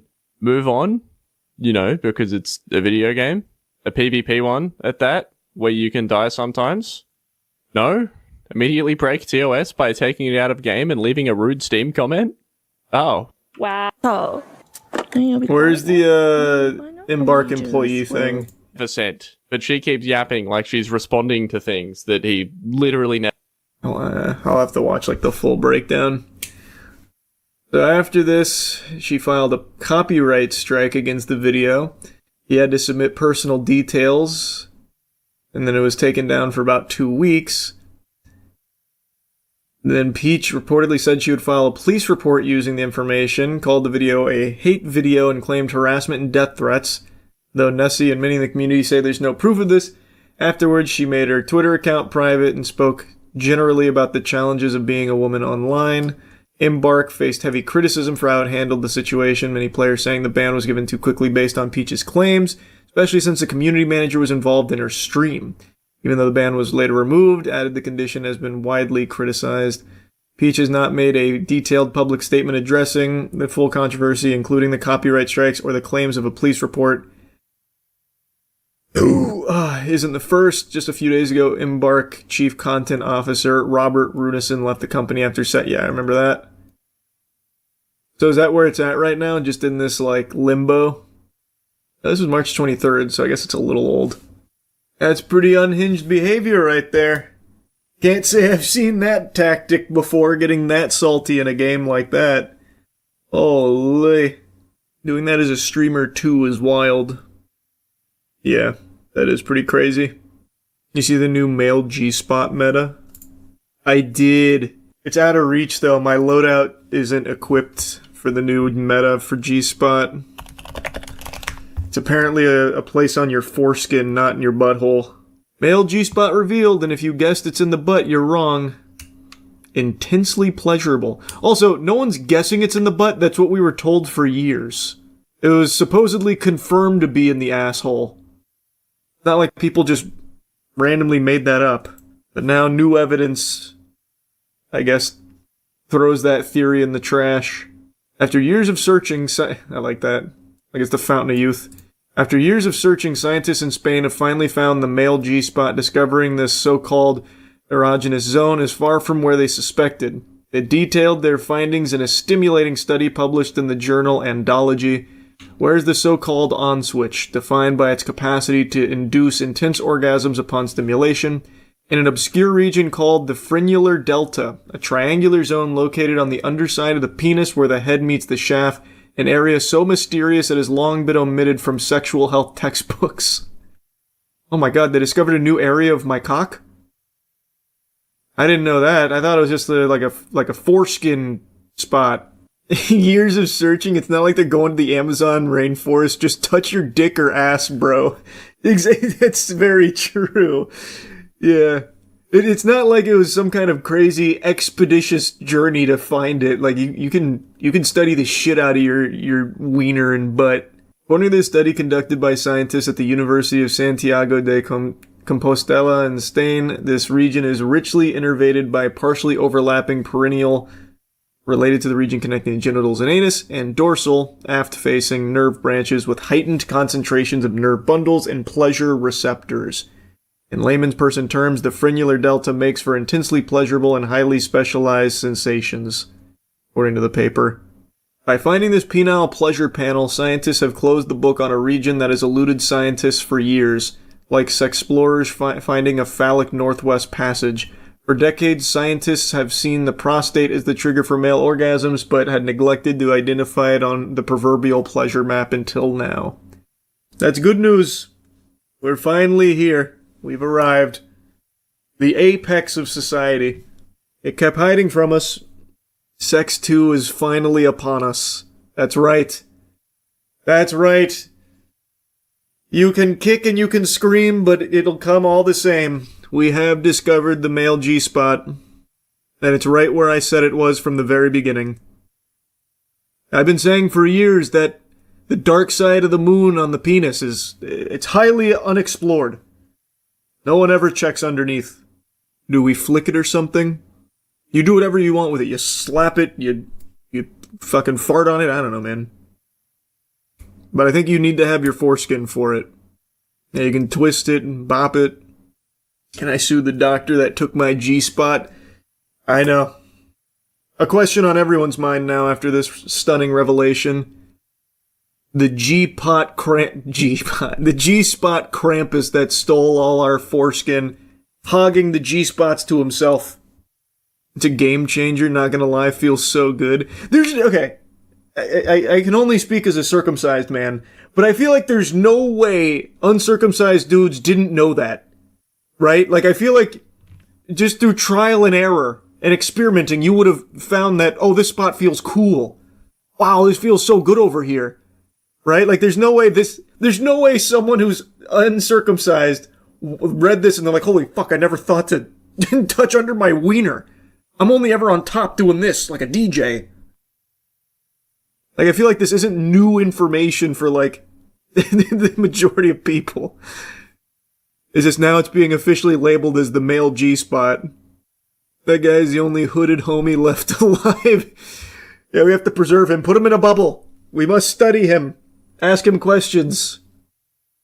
The only man with a hot dog and a bun still around. So does that mean the spot in your ass was just LARPing as the G-spot? I feel like it must have been like maybe a placebo thing or something. I don't know, I never tried getting up in there and seeing what that felt like. But I feel like just because of all of the propaganda, like all of the articles written about it, a lot of people probably convinced themselves that this is euphoria, this is the good stuff. Meanwhile, they're just fiddling around in their butt. It doesn't do anything. The other channel video, which one of the boys can find their G-spot first, doing everything behind a curtain so you can only see the shadows. That's a good idea. That is a good idea. I'll write it down. I'll put it in the notes. So you're saying I've been sticking my finger up my ass for nothing. I wouldn't say nothing. You're becoming more familiar with your body. Knowledge is power and all that. So, I mean, I wouldn't say it was moot. You probably got some experience out of it. Mapping it like you're splunking. Exactly. Exactly right. He gets it. I once stuck my finger in my anus to get the poop out, but it felt kinda good. What's your plan, man? How would you get the poop out by sticking a finger up there? All you're doing is just plugging it further up. What the hell? What? How is that? What kind of strategy is that? It's not like a lawnmower with like a ripcord or anything. Like all you're doing is just poking it. Fish hooking, I guess. Oh, I guess. Yeah, you could be fish hooking. Turning my asshole into an arcade claw game. Wonderful. Nurses do it for chronic constipation. Well, I don't think they just... Well, I don't know, maybe they do. I was gonna say, I don't think they just go like one finger up and just start jamming it up there or something like Naruto 10,000 Years of Pain. Like, I imagine there's probably a methodology to it.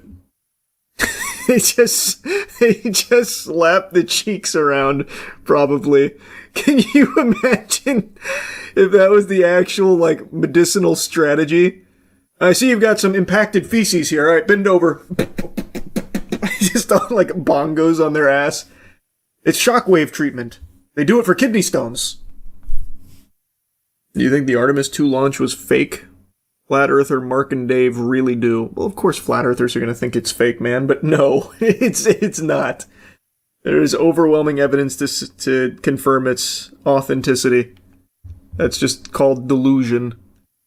You don't need foreskin, it's above the foreskin. I don't know if this article covers it, but I was reading that in order to, like, actually optimize male G-spot, you need foreskin. And you get new foreskin, you can probably get, like, donor foreskin, maybe. Yeah, I don't see any information on whether or not it's required or not. From what I saw earlier, it is. Maybe it's not. Who's really to say? We're still on the cusp of this discovery. This is like electricity. This is big. We still don't quite understand all of the inner workings of it. We're working it out. You see the clip of the plane that had to make an emergency landing on a busy highway? The pilot clutched up. I feel like that's happened a few times. I haven't seen the most recent one, if a new one happened. And for holiday travel, this was not the traffic drivers were expecting. A small plane coming in for an emergency landing. That was smooth. Right there in the eastbound lanes of I-78 in Lehigh County. I was seriously thinking, like, oh my gosh, it's going to hit cars. Like, what's going to happen? Cordelia Winkelspecht watched it all from... That was very, very smooth. Just came flying down, landed so smoothly. It was crazy. It was crazy. I was holding my breath the entire time. The 1995 single-engine aircraft had 2 people inside, traveling from New Jersey to Indiana when the operator reported an unknown engine problem, according to Pennsylvania State Police. The plane was attempting to make it to a local airport here in the Lehigh Valley. The pilot figured they weren't going to make it, and they decided to make the landing here on the highway. Just before 9:30 in the morning, a safe landing with no injuries. The person whose dash cam captured this video told me she was in disbelief. And that is very cool. That is probably the smoothest one of those I've seen so far. You saw the video of the Tennessee school board member saying, "God, you're so hot," to an underage student during a live meeting? I did. I did see that earlier. Matt sent me that.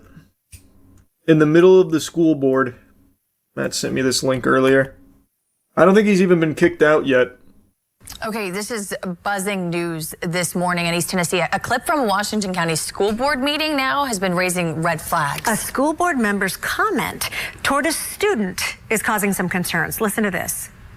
God, you're hot. You know that? Hey, where'd you go to school at? I go Crockett. All right. There was a comment meant to be, I guess, complimentary by a board. He defended it, saying that people misunderstood him, if I remember correctly. I read this earlier. And the board laughs, by the way. They giggle about it. Oh, that's just Keith being goofy.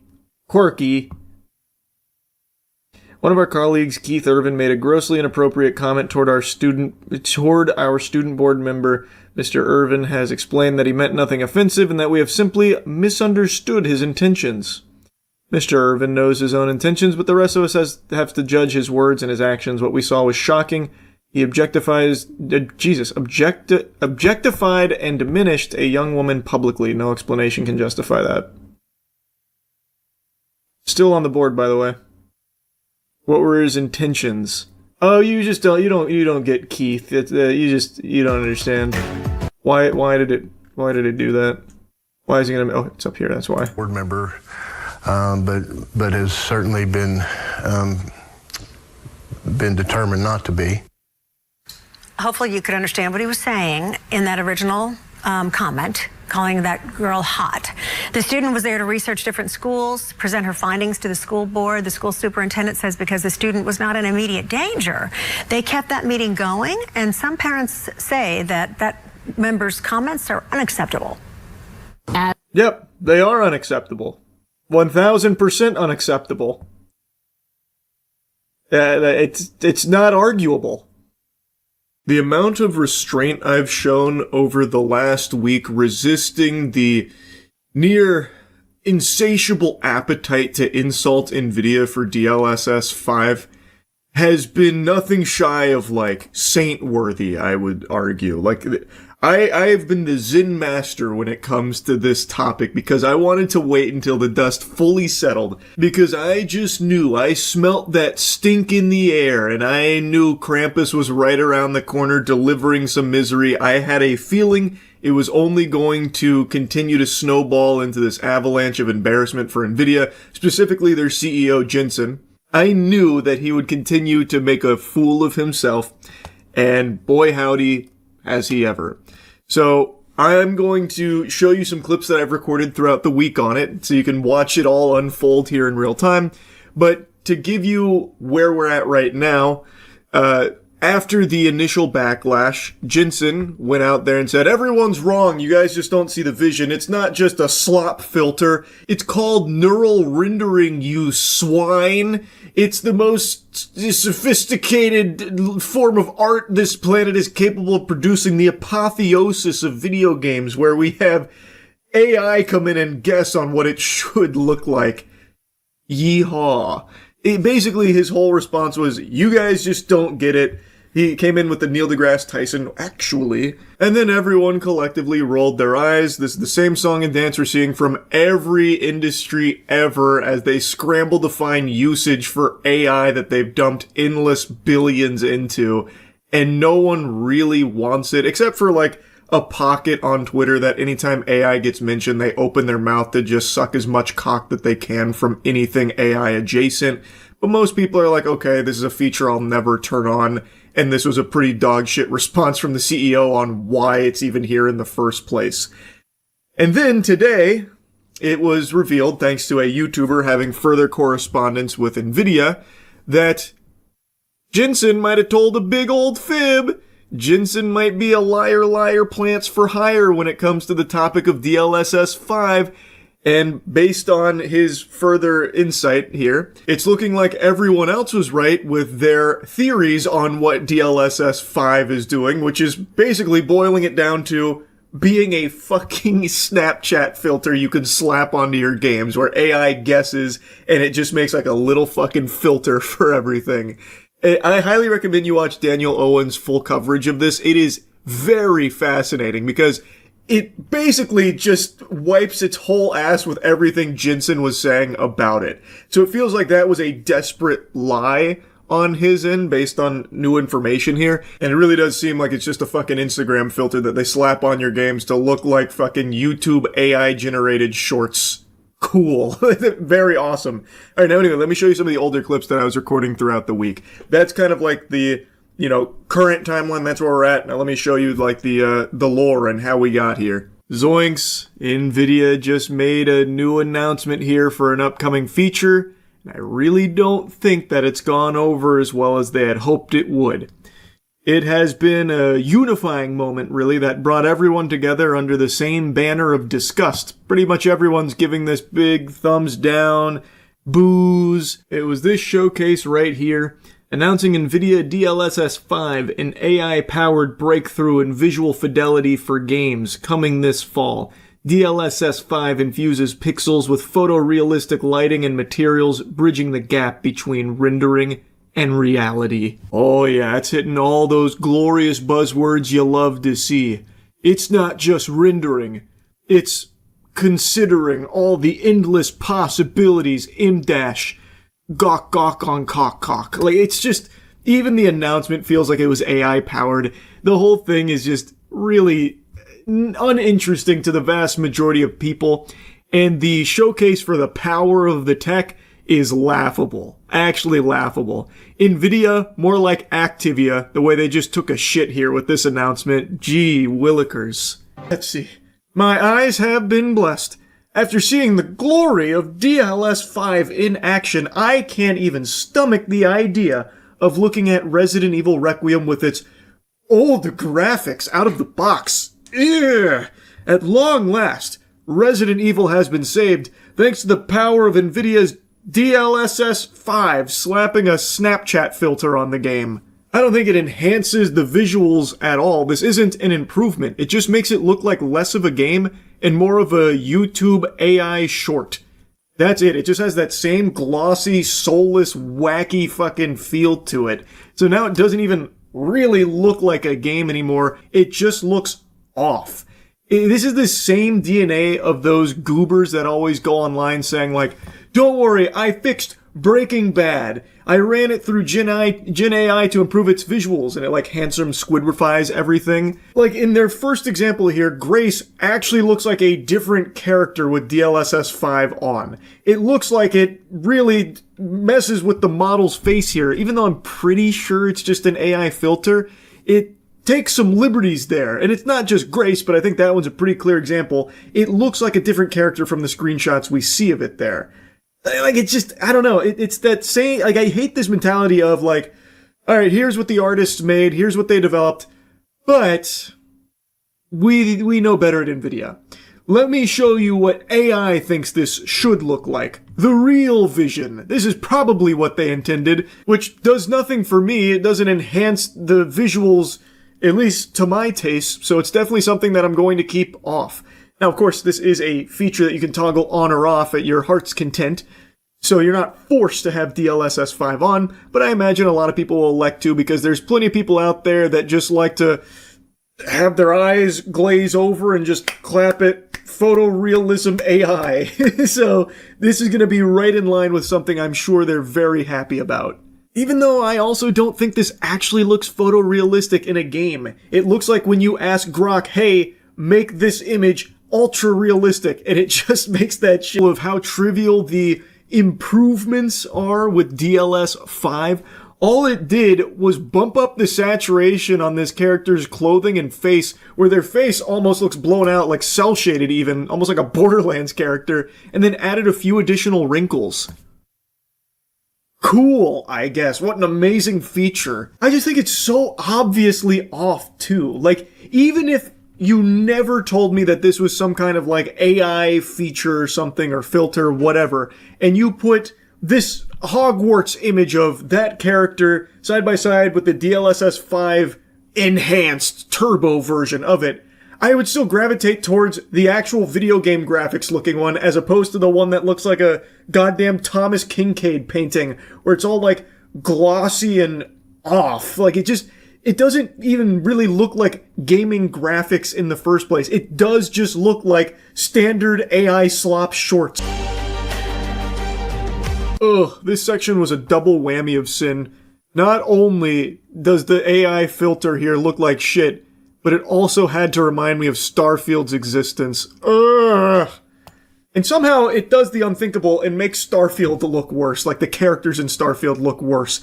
Now they just look plastic, as opposed to like lifeless husks in the actual Starfield game. With DLSS 5 engaged, it looks like little plastic, almost like porcelain creatures. And especially like that one where they're carrying the boxes, that looks like you're watching Spy Kids 3D without your 3D glasses on. It's just so weird looking. Like, I don't think it's an improvement visually. But all that being said, make sure all of you at home activate DLSS 5 on this video so you can watch me polymorph into Keanu Reeves thanks to the power of AI. Now, Digital Foundry also just posted a video doing a deeper dive here into DLSS 5. And yet we're still seeing transformative changes here, particularly in terms of character rendering, which is an area where Starfield received quite a lot of criticism.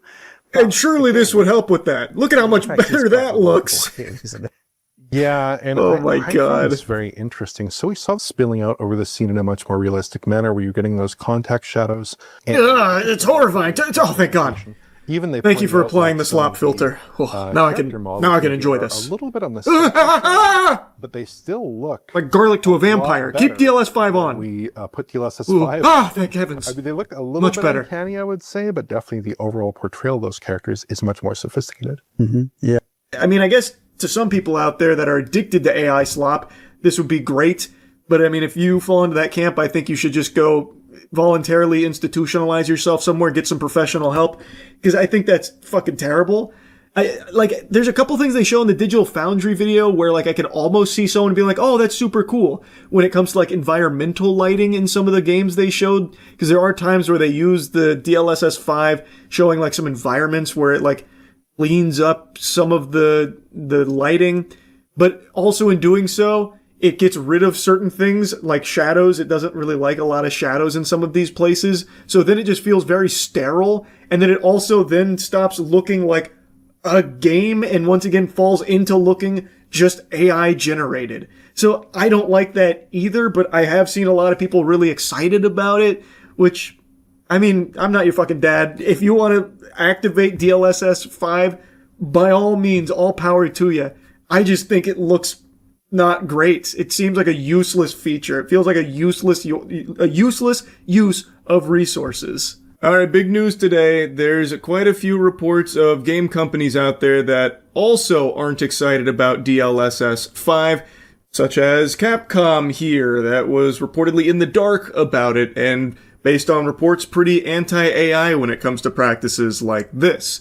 A lot of companies have actually come forward based on information out there now, saying that this isn't something they signed off on and isn't something that they like, which is unfortunately a big blow to everyone that was coping and doing their best to defend DLSS 5 by saying, look, some of these developers are really excited about it. And then they mentioned Ubisoft because Ubisoft seems to be like the only place that is really celebrating this because now they get to be even fucking lazier, I guess.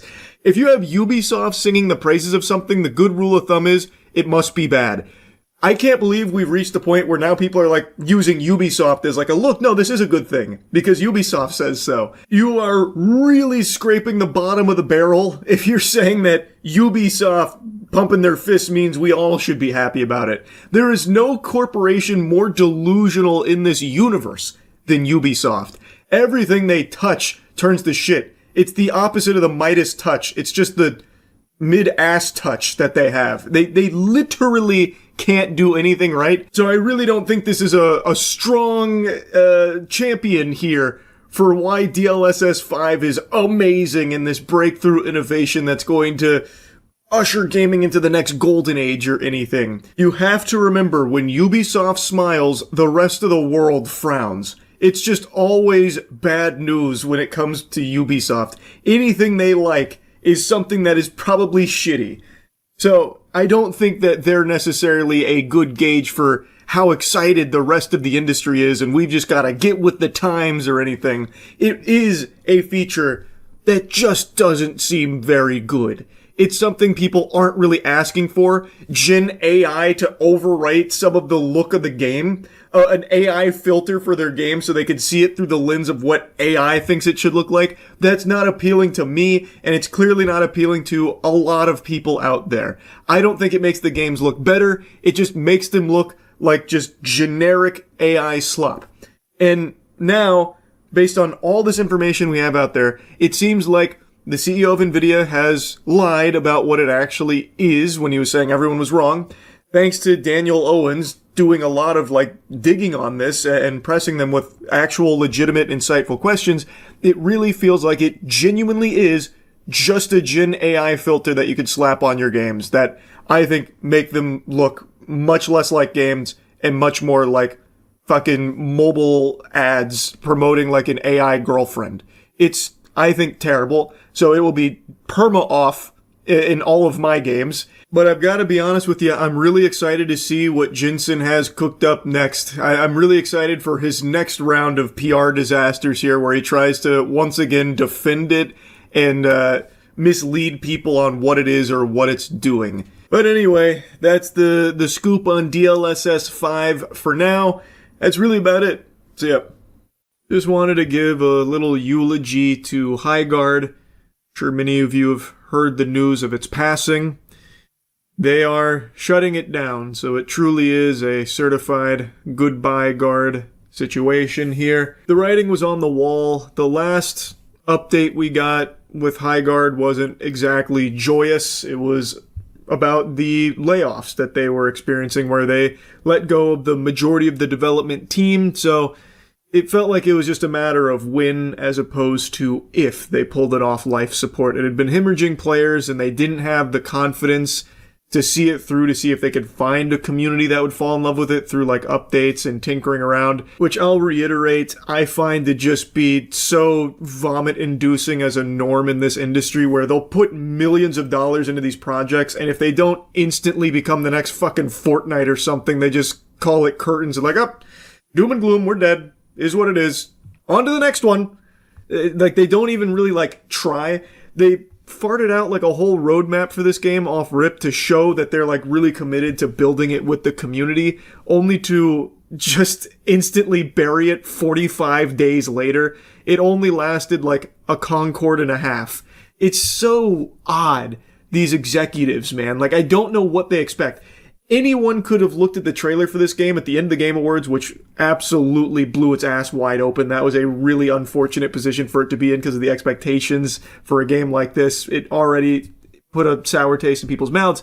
But anyone could look at this game and tell you, yeah, it's not exactly going to stand toe-to-toe with the big dogs. This is something that would need to carve out a niche over time in order to find an audience.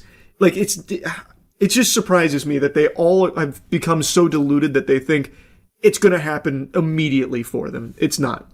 So this game made it like 45 days, and I'm sure learning of its shutdown isn't the most surprising thing you've ever heard, because it's probably the most surprising thing you've ever heard.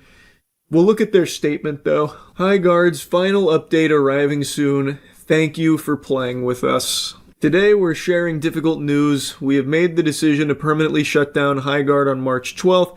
Since launch, more than 2 million players stepped into Highguard's world. You shared feedback, created content, and many believed in what we were building.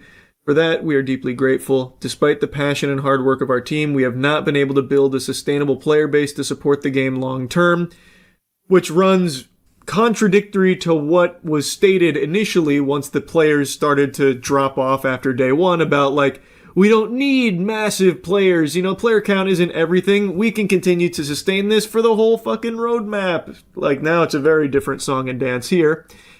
Servers will remain online until March 12th. We hope you'll jump in with us one more time to show your support and get those final great matches in while we still can. The team is excited to release one final game update to enjoy in the remaining life of the game. We'll be adding a new warden, a new weapon, account level progression, and skill trees. Full patch notes are coming, and we're targeting tonight or tomorrow morning for patch release. From all of us at Wildlight, thank you for playing, for supporting us, and being part of Highguard's story. They're sailing off into the sunset with one last content drop here for Highguard. And I gotta tell you again, sports fans, I just don't know what kind of stupid juice executives are fucking squirting down their gullet there, the video games industry, to make them think that games like this are going to immediately pop off. Be real. A game in this genre that is so fucking saturated is going to need some time to bake. It's going to need a lot of tender love and care, a lot of alterations, a lot of listening to the community in order to build something that will hopefully get more players in the door. It was never going to be like a smashing global phenomenon or anything like that. That is very rare. I just don't get how they wouldn't have accounted for that and allocated budget of, like, here's what we're going to go for this length of time. And if we don't grow to this level over the course of like 6 months or something, then we call it quits. They give it just over a month. Like, it never stood a chance. Even setting aside the blunder of the Game Awards for Highguard, even if that didn't happen, it probably would still be getting shut down right now, or maybe it would have even happened earlier, because at least the Game Awards put a lot of peepers on it, and even though it was like, you know, people just looking the clown on it, it did get a lot of people in the door initially to try it, to the tune of almost like 100,000 concurrent on day one. So maybe if that didn't happen, it wouldn't have even come close to that, and they would have shut the doors after 3 fucking days or something. Like, oh, it's over. Okay, everyone go home, pack your bags, you're fucking fired. It didn't work. Like, maybe that's how it would have happened if the Game Awards, you know, blunder didn't go down the way it did. Who's really to say? But all I can tell you is that I find it really just gross that these companies only give a game like a month and some change to be like the biggest game in the world, as opposed to like working at it for a long time. Like, let's take, for example, Rainbow Six Siege. I don't know how many old heads out here remember launch Rainbow Six Siege. That shit was almost non-functional. Siege was in a bad spot for a really, really, really long time. For like a whole month or two after its release, it was the Highguard of shooters. People would go into Siege just to make fun of the motherfucker. So like, that game had, by all definitions, a like rocky launch. Now, of course, it did have more players. I get that. It is like a huge budget title. But even still, by all definitions, it was a game that was floundering. But over the course of so much iterating, so much changing, and spending a lot of time, it was able to carve out a niche and grow into a successful game. Now, Highguard, of course, came out, and when people tried it, they weren't blown away. It was mid. That is just how it is. It wasn't spectacular. It wasn't the shittiest thing in the world. It was just mid. It was kind of a been there, done that kind of thing, but with a different coat of paint, like a different spin on it, kind of, where now it's like pseudo base rating, but it still just felt like the same dish we had been served numerous times before. But that's not to say it would always exist in that state. Maybe over time they could have fleshed something out and made something unique out of it that would have attracted a community to it. You never know. And now we will never know because the game's already getting shut down in just over a month. Like, it's just so fucking weird to see how content these companies are in the industry to just dump millions out the wazoo on these games, and then they only let them live for like just over a month or sometimes even less. What a huge fucking waste of time and money in that case if you're not even going to try to see where things go down the line. I get it's still expensive to keep running the games, which is why I think these companies need to be a lot more realistic with their expectations on things like a fucking pseudo-hero shooter experience. Like, come on, wake up. This is ridiculous. Now again, it's not exactly surprising because there's, at the moment, 350 players playing Highguard. That's not a substantial player base to justify, like, still spending oodles of clams developing it. I get that, which is why this is not shocking in the slightest. I just feel like it's something they should have been preparing for, and maybe, heaven forbid, not investing millions upon millions upon millions upon millions of dollars into these games, expecting them to instantly blow up and instantly make all your money back within the first fucking 48 hours of it being live. But who knows, maybe I'm just on the crack pipe with that take. It just feels stupid. It feels like this was the most predictable thing that you could have seen unfold from any level. Like, anyone who has any level of experience in gaming could have told you Highguard was going to struggle finding like a solid player base, like a sizable player base. It would take a long time and a lot of work and a lot of effort to carve out a niche. And they weren't willing to commit to it, so now they've shut it down. Anyway, just wanted to let you all know that Highguard's going offline pretty soon. The guards are going to be sailing off high into Valhalla, it seems. That's really about it. So yeah. Hello. You can find out what the top key is by going to your keyboard. I'm not doing that. Hello. I'd rather just fish around for it, like I'm looking for a urinal in the dark. The last shooter I played on console was Doom 2016. And I hated playing the shooter on console. I used to when I was young, but then I switched to PC and there's no way of switching back now. I look like someone's grandfather trying to play a shooter with a controller in my hand. Controller for anal fissures. There's no winners in anal fissures, I'll tell you that right now. I saw. Damn it! Oh! I almost got my first controller kill. I don't know, I might only do one more round with the controller. This is just kind of embarrassing me. This just makes me feel bad. I'll switch off controller after this round. I just want to get one kill with it. That's all I want. Hallway. Just a single kill would be a triumph. Main door. Oh! Yes! That's a triumph, baby! Alright, I can unplug it now. That was huge! Oh, fuck! What was that? Someone's upstairs. No! Yeah, it's Cash. Where the fuck? On me.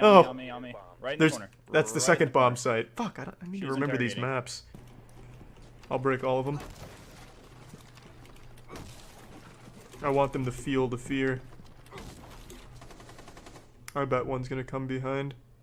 I would. I'm a genius. Whatever I would do, I know what they would do. Because I'm the ultimate gamer. I can read them like a book. And it's a shitty book. Don't worry, boys. I saved us. God, my reflexes are nuts! Can the replay even keep up with this reaction time? So how does this work? Oh, okay. Gotcha! Pussy! Check out this toss.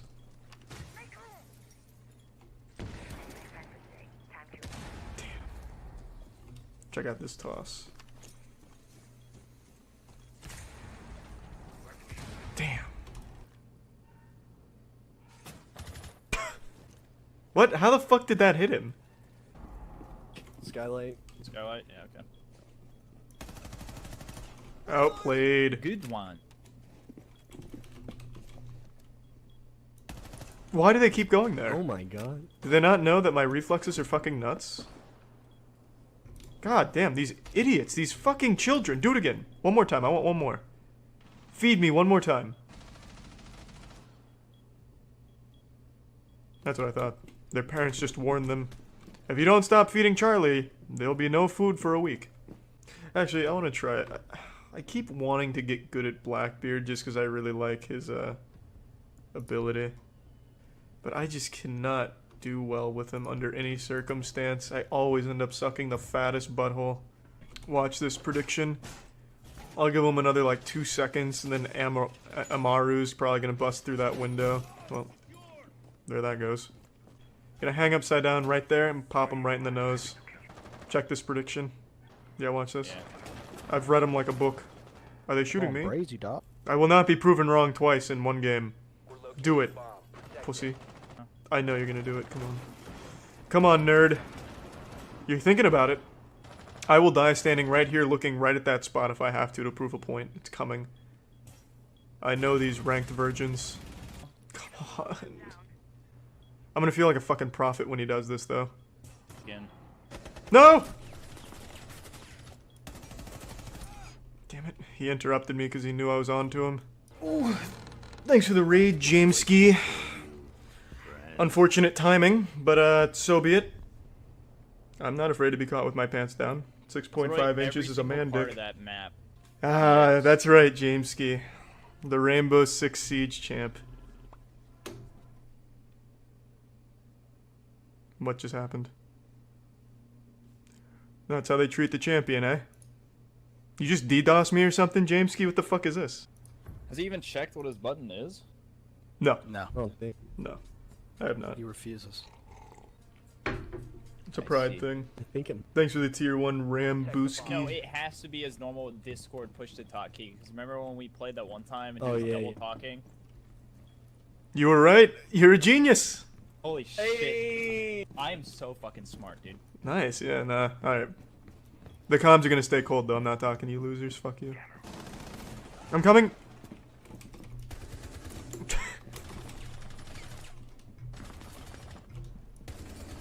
Oh!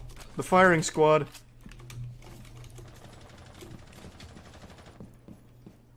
They'll never expect the old running away tactic. Oh, I'm a genius!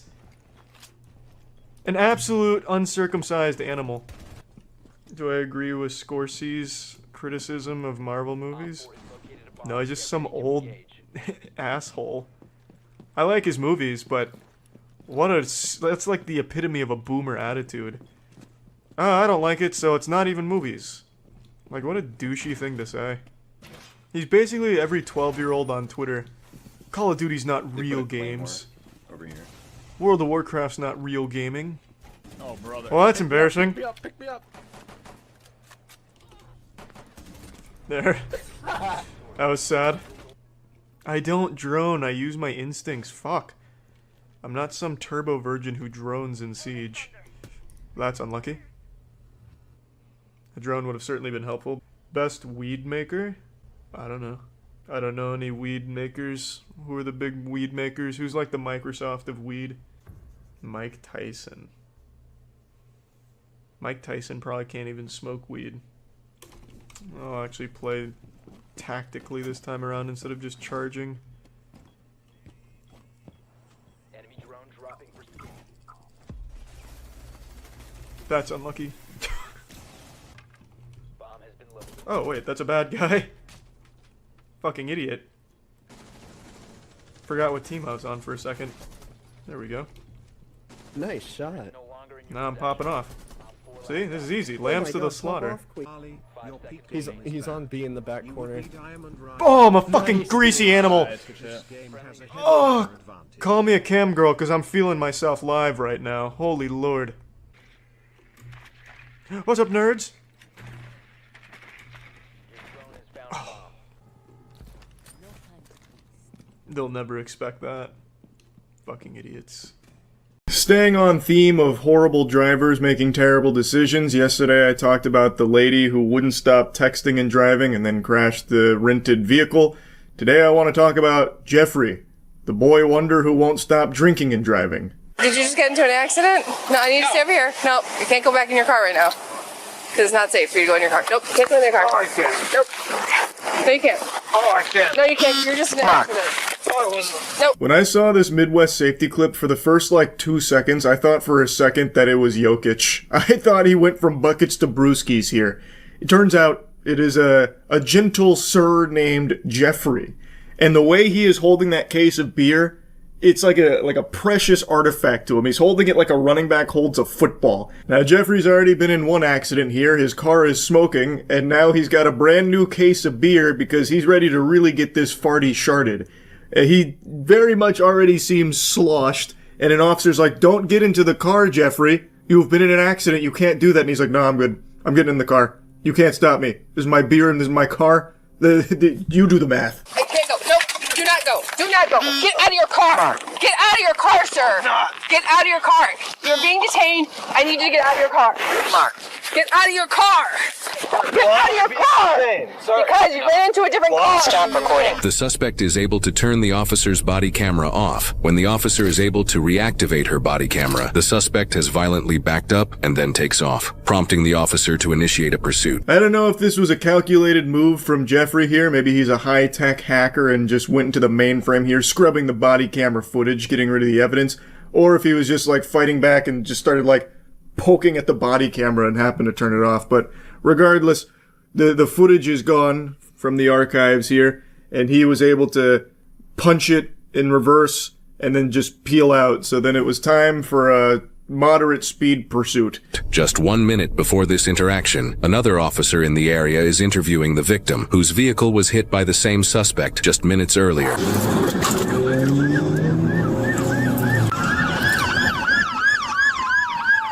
They're pursuing southbound on Abbey.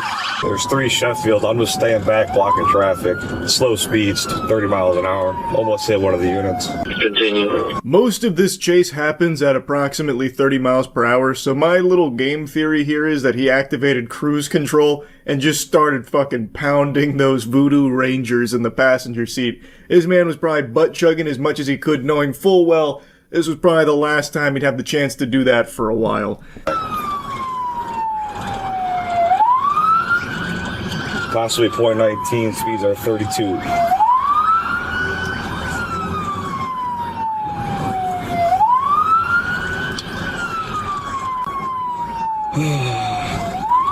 We're coming up the Gulf. A big sigh from the officer here. So you can see Jeffrey's not exactly staying in the lane. He is swerving all over the place, dreadfully. The man is hammered. And he is only continuing to get more and more inebriated because you'll see here towards the end, he is actively drinking during the chase. I don't even think he recognizes that he's being chased. I really think in his world, he's right now in the fucking battle bus partying. Golf. Speeds 32. Coming up to Antoinette.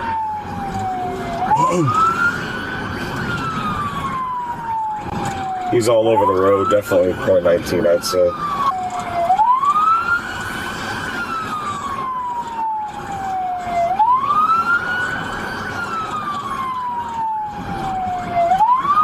He comes dangerously close to head-on collisions with cars multiple times. I can only imagine what it was like to see this unfolding as you're just driving home at night, and there's this fucking lunatic just going like this with the steering wheel coming right at you. That must be terrifying. Also, I tell you what, those mailbox must have been sweating seeing this douchebag coming through. The amount of times he gets close to kissing those mailboxes is astounding. He is right next to them, shaving them with his car so many times on this chase here. Still northbound, passing Hemlock. Speeds are 29.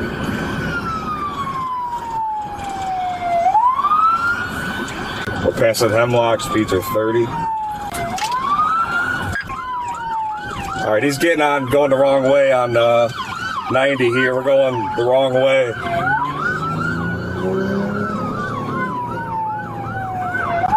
After a slow stroll around the area, taking us on a bit of a tour, he finally decides to just go the wrong way on the highway, and that's when the officers decide, we've got to do something about this. Now it's even more dangerous, so now they're readying the pit maneuver.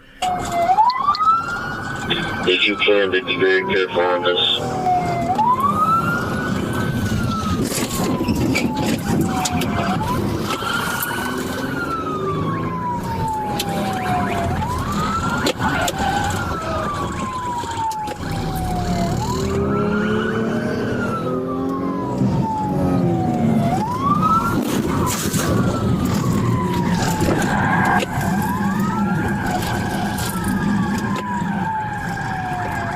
After some bumping and grinding, they do get him to drive into a ditch. I guess it's not really a pit maneuver. They're looking more just to, like, bump him off the road to get him away from the cars, it seems, and get, like, I don't know, maybe, like, box him in or something. Because they didn't really go for, like, the big-time pit maneuver where they swing out wide and fucking blast the butt cheeks on the car or anything. It was more so, like, they were almost kind of, like, shielding the road from this car, like, trying to just, like, grind him off to the side. Which eventually does work. I already get messes in the ditch, and I'm gonna need sugar for my car. Get on the ground, no! Put your hands behind your back right now, you're gonna get tased again! Don't f***ing move, you understand? I can't stand up! Stand up. I can't! Why not? With your legs. Stand the f*** up. I cannot stand up! Slim Shady goes on about how he can't stand up here after they've tased him, so he crashes his car into the ditch, and then he immediately tries to run through the forest there. He does not get far. I don't think he knows where he is, so this man was probably just, like, running into, like, a tree like an NPC stuck on a wall. He actually only made it, like, maybe a foot or two, despite bailing out of his car pretty early. They caught me.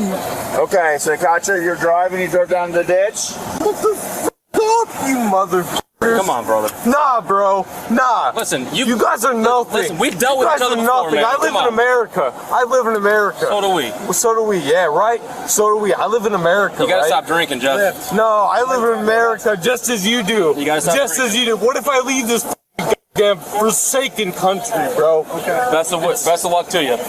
Wish you nothing but the best. Now that was hard from Jeffrey right there. I live in America. What if I left this country, huh? I don't know what he was expecting the response to be like. No, wait, Jeff, don't make that threat. Don't leave. America needs you, Jeff. You're a hero. You're a real patriot. But no, Jeff, you can't leave. Don't say things you're gonna regret. We can't lose you, Jeff. Who's gonna drink all our Voodoo Rangers? I recognize Jeffrey's completely gone right now, but I find it fascinating how common this dialogue option is with drunk drivers. I have seen this exact statement from so many other drunk drivers in these body cams and shit, where they all go like, I live in America. I'm an American, goddammit. You're infringing on my rights. Wait, I thought this was a free country. Since when can I not drink beer while driving the wrong way on the highway? What? This country's gone to the birds. This is ridiculous. Hey, sit back, man. Do you want to go to the hospital or do you want to go to jail? Hospital. That's where we're going. But if you act like this, you go to jail. You go to jail. Jeff, stop. Relax. We'll be there in probably approximately 10 minutes. An officer finds open alcohol cans in the suspect's vehicle. Got 2 open Voodoo Rangers. This happens to be the exact same brand of beer the suspect was holding a case of at the beginning of this incident, indicating he was likely drinking multiple cans of beer during the vehicle pursuit. In the ambulance, he kept, like, lunging forward as if he was trying to jump scare officers or something, like it was Five Nights at Freddy's. And then eventually they concluded with, like, a little high five. He's like, okay, high five. Give me some skin. So anyway, they find some open Voodoo Rangers in his car, which is the same case he had in the very beginning of the video. I think we've got some real strong evidence to prove that he was probably drunk driving here, I would say. I think that one's kind of locked in. He's been charged with quite a few things. I don't think he's been sentenced or anything yet.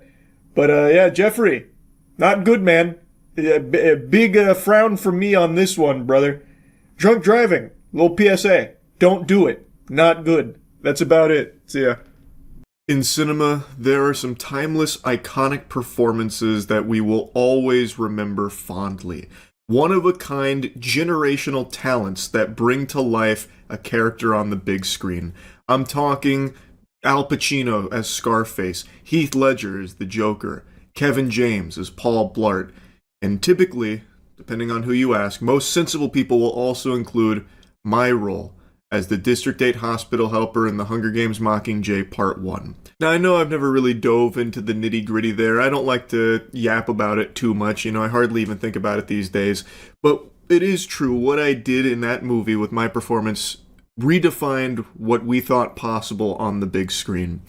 And since that, I haven't really dabbled in the world of acting too much. I've dipped my toes in here and there, but never to that same degree with a world-shattering acting performance.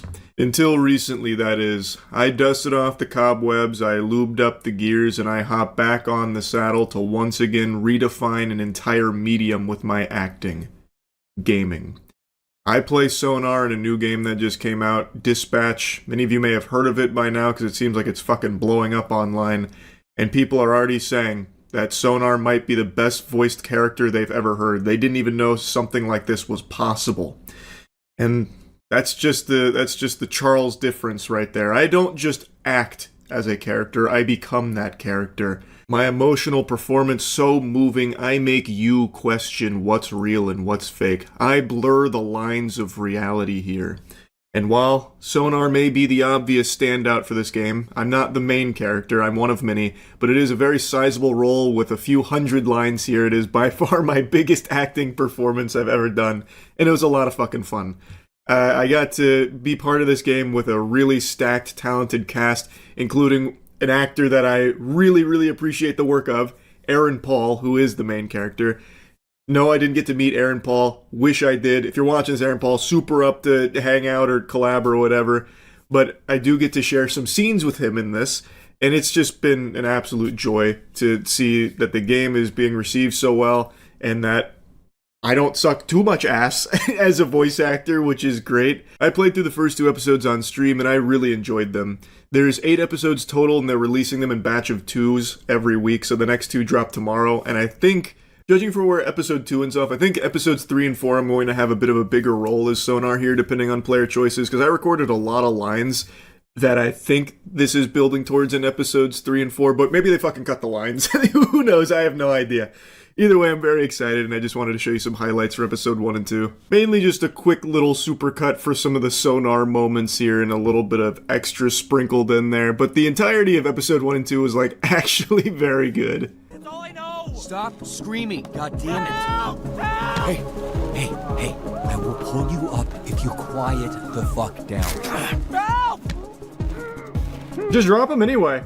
Oh yeah, cool. Just fucking drop him. Sir, if you want something to scream about, I'll give you something to scream about.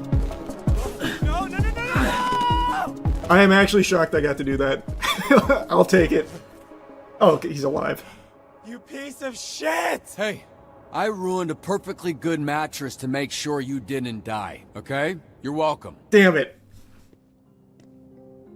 Fuck. I wanted to just kill him. Oh, shit. He's here! But then you'd lose to Batman. A really good point.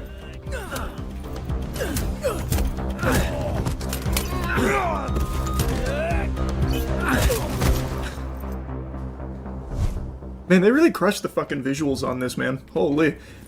Again, I didn't see, any of this.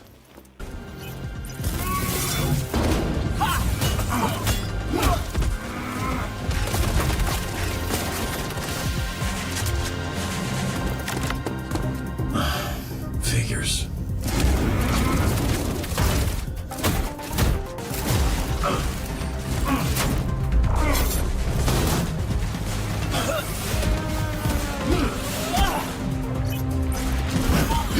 That was a crazy move from Toxic there, just going for the 360 teabag.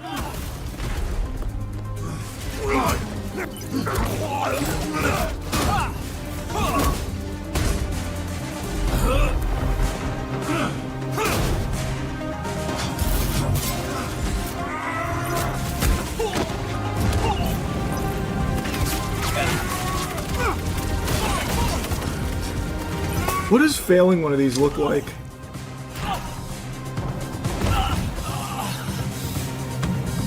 Okay, let me fail one. I see.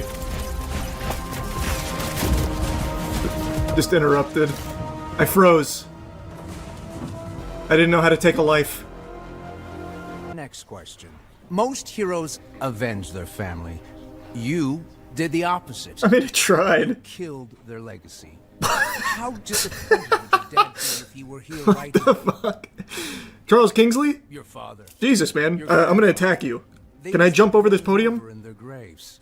Like a Five Nights at Freddy jump scare? Ah!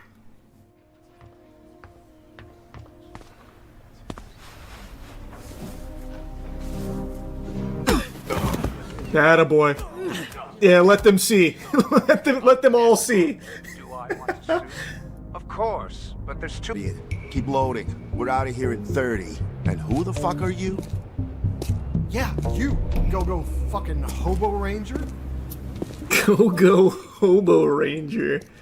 That kind of goes ballistic. Mecha Man. You're not Mecha Man. That's Mecha Man. I'm Mecha Man, dipshit. Okay, that's my suit. Wow, you're gonna be wishing you had it right now. Whatever the case, I'm enough to deal with a pack of fucking Skittles idiots like you. God damn it. Look, you're hurt. You're not thinking straight. I'm gonna punch with my injured hand. Knows which hand every punch is coming from.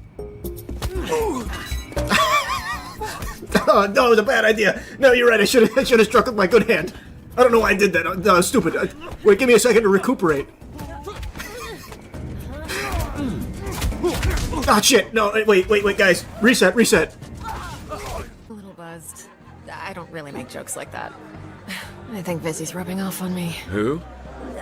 Someone I work with. It's... Yeah, but what about Sonar? What's he like? Can I ask? You don't mind? How fucking cool is that guy, huh? Shit. That is... Damn. Feel good? Sorry, I choked him. Yeah, Jacksepticeye is the guy on the right there. His name is Punch Up, if I remember right. I can throw the fire. I didn't know that's what his character looked like, though. In all of the art I saw of the surrounding cast, he looked like... I thought he was like a massive, hulking figure. So that's pretty cool. Seeing him in-game is not at all what I thought he was. More like a dick, as I... We can work with this. Fine. I feel like Sonar's not gonna get this chance. I think it's already too far gone for us.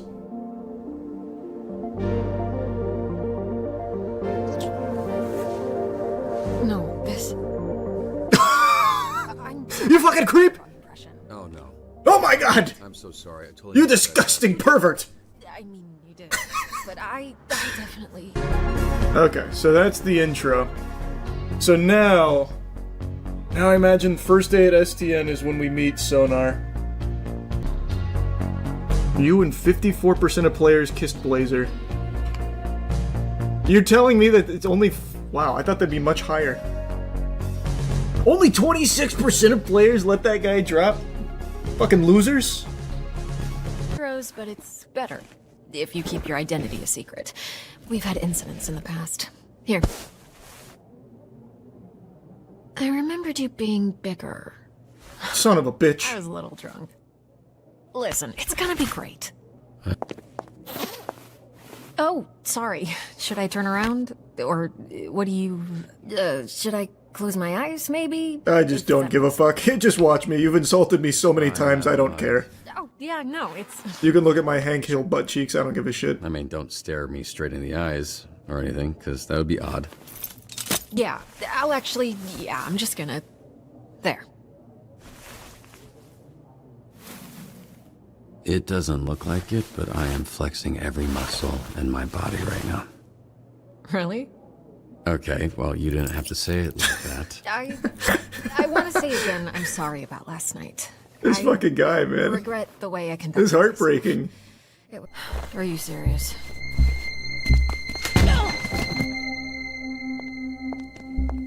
Invisigal. Who locks a conference room? So, you two fuck or what? We kissed. But it was very innocent. Like cheek innocent or tip of your dick innocent? Okay, stop. First of all, we did not kiss. You kissed me. Oh my god, I can't catch a break. Whoa, she cussed. I'm just a loser. Oh no. She is part of the Phoenix program. Now, if I'm being honest, I thought and still think we should have canned these tunas months ago. And you might get your wish.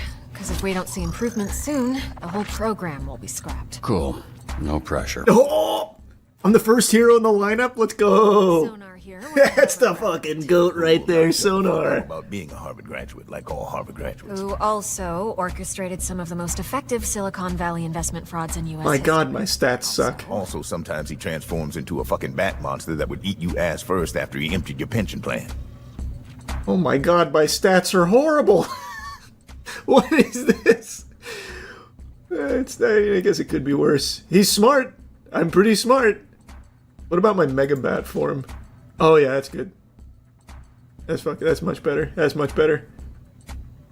I get dumb as shit and can't speak English anymore, but I can hit things, I guess.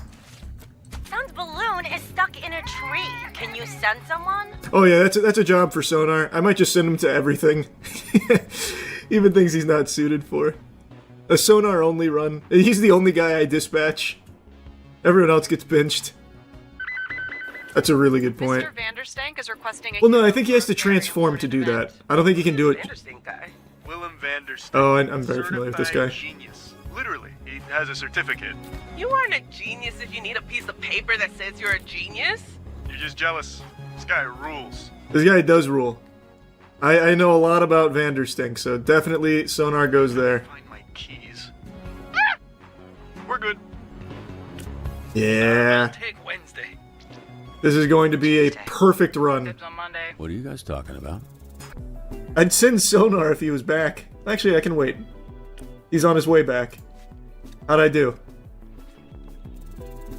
Yeah, you fucking bet. You sure we don't work on... Actually perfect. Literally perfect. I've got the cheat sheet for Sonar. Okay, what's going on with Sonar? Oh, that, yeah. He kind of randomly turns into a monster sometimes. Randomly. We are working on controlling it. Sonar transforms after returning from a call. His intellect swaps with combat and charisma swaps with vigor until next call. Wait, that sounds busted. So wait, if I just like juice up... Oh my god, I'm gonna have... My character might actually be just unbelievably strong. Washed up, drinking alone. Sonar, the Homelander of Dispatch. Yeah. Just a guy? Hear that, Flambe? You got your ass kicked by just a guy. All of you. Shut the fuck up. I feel like I don't need her to get +1 combat. I'm already fucking juiced here. I'm already off my gourd with combat. I feel like that's probably fine. One date. No. Do not ask again. Hot. Don't worry, Sonar gets laid. It's inevitable. No matter what choices you make, he gets pussy. I already recorded all the lines. Oh my god! I'm just gonna say it. Sonar has a 100% in every single mission so far. Easy. Hey, Bobby. Here, William Vanderstink needs a security detail. Is it cool if I go?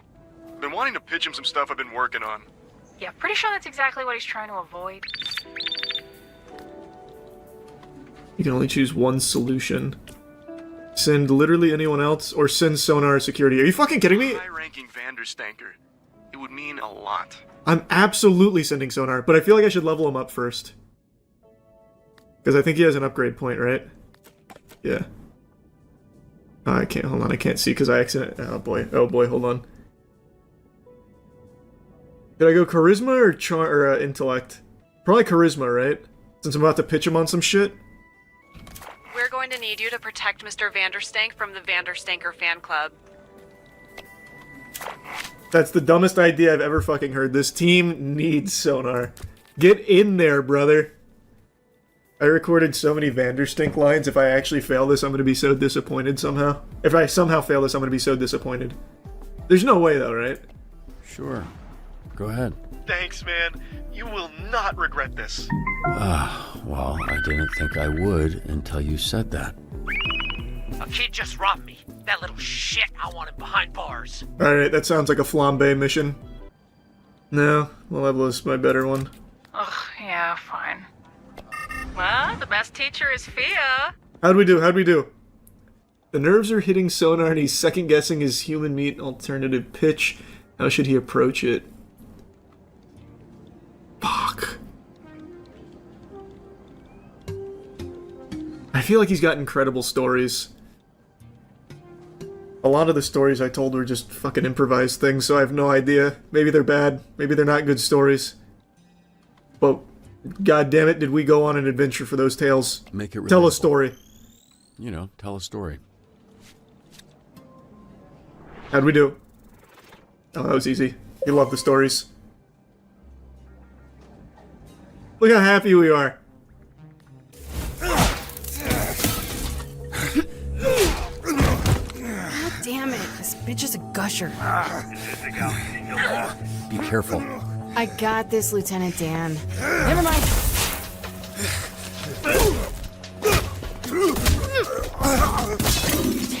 Got any more great advice? Oh, shit. I didn't even realize it was timed there. Imagine I just get her killed instantly. Shit. I couldn't decide right away.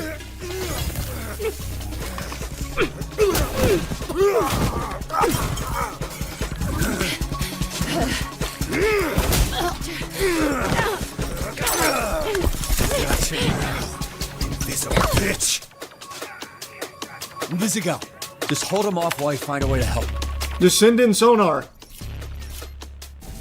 Great fucking advice, Lieutenant. I'm gonna take out the thief. Granny doesn't even know how to shoot that thing.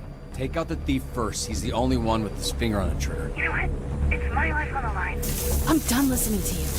The thing's gonna blow that man's Arm off, and there's a whole building with me in it. Fuck off. I'm disarming the device. No, Invisigal, that's a direct order. I thought my plan made a lot of sense. Yeah, see, now we just got him shot. Fuck. Invisigal, you there? Come in, Invisigal. Fuck, this guy's heavy. Oh, they censored his butt cheeks. Man of his own work. Oh. Charisma. Oh, damn it. Fuck. I'm just gonna give it to Sonar. I'm just gonna juice the shit out of this guy. I'm gonna have him just be the superstar of the SDN. Enjoy your mobility point, brother. Fuck, if that was just charisma or intellect, it would have been so good. That would have been so huge for the build.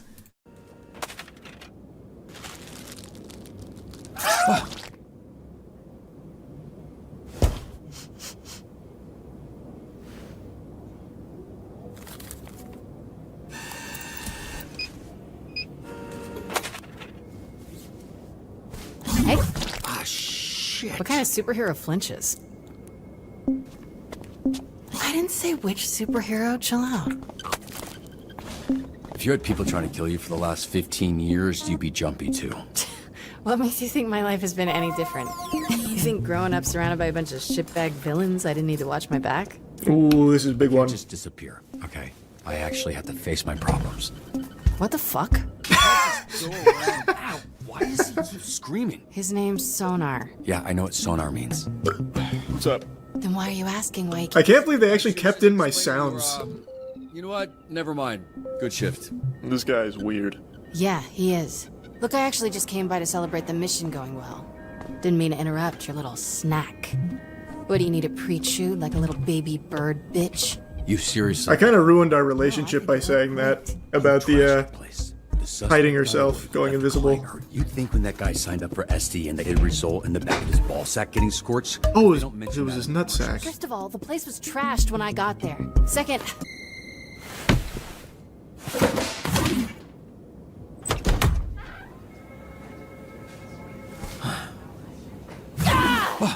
Feel bad. Good. Fuck you. That was a really good prank, actually, opening the door and then coming back for that. You gonna eat those Twinks? That's not what they're... You know what? Help yourself.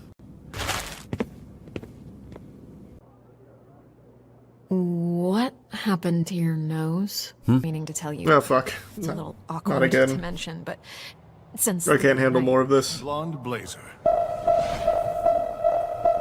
Oh, it's even worse. Are you ready to go? Who is this?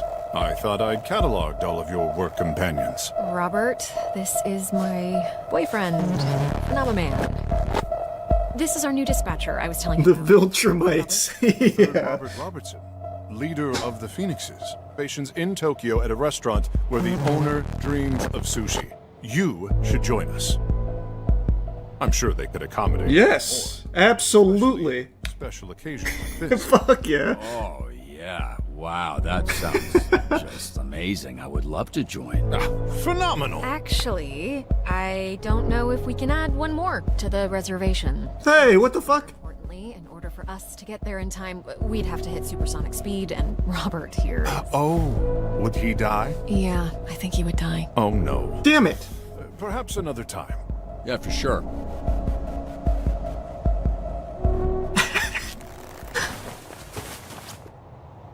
You should be with Sonar anyway, by the way, Blonde Blazer. Faster. I saw a video today of a fedora-tipping gentle sir freaking out, going ballistic, and I thought for sure it was just a skit. It was a staged video. It was fake for the sake of, like, rage baiting and engagement farming. But now I've seen that same video being picked up by actual journalists, like actual outlets. So maybe it's real? I just find it hard to believe that this is legitimate because everything about it is too perfect. This guy is wearing a Demon Slayer shirt with a pseudo trench coat and calling himself the name of a fictional character who is known for being in a trench coat, and he just actually looks like the quintessential Discord moderator. Hello? Hi there, can you open this door, please? For what? I just want to make sure that everything's okay. There seems to be something going on. What do you mean?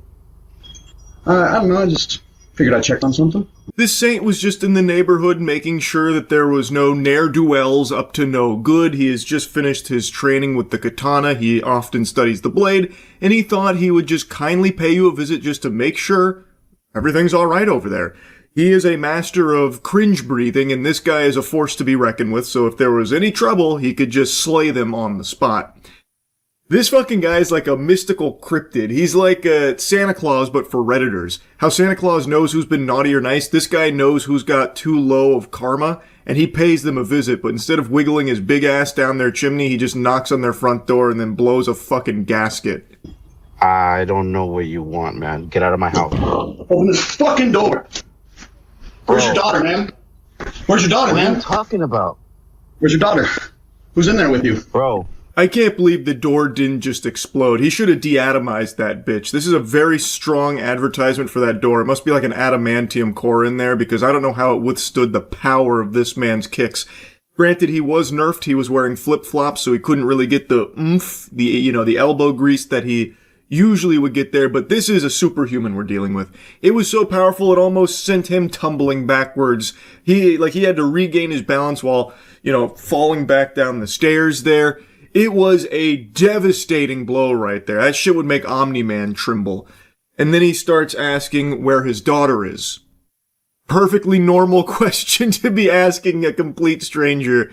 Maybe he'd been talking to some kids on Roblox or something, and now he's trying to track them down. I have no idea. But it immediately gets unhinged. And speaking of unhinged, you're crazy if you don't check out the new Starforge sale going on right now. There's a huge sale on Voyager, Navigator, and Collab PCs, so click the link in the description, best PCs in the universe. Bro, if you don't open leave... this fucking door. Open this door, I'm breaking it fucking down. You understand me? Leave my house. You don't... Are you okay? Is everyone in this house okay? What? Everyone's okay. What do you want?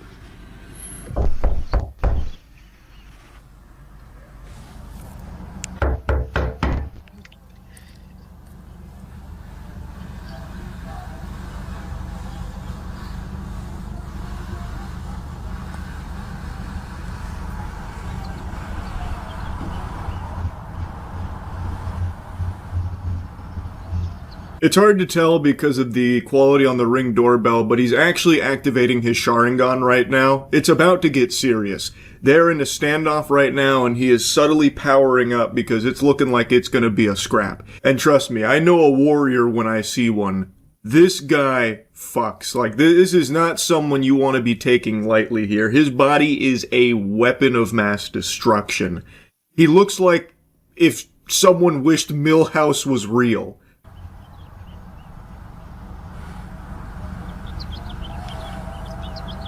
Can you leave my house, please? Can you open the door, please? You have nothing to do with my house. Can you leave my house? You know what my name is? I don't know who you are. You don't belong to this neighborhood. That's for sure. This is my neighborhood, though. Yeah, I live there. I don't know you. My name is Harry Dresden, motherfucker.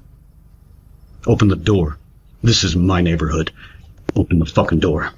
Yeah, that's the thing I mentioned at the start. He calls himself Harry Dresden, which is a fictional character from something called the Dresden Files. He's a professional wizard who solves supernatural crime.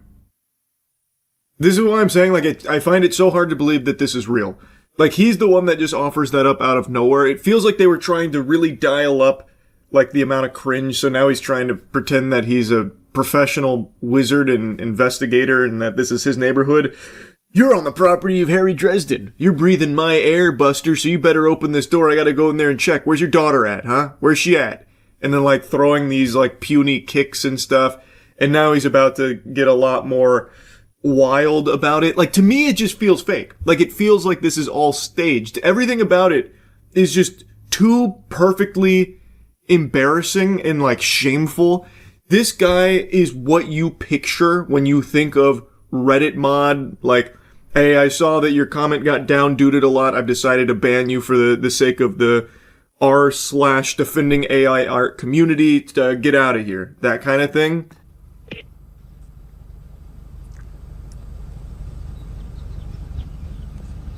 No, or I will fucking end you. Do you understand me?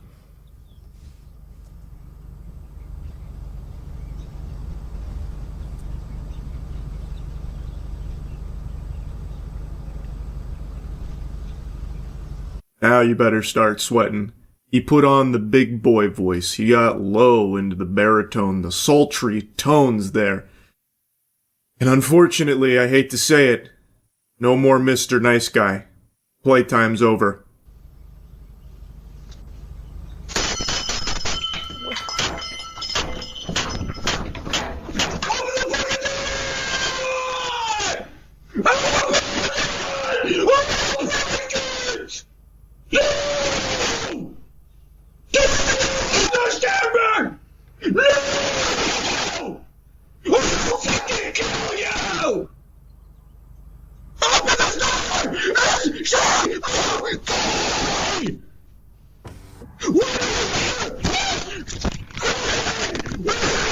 Scary.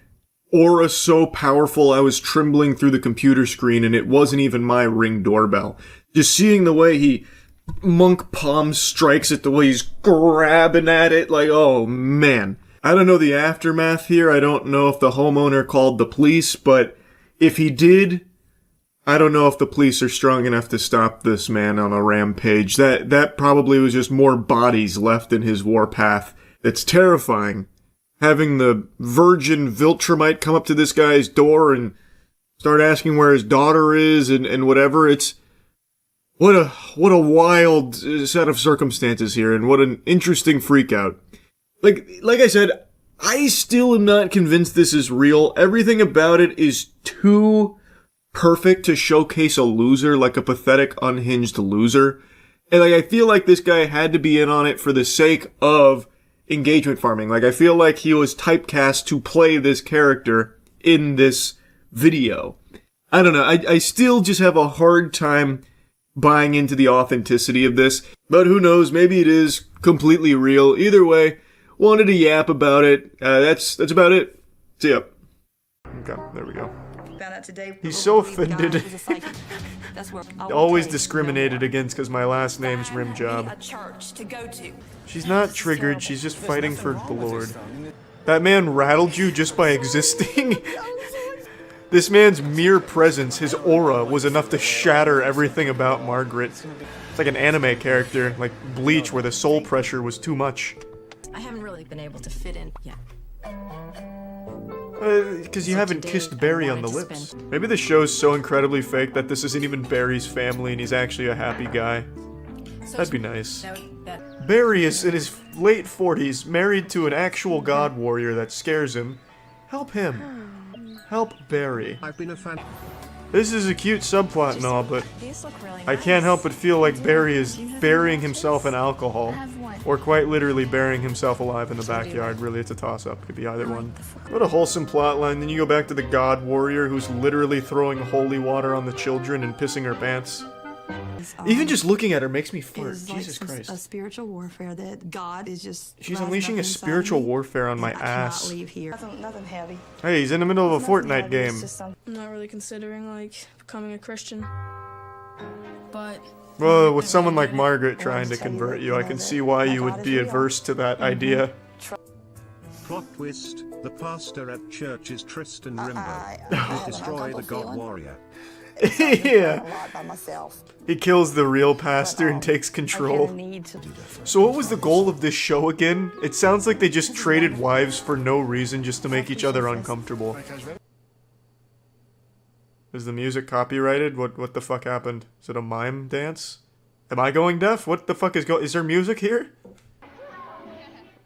This is unnerving. Oh! There's the music. Oh, and the video's getting really creepy too. What the fuck? Am I being hacked by a demon? What the fuck was that? I run into someone like Margaret change. Oh! Oh, what the fuck? Also gives me resolve to sort of ease her into a different way of thinking. What the fuck was that dimensional shift? I don't care. Can I have a hug goodbye? I mean, that's kind of sad. Like, how about a high five or like a fist bump? Margaret looks like she's ready to jump her with like a gun or a Bowie knife.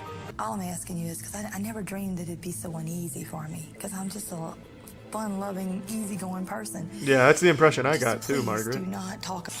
And I've cried more in the last week than I've cried in my entire life. All because she met Kristen Rimbo. That was the one thing that happened that she hated. She met Kristen Rimbo and it ruined her life. When I heard that there was arguing in the house, I understood what was going on. I know Chris, and I know that he doesn't listen. And I feel that if there was conflict there... Chris was so accepting and so nice. Chris did everything he could to make Margaret not melt down, but then the second Kristen Rimbo's presence was even felt, it was over. From what Chris told me, it's hard for me to tell what went on here. Well, ask the kids. Two different sides. Just ask your goddamn kids. What do you mean? It's good to see you. Oh, wow. He's like an NPC. Now my game cartridge is fucked. This feels like a simulation. What the fuck is going on? There was so much tension and then all of a sudden he just said, I missed you. And then it's just happy-go-lucky. I like how Barry didn't come get her. Thank you for not going, Barry. Barry's just depressed. He misses Jeannie. I have never been so uneasy in my life. God, she's a fucking state away and still feeling rocked by Tristan Rimbo's pressure. I wish I was that imposing where I enter a room and just ruin someone's life just by entering. Holy shit.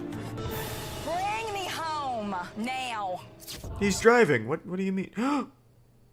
Don't you fucking tell me I watched an hour of this woman melting down just to not see her rip up her check for $50,000? No. No, that would be unholy. Where's part 2? Okay, here we go. Okay, perfect. I want out of this, because you know what? God, poor Barry. Here it comes. This is what all of Season 1 has been building up to. The collapse of Margaret. God, this whole household is distraught now that the actual nice woman left. Now they have to have fucking raging alcoholic god warrior Margaret back. Boo! Barry even made balloon animals. God, Barry's awesome. Oh, welcome home.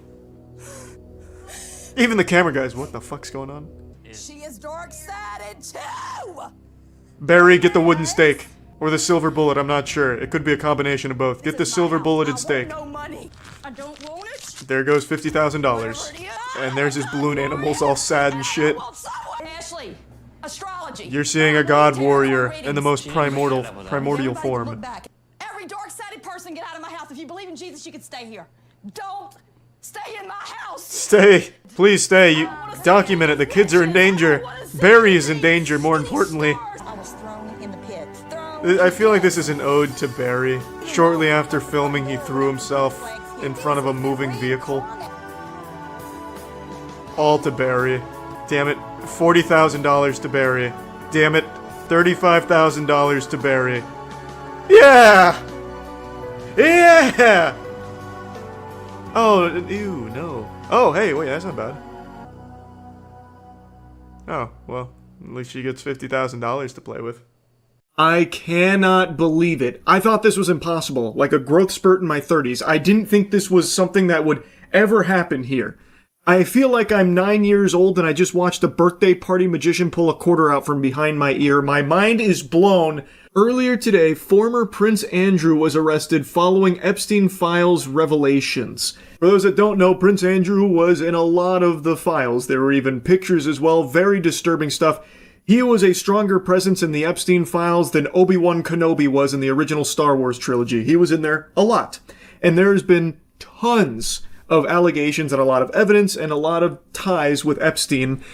But I think most people, myself included, just didn't expect anything to happen because that's been kind of the protocol recently, where the Trump administration in particular is constantly just telling the American public to move on from it and it's not a big deal, stop caring. Pam Bondi struggles through her lobotomy to try and get a story straight about where she stands with Epstein files on if they exist or if they don't, if they're on her desk or what's going on there.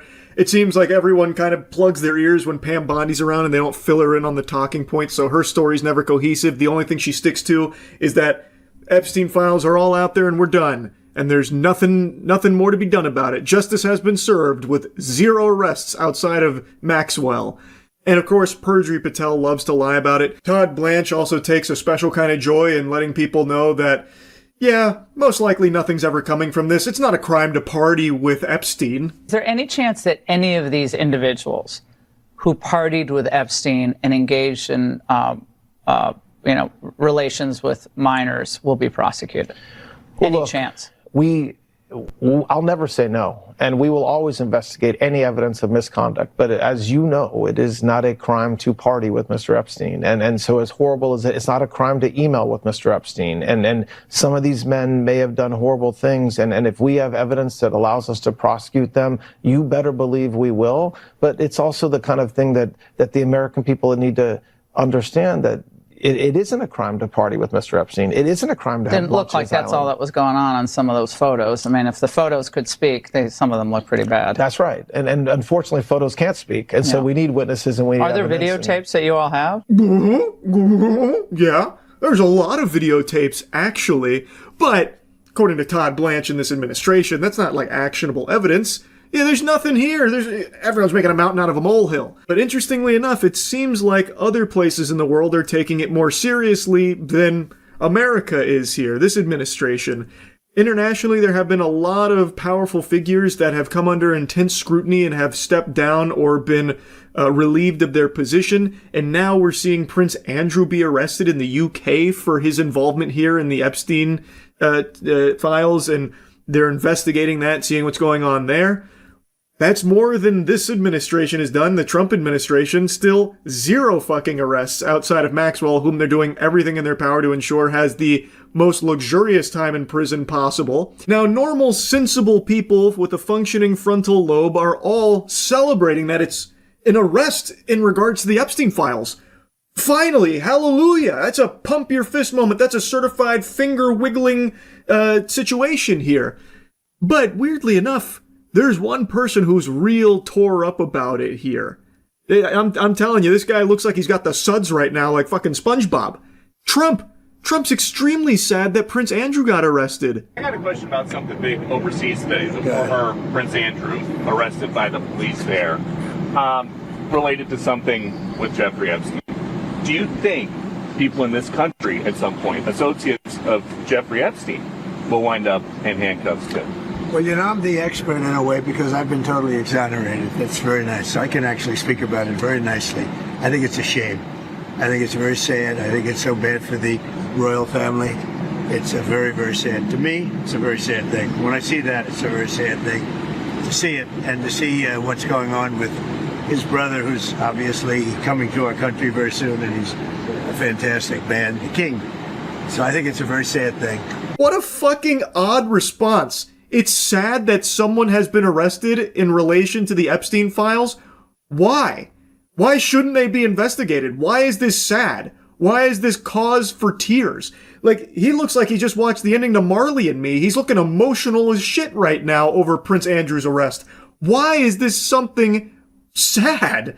Like, not a single mention of, like, the victims ever from Trump, really. He never really seems to care about the victims in the Epstein case. It's only ever, man, there's a lot of innocent men here that are getting roped into this, and that's the real victims. That's the real sad story. Guys that, you know, just wanted to talk baseball with Epstein and all of that kind of shit, getting labeled nasty stuff. Man, that's the real bitch of it. It's so wild to me that when it comes to Epstein, Trump's MO is move on, it's not a big deal. Yeah, the most infamous child sex trafficker in this nation's history, you know, had a bunch of clients and all of them are getting away with it. Big whoop. Go cry about it. Kick dirt, pussy. Let's move on. It's nothing that anyone should ever care about.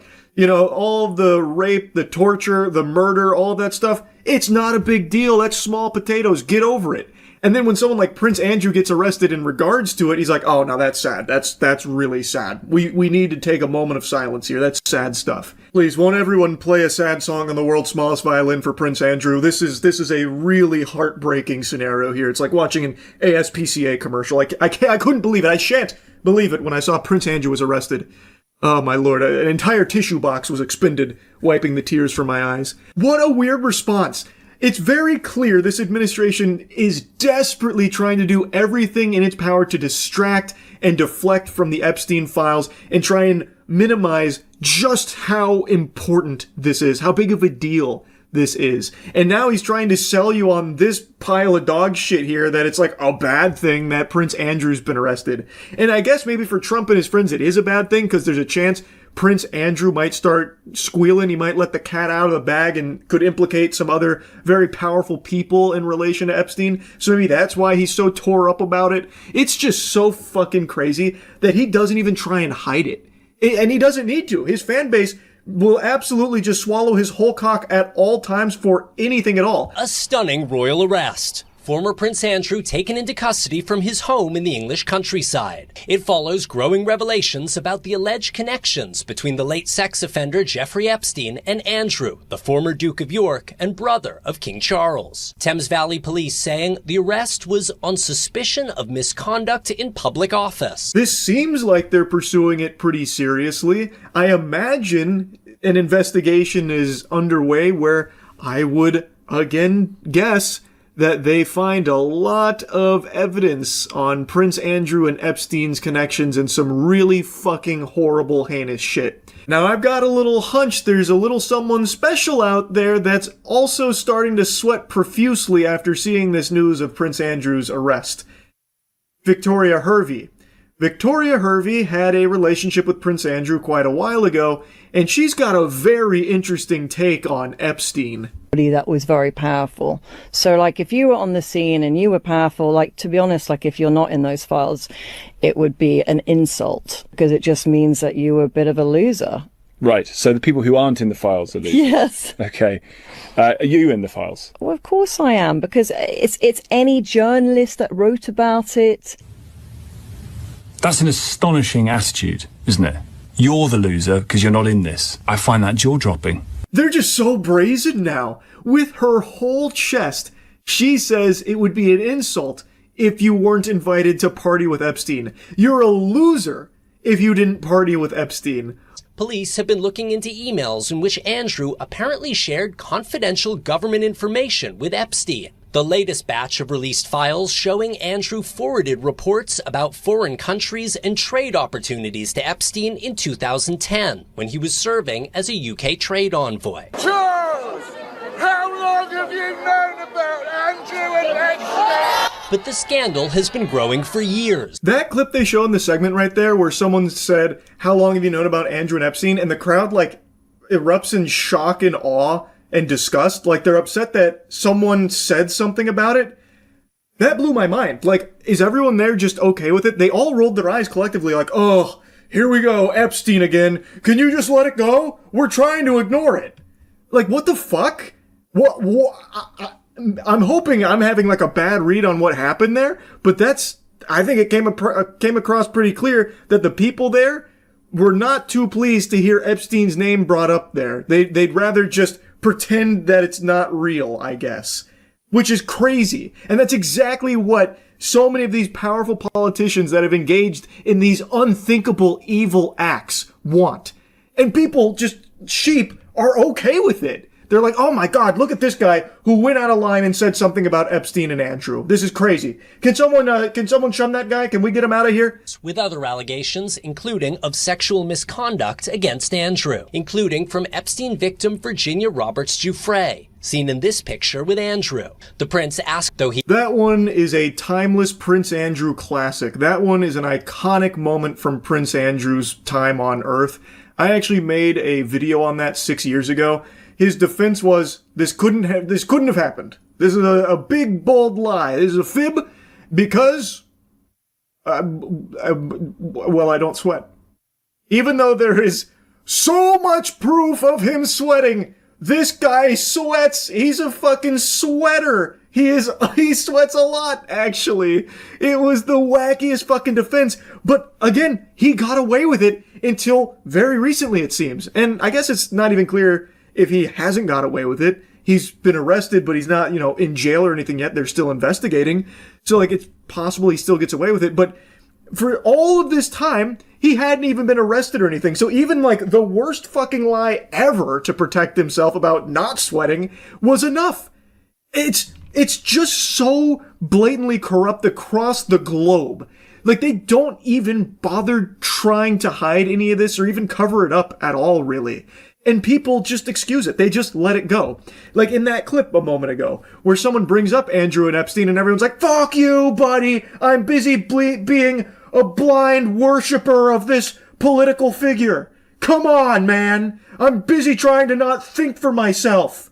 It's so sad and scary. Now, anyway, in America, obviously there haven't been any Epstein-related arrests since Maxwell, of course, and if Todd Blanche and the rest of the administration is anything to go by, it doesn't seem like they're interested at all in pursuing anything Epstein-related with clients or co-conspirators, anything like that. It doesn't seem like they're actually pursuing justice in any way, shape, or form. They're trying to hammer home the point that you shouldn't care about it, get over it. They are literally saying that. So it doesn't seem like there's any arrests coming to anyone there.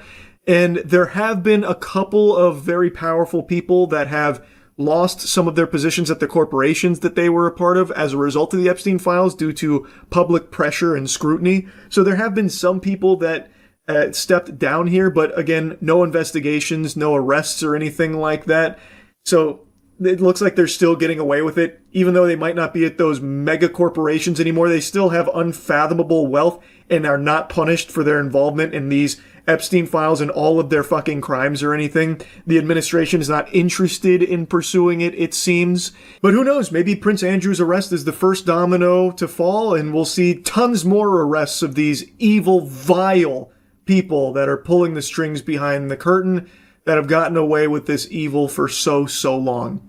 Now, I want to put a little bonus clip in here because something else has just recently happened.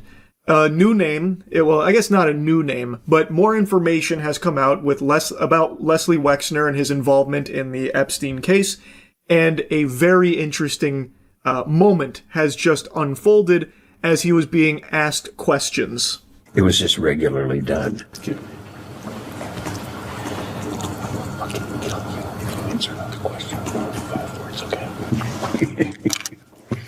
Answer the question. His lawyer there said, I will fucking kill you if you answer another question with more than 5 words, okay? And then Les Wexner starts giggling about it. Do they teach that in law school? Is that part of the bar? I don't know if I've ever seen that strategy there from a lawyer. That's pretty alarming, I would think, right? Maybe? Yeah? I mean, come on. That's peculiar, right? For his lawyer to be saying something like that?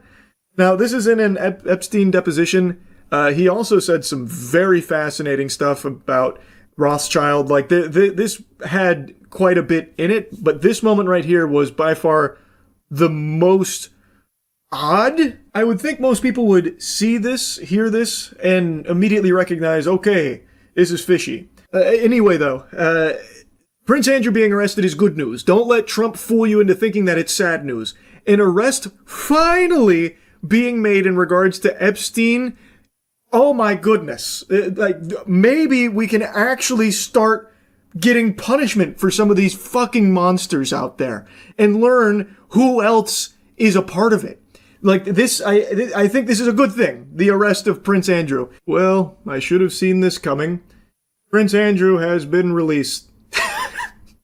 That didn't last very long. They got him in there, and then they said, okay, time's up. He's still under investigation, supposedly, but yeah, he's not being held or anything. He was arrested, but he's now released. The investigation, supposedly ongoing.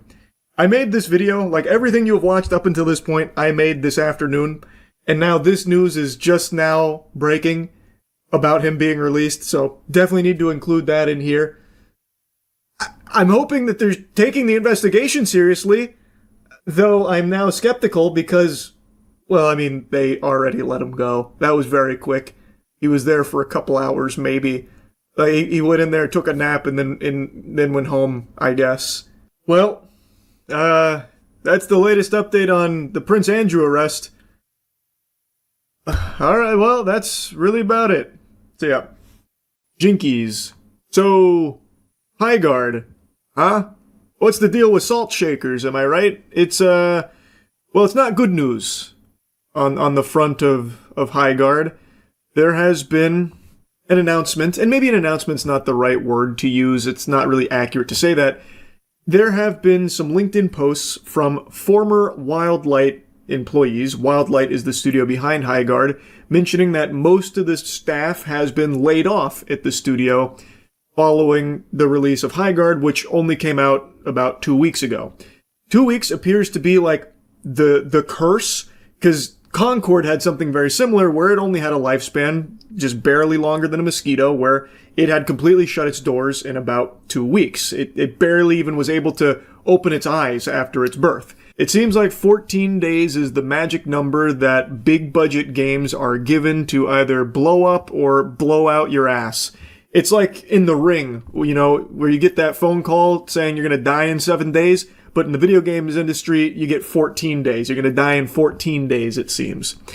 Now, in Highguard's case, they actually had put out a whole year-long roadmap, which made a lot of people believe more heavily in them committing to the long term of growing this, expanding it, and trying to make it flourish and find a player base. And make no mistake, this game did have a successful launch. The day this puppy came out, 100,000 curious sports fans hopped in there to check it out, but as of right now, there's just over 2,400 playing, which isn't really like the smallest potatoes ever. 2,400 concurrent players with nearly a 4K 24-hour peak is pretty decent for a lot of games, but given the scope of this project and the size of the team, it looks like they're closing the doors on a lot of the employees here. I don't know if that means they're looking to shut it all down or if they're looking to just downsize because they can't justify the spend any longer. I'm not entirely sure. That remains to be seen, but it's certainly not looking good for the future of Highguard, which unfortunately I don't think a ton of people were surprised by. A lot of people kind of predicted that this might happen. I don't think anyone read this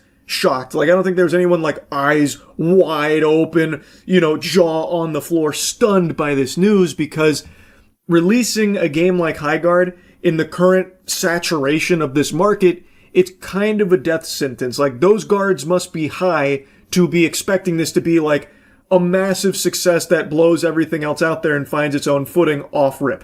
That was always going to be an uphill battle. It's very difficult to get gamers to switch from their comfort game to your game in the same genre. They might go check it out, but most likely they're going to go back to the game that they've spent the most time with, the one they're most accustomed to.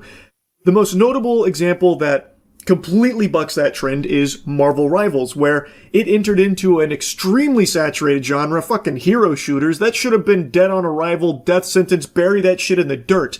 But thanks to the power of the Marvel IP, where so many people are so passionate about Marvel itself, and also the developers diverting tons and tons and tons of resources to just churn things out really quickly, very high quality, very quickly, and also the timing they entered the market where Overwatch was starting to flounder and people were hungry for something to replace it, Marvel Rivals just had all the stars align, and now it is successful, and it did carve out its niche. Highguard didn't have those luxuries. People were even confused on what Highguard was in the first place. They announced at the Game Awards and then went fucking radio silent crickets for a whole month.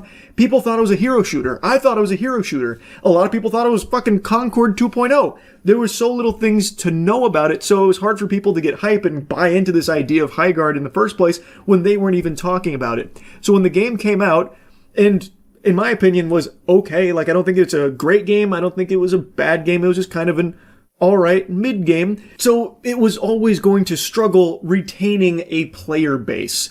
People tried it, they were lukewarm on it, some people hated it, some people did like it, but it was always going to be tough to get them to stick with it long term, especially if the developers don't seem willing to. Like, these layoffs don't inspire confidence, so there's 2,400 people playing it right now, and I imagine they really like it to still be playing it. And they did add things to it, like the 5v5 mode, so it seems like there is a willingness to try and, like, flesh it out.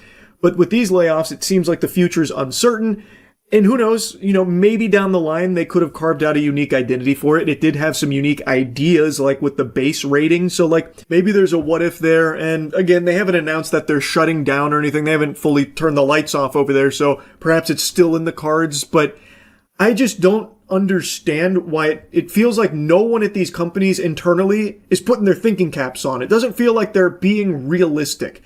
Because this was a very likely outcome that most people were kind of expecting to unfold here. So why are they already laying off people after only 2 weeks? Why wouldn't you go into a project like this with a longer runway like, look, we might be bleeding players for a couple months, and that's okay. Like, we have allocated budget to account for that as we look to try and find our community and build this game with the players.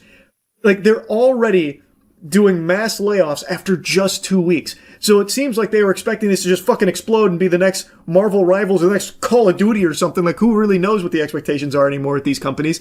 It just surprises me how quickly games will come and die. Anyway, though, taking a look at the LinkedIn here, this comes from someone named Alex Grainer. Unfortunately, along with most of the team at Wildlight, I was laid off today. This one really stings as there was a lot of unreleased content I was really looking forward to that I and others designed for Highguard. However, I'm excited for my next adventure. If your team or anyone you know needs an experienced level designer, hit me up. Check out my portfolio here to see what I've done the last 7 years as a level designer in the AAA space at alexgrainer.com. Cheers. The way that Alex writes about it on LinkedIn sounds like most of the team at Wildlight has been laid off, and then he said how disappointed he is because there is unreleased content that they were excited for, meaning that it feels like that unreleased content is never coming. So my impression is that these layoffs are in preparation for shutting it down, especially when you also look at Josh Sobel's post. Today I was laid off from my job at Wildlight along with most of the staff. Once again, echoing that same sentiment that most of the staff has been laid off. You can't run a game like Highguard with most of the staff gone, and this was the lead tech artist. So this is like a pretty big position, it feels like. It was the best team I've ever worked with, and I've never put so much of myself into a project before. I wouldn't trade the past 2.5 years for anything. And then he goes on to talk about his experience, so if anyone has, a need for his expertise, to please reach out about it. To me, this feels like the end of Highguard, more like Byeguard, because it's saying goodbye here. It feels like these posts make it pretty clear that most of the staff has been laid off and that it's likely winding itself down for that next step. It feels like it's in that stage where it's probably closing its doors. But I could be entirely wrong.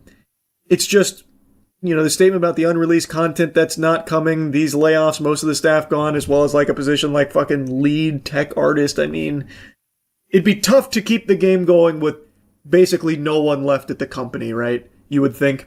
Anyway, though, this isn't something that I think is worthy of celebration or anything. I wish Highguard was better and performed better so that way they could keep chipping away at something and maybe make something special eventually. Like, take, for example, No Man's Sky. No Man's Sky came out to nothing but booze. Just an absolute flood of booze, trash, and look what happened over the years.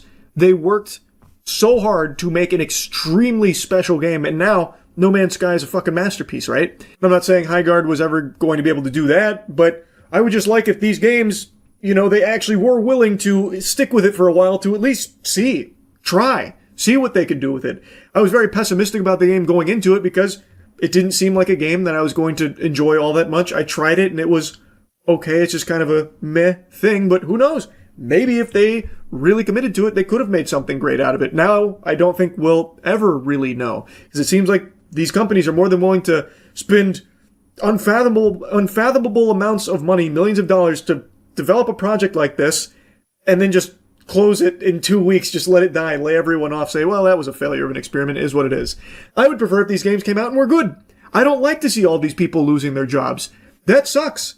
And it's not like the developers were the ones that cooked the idea here. I imagine that came from a higher level position. Most people could tell you, you got a real tough battle ahead of you, a real war to fight if you're trying to carve out a strong community in a genre this full that Highguard was competing in.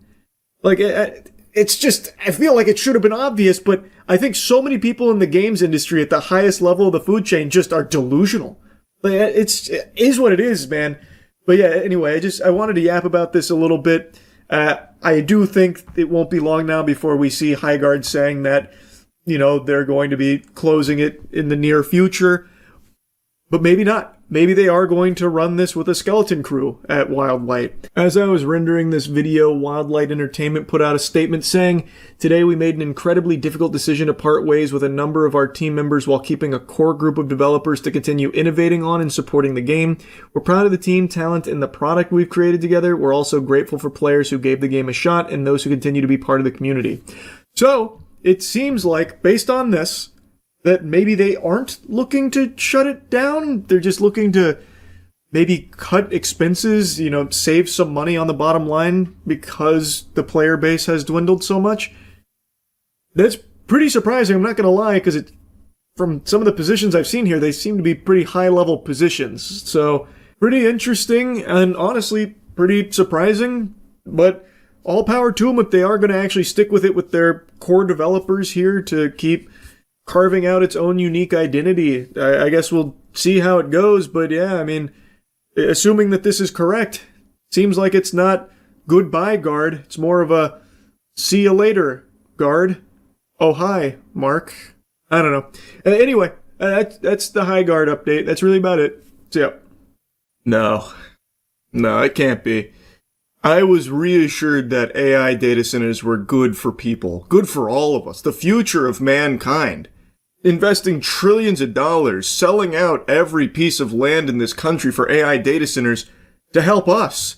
But now, I think the cracks are starting to show. I think the truth is starting to leak out, and, well, don't worry, BlackRock has solutions for that. Larry Fink made a really cool statement about how they're going to protect it from the domestic terrorists that might not want AI data centers, which I think is a really cool label to be slapping on normal, average working people that just don't want to see their energy bill skyrocket and their water get turned into fucking sludge soup. Oh, you fucking terrorist! What, you don't like the data center, do you? Well, welcome to the gulag. It's pretty unhinged, but I'll get to that in a moment. I want to show you something that I just learned about that I think is extremely alarming. This is so far the biggest public goat-seeing from the data center epidemic, where in Lake Tahoe, 50,000 residents have just been informed that in 2027, their energy provider is abandoning them to focus solely on the energy demands of the AI data centers in the area. Now, this probably doesn't come as a surprise to anyone who's been paying attention to what's been going on. All companies are finding ways to butt-fuck the normal person and focus entirely on suckling the bosom of AI. Not just for data centers, but let's take a look back about 5 months ago, which is like ancient history with the way everything's been moving, with Micron. Do you remember when Micron did one of these to all the normal consumers that relied on their RAM, being one of only 3 big players in RAM production? Well, Micron, 5, maybe 6 months ago now, announced that they will be getting out of that sector entirely. Took every consumer's head and just put it in the toilet, giving them a nice swirly, saying, fuck you nerds, we've got AI now. Then threw on their sunglasses and never looked back. Which inevitably caused the big RAM crisis and the prices to skyrocket there because of now the impending RAM shortage that would be unfolding because, again, Micron was one of only 3 big RAM producers, and they just outright said, we will no longer be providing to the consumer market starting this year. So they did that because AI was more lucrative, and now you're seeing everything else go in that direction. And this is the first big example of just an energy company that 50,000 people rely on to live, just hitting that Harry Houdini vibe and vanishing on them, saying, don't really care about you plebeians, flesh and blood is cringe, AI is the future, we gotta go take care of AI. I mean, good luck out there though, maybe you'll find other power suppliers, but it won't be us. Bye-bye. NV Energy, the Nevada utility that has supplied the bulk of Lake Tahoe's electricity for decades, told Liberty Utilities, the small California company that services the region, that it will stop providing power after May 2027. The reason? NV Energy needs the capacity for data centers, as in the energy supplier for the Lake Tahoe region is telling the utility company that it has less than a year to find another power source. Which shouldn't be a problem. They maybe just need to dig a few feet underground to find the fucking Tesseract, and maybe they can install that. Surely that won't be a huge issue. I imagine that'll be without hiccups. Doesn't this paint the most beautiful picture? It's always been abundantly clear companies don't give a fuck about you or anything, but now that companies see a way of cutting you out while still driving up their own profits, they are frothing at the mouth for it and jumping on board. They are abandoning ship on people because they don't need people anymore thanks to AI. So these data centers in this area are now the entire focus of NV Energy, and they are just saying, these 50,000 people, they can go kick rocks, pussy, good luck. And I imagine this will not be an isolated incident. This is something I've yapped about a lot. It's something that is very well known about data centers in particular for the energy demands.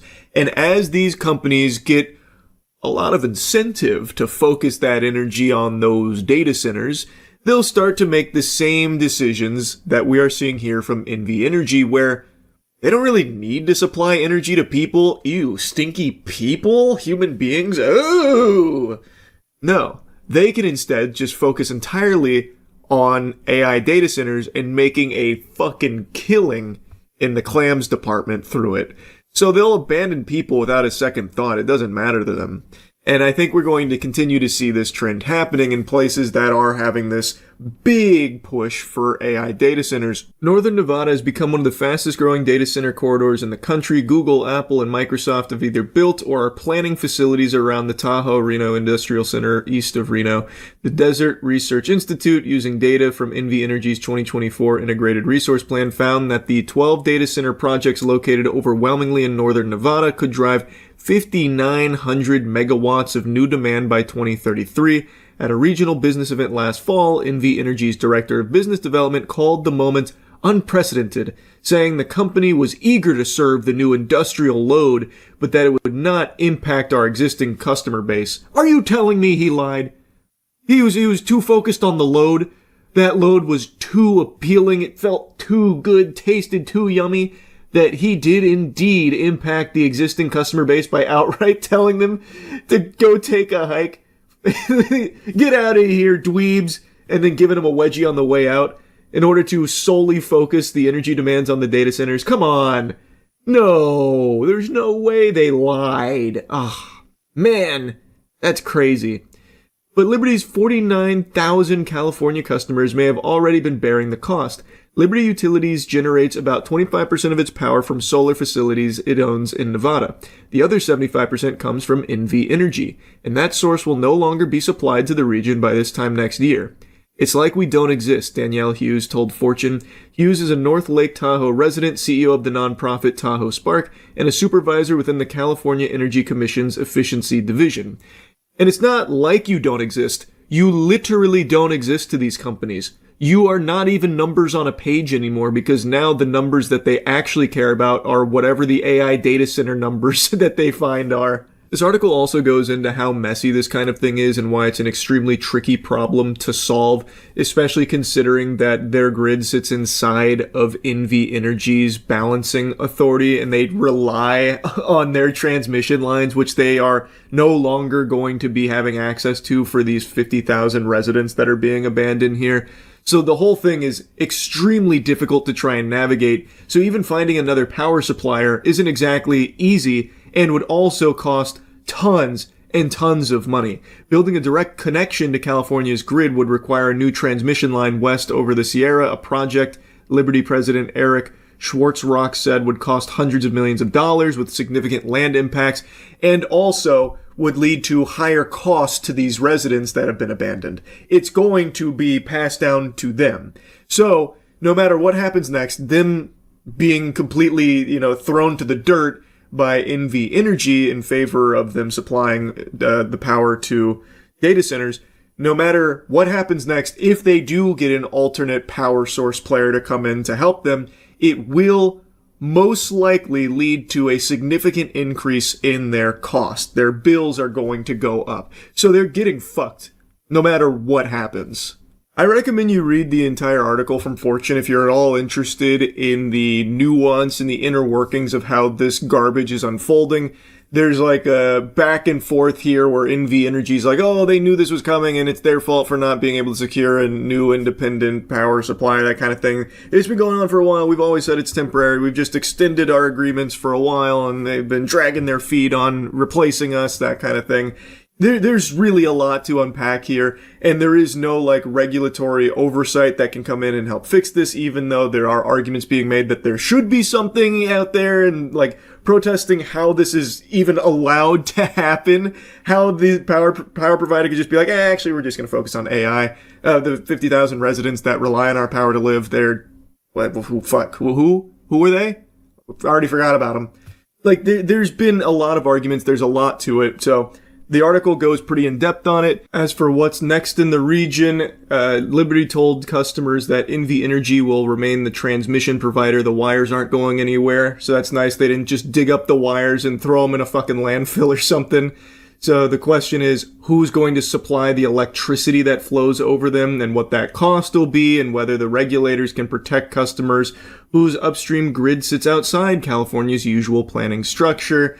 And they are right now shopping the bid replacement contract to anyone and everyone. They are really trying to find this next energy provider. There was a tad bit of optimism when it came to a short-term solution, but long-term is a lot more unstable and unknowable.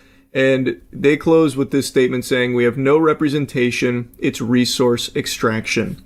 It is 1000% resource extraction, and representation has proven in other regions across the country to not matter at all when it comes to these data centers. Let's take a look at Utah. The Kevin O'Leary clown show, his fucking circus, who, by the way, likes to continue LARPing as an American. He's not. He is a bald Canadian bitch ass. And yet he still comes over here and tries to preach about American values and why the data center is the most patriotic thing you can do. Cringe, pathetic, worm demon.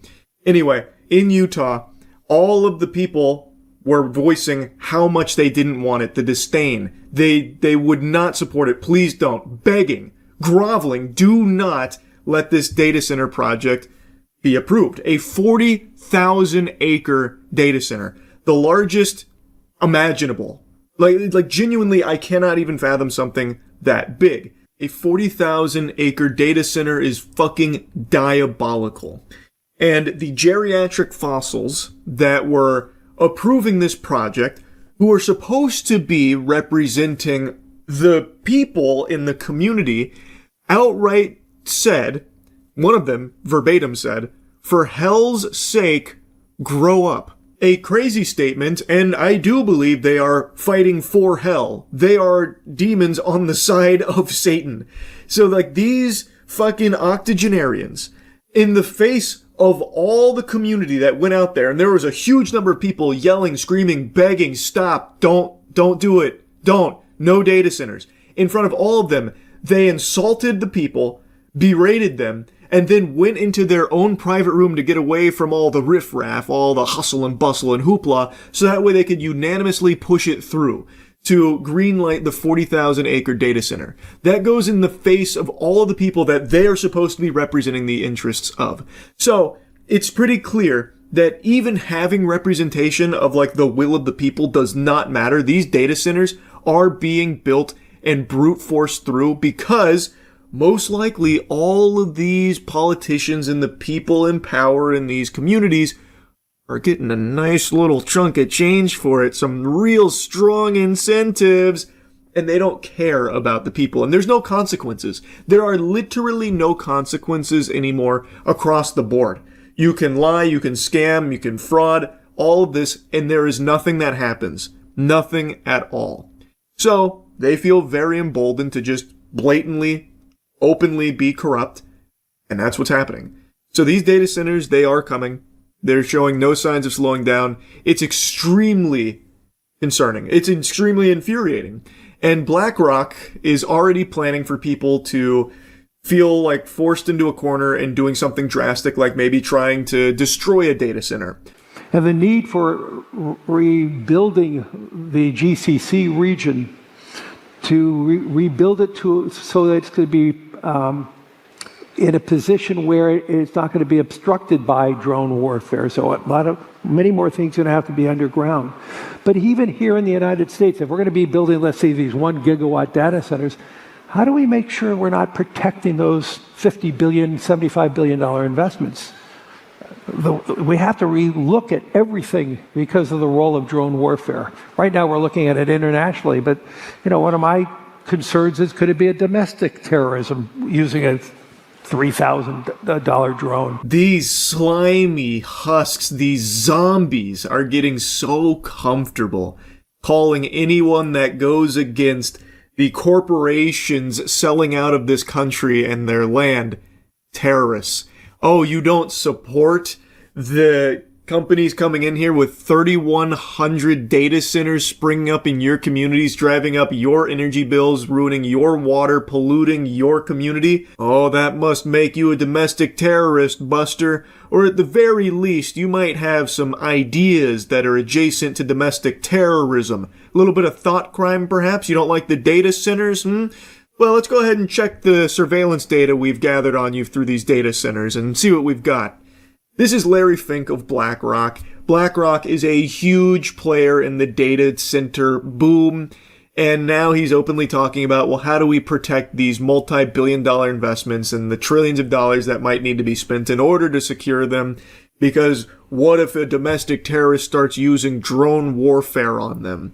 So it seems like there's a recognition from people like Larry Fink, these fucking zombies at the top of the food chain, that people are feeling backed into a corner. Everything in their life is getting more expensive, and data centers are only continuing to accelerate that issue.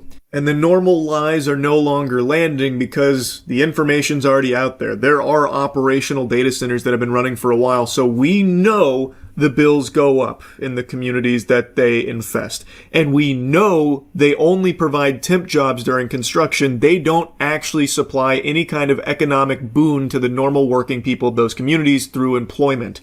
The biggest data center in this country only has roughly 150 full-time employees. The smaller data centers or the normal-sized data centers run as lean as 20 to 25 employees full-time.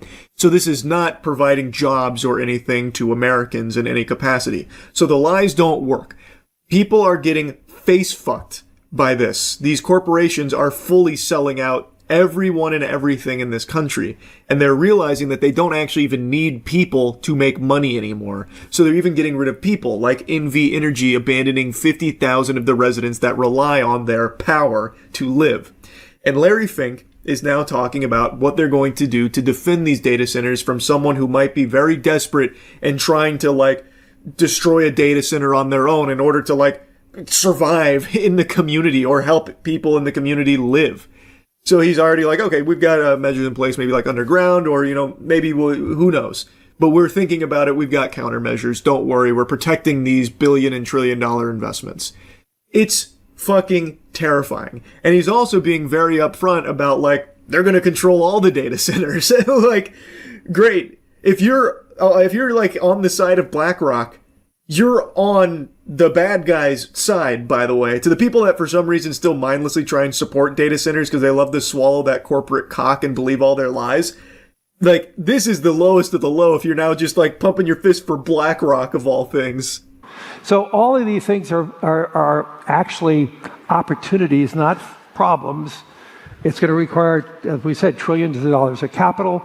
Governments cannot build these out alone. They don't have the wherewithal. And two, their deficits are started to be mounting. And we spend too little time talking about the U.S. deficits and other countries' deficits. So this is all going to be the role of private sector. Oh, thank goodness. I feel much more comfortable knowing that the future's in the hands of people like Larry Fink and BlackRock. Isn't that good news? Yeah, so anyway, had to yap about this shit. It is so fucking out of control. It is so blatantly corrupt. It is genuinely terrifying. Anyway, just wanted to put that all on your radar there. That's really about it. So, yep. Have you ever wanted to be sued? Perhaps. Have you ever wanted to be sued by multiple entities at the same time, filling every orifice with a lawsuit? I would imagine no. That's an awfully hot copied spot. We're talking about Pikmon copying the homework of multiple big titles to like an almost comical degree. Like, this would be something that I feel like would be almost satirical from like a game development student in college making this as like a, I don't know, project piece for class, never actually anticipating selling it or anything because they know that they would get fucking biblically smacked down by the companies that they are heavily borrowing from. And borrowing is doing a lot of heavy lifting there. That is loosey-goosey because it is almost one-to-one carbon copy a clone. That's right, I'm talking about Pikmon. Pikmon is a game that came out of nowhere with a trailer that kind of got a lot of eyebrows raised because it is strikingly similar to Palworld, Pokemon, Zelda, and even a sprinkle, a hint of Overwatch. So Pikmon is being developed by a studio named Pocket Pair, who has a remarkable track record of their first game. Now, the name Pocket Pair might have, made you feel like you'd heard it before, and it's because you're probably getting it confused with the developer of Palworld. Their name is Pocket Game. It seems Pocket Pair was very inspired not only by Palworld itself, but even the studio's name. They wanted to take inspiration from almost one-to-one. Not only studio name, they also really liked the description that Palworld uses on their Steam page because they lifted that bitch almost one-to-one as well. Dive into a vast uncharted continent filled with ancient civilizations and mysterious creatures called Pikmon. In this multiplayer open-world survival crafter, you'll team up with your Pikmon to fight, farm, and build industrial empires while thwarting a shadowy organization's plot. Now let's take a peek at what Palworld describes its game as. Fight, farm, build, and work alongside mysterious creatures called pals in this completely new multiplayer open-world survival and crafting game. That's pretty close. To me, it sounds like Pikmon, the developers, said, "Hey, Grok, can you take this description and add a few more words to it, maybe a little buzzwords about fight, farm, and fuck your way to the top or something with our Pikmon?" It's pretty close. The DNA is still very much intact. Now, Pikmon is being published by a company called Network Go, whose name to me already feels fishy. That sounds like the name of the Wi-Fi at my local coffee shop. Like, everything about Pikmon is just so peculiar. And it's apparently a very real game that they're looking to release. And when you watch this trailer, we watched it on stream, when you look at this, you will immediately see that this isn't some kind of Pal World situation where it's very clearly existing in a very similar genre with similar designs to Pokemon, but completely changing the formula to something unique for its own identity. It is actually taking one-to-one elements from these games and then just fucking fisting it into this trailer here haphazardly. It is actually like borderline plagiarizing these properties. It's pretty ridiculous. Have you seen the game Pikmin that's copying Pokemon, Pal World, Breath of the Wild, and somehow Overwatch? I haven't watched the trailer, but I heard about it from a buddy of mine. Let me check it out. Am I on 2x speed? No, that just seemed like it was fucking schmoovin'. Pikmin!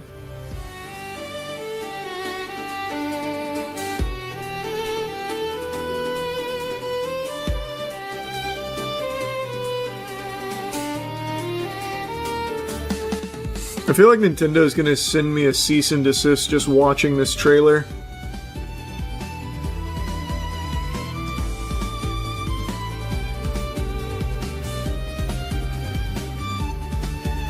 That's pretty shameless. That is pretty shameless character design there. Who's making this? What studio's making this? Pocket Game. Let's see.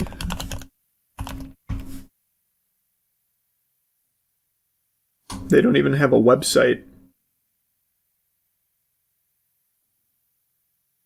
This is literally just a random Steam dev. This is all they have. A studio with no fear, that's who. True!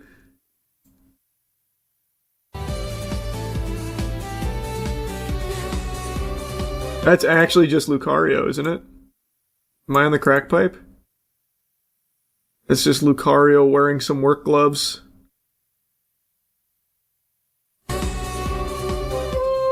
No, it's clearly not Pikachu. That didn't look like Pikachu at all. He had like a mullet.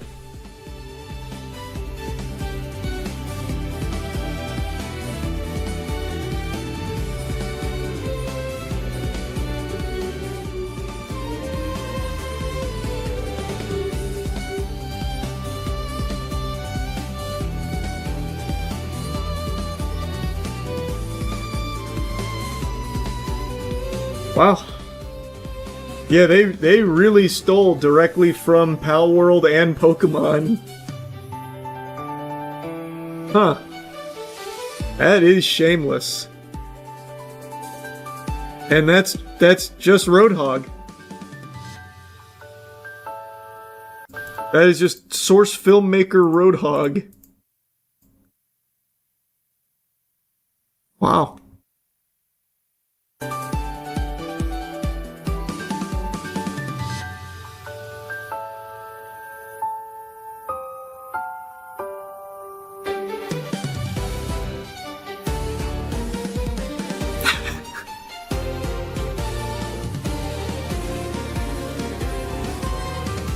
Wow. I guess the strategy is get sued for marketing, maybe? Is the idea? Oh, didn't mean to click that. There's apparently an after credits scene here. It's probably gonna be Luigi or something. Steal from literally everything. Bro, that's literally Pikachu. I mean, yeah, they did just direct rip many things. Pretty interesting. It feels like a stupid idea. Because, like, Pal World, while it's clearly Pokemon inspired, it's totally different, night and day, to a Pokemon game. This is literally using Pokemon models and direct ripping Pal World game. Like, there's no argument.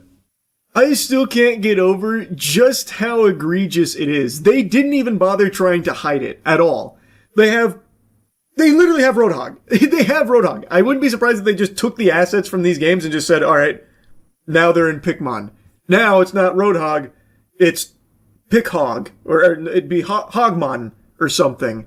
It's out of control. And the Pikachu, that one, that is a giggle-worthy moment because it is actually Pikachu, but then they just put on like a faux hawk or something and said, no, that can't be Pikachu. Pikachu doesn't have a faux hawk. Don't be ridiculous. That's clearly something very different. It's a Pikmon, not a Pokemon. I am so interested to see how this unfolds because it is taking a lot from quite a few huge games without even really attempting to pretend that it's unique to Pikmon. I have to imagine that there will be like cease and desist letters hitting their doorstep pretty quickly. I would wager a guess based on the trailer here. Now maybe this is all placeholder stuff and they plan on overhauling the designs by launch. I don't know. I couldn't tell you what the strategy is. It is mind-boggling. I had to yap about it a little bit. Anyway, that's really about it. See ya.